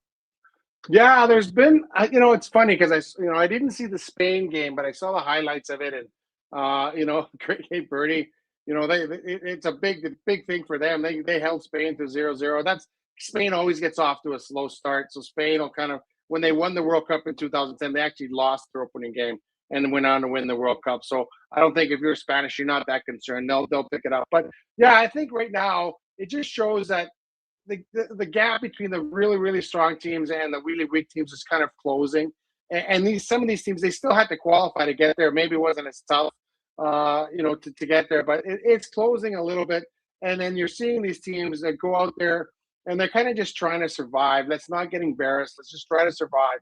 And you're seeing a little bit of that. Like the Germans went out and they beat Curacao. Curacao scored a goal, which is massive for them, but they pounded them like they was expected. I think as the further along we get in the tournament and the teams started coming together, I think you're going to see that gap maybe expand a little bit. One of the issues that it's been a long European season. It's like now, Jason, tacking on a month-long tournament to the end of the Stanley Cup final. Like, guys are going to be tired. They're not going to they haven't played with their teams for a while, for their national teams for a while. So it's going to take them a little while to kind of get up and going. So that's always the danger of a World Cup at the end of the season, is that it depends how much guys have left in the tank. So that helps those minnows or those smaller teams, is that the big teams aren't up to speed yet. But come game 2, game 3 of the group stage, and then going into the knockout stage, I think you're going to see, if one of these small teams are still around, then you're going to see them really play some of the really good teams, and I think we might see some more lopsided scores than we're seeing so far. All right. DVD, as always, buddy, great to talk to you. We will chat with you next Tuesday, the week of the draft. And maybe some more big name. Maybe we'll start to see some big names moved. Ross Colton traded today. 2 goalies moved, some depth defensemen moved in Philly and Toronto, but some bigger names I think are coming, and maybe as early as next week. So it should be fun. Sounds good. Look forward to it. There you go. That's Derek Van Diest. Take a quick break. We'll come back. We got Jordan Maximic and more. It's a Gregor Show coming to you live today from Northgate Chevrolet Buick GMC, where their road trip ready event all June long. So stop in for fantastic deals. It's their best sale of the summer. You don't want to miss. If you're in the market for a new car, van, truck, SUV, they got it at Northgate Chevrolet Buick GMC. Legacy Heating and Cooling is serious about cooling. In fact, we offer multiple ways to cool your home. So you better Call Legacy. Call Legacy. If you're looking for traditional air conditioning, we got you. Call Legacy. Or ask us about a heat pump to help you heat and cool. Call Legacy. Call Legacy. Cool with AC or cool with a heat pump. Cool your home with Legacy Heating and Cooling. They are nice, tasting just so right. You can order Oodle Noodle at oodlenoodle.ca, delivering you the news almost right away. Remember, you can order Oodle Noodle at oodlenoodle.ca. So stay on your couch all day and order oodlenoodle.ca. Oodle Noodle. A huge thank you for making Sports 1440 the most listened to sports radio station in Edmonton. From Gregor to being Carrie, early, it's a little bit different. We've got in-depth analysis Being on early, your it's favorite sports. We are Sports 1440. At Fountain Tire, success is a team effort. They're committed to their team members and their customers. And that means treating your vehicle like it's their own and finding solutions that suit your needs. Because whatever the road brings ahead, they're on it with you. Visit fountaintire.com today. For decades, the pioneer spirit of Alberta has been exemplified in the chuck wagon racing legacy of the Dorchester family. And today, you can experience it every time you hit the links. Dorchester Ranch Golf Course is in top mid-season form. Enjoy the longer days on this historic 18-hole course near Pigeon Lake. Stunning views, reasonably priced, and only 40 minutes from Edmonton on newly paved roads. Play the course built with pioneer spirit and family pride. Dorchester Ranch Golf Course. Book your tee time today at dorchestergolf.ca. We just dropped a massive payload at Nisku 4. It's time to unload some deals at the Truckload of Savings event. If you've been waiting to upgrade, we've backed up the savings with unbeatable offers on our toughest Fords. Right now, haul away exactly what you need and take advantage of massive price drops across our entire lineup, including the legendary Ford F-150 for the job site or the weekend getaway. Shop the Truckload of Savings at niskuford.ca. Nisku Ford, above expectations. You probably know Stingray for radio advertising. What about digital advertising? Yeah, we do that. Connected TV? We do that. Search and social? And that. Programmatic? Digital out of home? We do it all. Endless digital platforms to connect your business to more customers, to intrigue them, engage them, so they choose your product or service. Get started now at stingraymediasolutions.com and let us help your business grow. We are Stingray. That's what we do.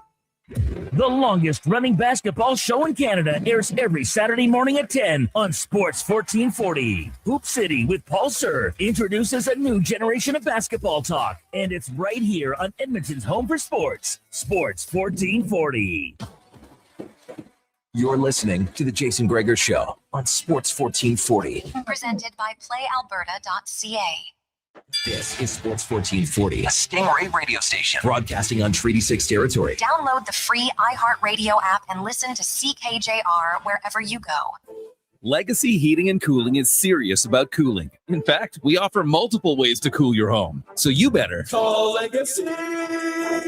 Call Legacy. If you're looking for traditional air conditioning, we got you. Call Legacy. Or ask us about a heat pump to help you heat and cool. Call Legacy. Call Legacy. Cool with AC or cool with a heat pump. Cool your home with Legacy Heating and Cooling.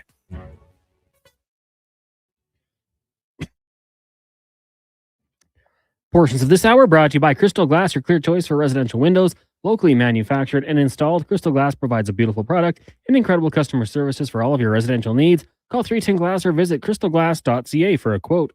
The Jason Gregor Show, the best of Edmonton sports talk and beyond. This is Sports 1440. Presented by PlayAlberta.ca, Alberta's only regulated online gambling website.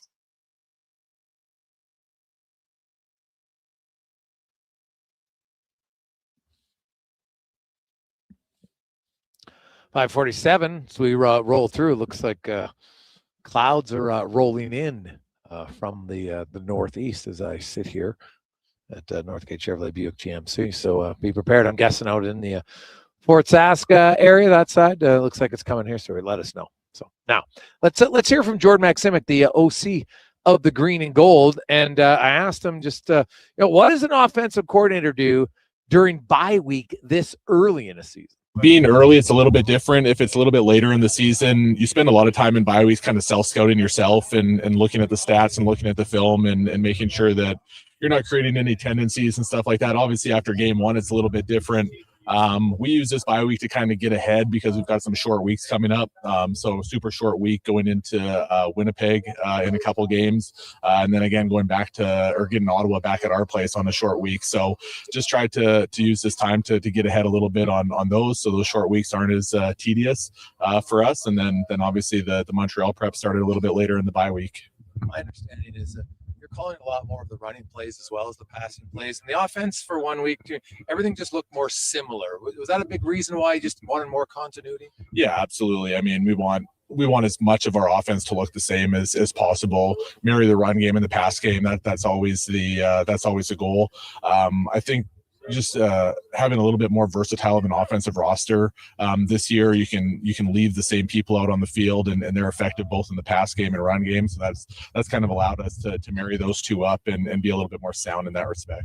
When you have such a dynamic player like Rankin, I don't know if you can have a set number, but you probably have a ballpark where you're like, when the game's over, we got to have blank amount of touches in his hand, whether it's running or receiving. And so do you become more creative because you want to get that many touches in one guy's hand? Yeah, absolutely. I mean, it's always a goal to get Rank the ball as much as we possibly can. Obviously, we need to spread it around to the other guys. Obviously, we know the defense is going to be keyed into Rank because of what a special player he is. But yeah, it's a challenge, but it's a good challenge to design different things both in the run game and pass game to make sure we're using him and maximizing his skill set. Coulter Woodman's a hell of a player, and obviously it's a big loss. Does one position on the O-line, does it counter or alter what you call? No, I mean, we have trust in all those guys. We know that the next guy up is going to step up, whether it's in the game when we had to make some substitutions with Cordy and stuff like that, or whether it's Cam now hopping in at that position. So we've got trust in guys. Obviously, losing Coulter's is a big loss. I mean, he's a tremendous player. It's great to have him out there from a communication standpoint, and him and Beardo working so well together and all that. So that's a huge loss, but we've got confidence in that whole group. You look at your receivers, and obviously lots of new faces there. Matt comes in very experienced guy, but Luther is somebody not a lot of people know about, and maybe I don't know how much you knew about him before he got here, but what have you learned from him, and what do you feel are areas that you need to use him in the offense? Yeah, we knew a little bit about TJ because he was here late in the year when the roster expanded. Unfortunately, he got hurt when he was here at the end of last year, but we knew a little bit about his skill set and what he was going to bring to the table. So we thought that he was going to have the training camp that he did. And obviously he rose to the top of all those younger receivers. He's just such a dynamic player in the slot. As we kind of learn his skill set more and he learns the CFL game more, I think sky's the limit for him, because just using the motion, using the waggle, setting up his routes and all that kind of stuff, as he gets more experienced and more savvy with that stuff, I think he's going to be a pretty dynamic player.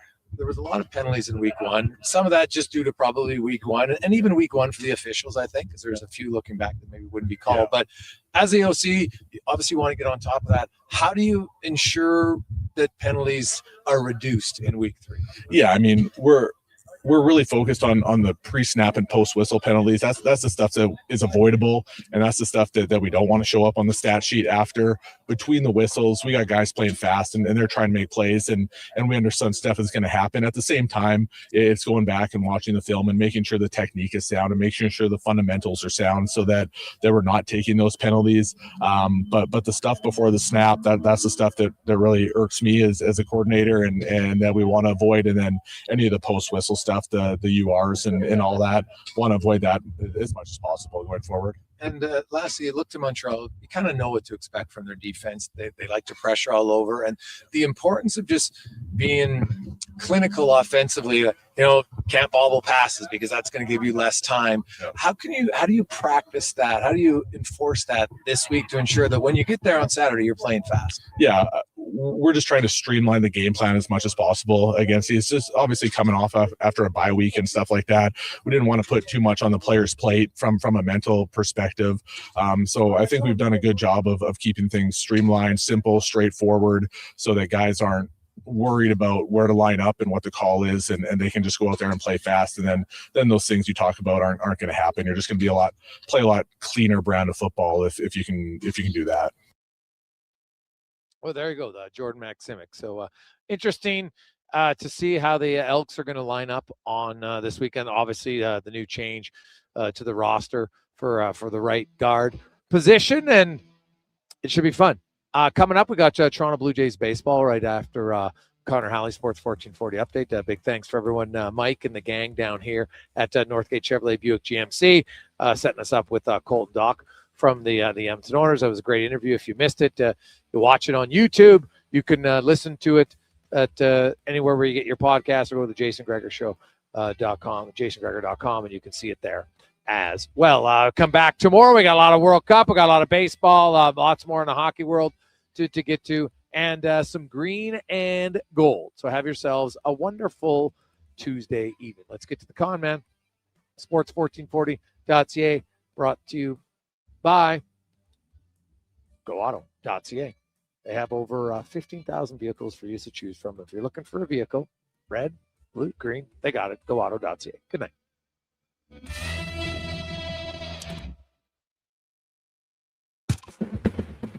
The Sports 1440 update.